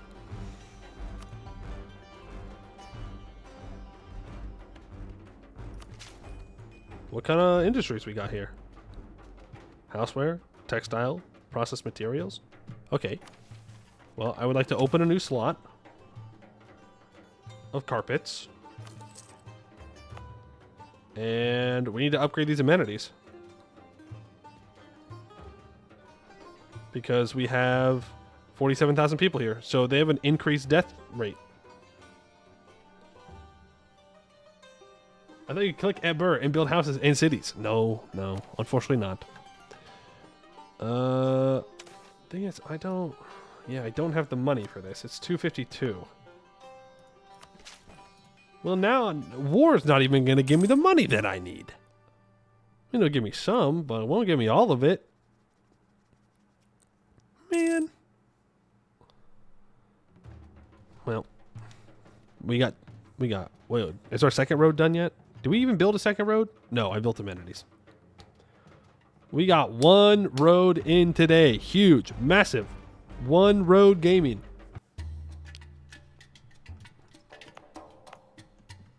And what happened to your amenities? Oh, no. I forgot.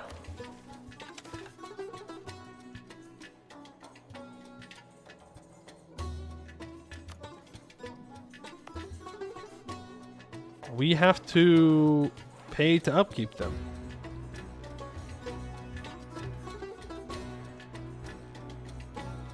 And I think I forgot to do that. Okay. But you know what? We're going to deal with that tomorrow. Tomorrow. Where we will continue building roads. Maybe we'll build 2 roads. Maybe we'll get crazy with it. Who knows? But now that we're done with our, the initial setup, we can just try and start slowly but surely increasing our control and continuing to pray that the Mamluks leave us alone. Let's not go over it. Okay. One road, and maybe an amenity or two. Okay? Just one or two. The fact that we may have a single road makes it the best road. True. Well, technically, I think we have 2 roads because we took a province that has a road, but clearly their roads are not as cool as our roads because we built our roads, so they're better. And a boat. No promises on getting a boat. I think we're still quite a ways away from getting a boat because we need a coastal city to get a boat. But maybe it'll happen. Who knows? It is possible. All right, so let's see. Is there anyone out there playing EU4 right now that we can go and raid? Doesn't have to be big. Well, but it's a boat's a boat. Boat is a boat.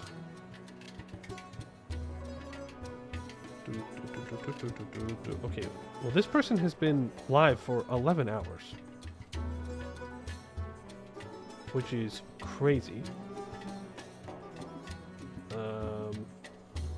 So I don't know how much longer they're going to go for, but they're playing Ambadar, so we go.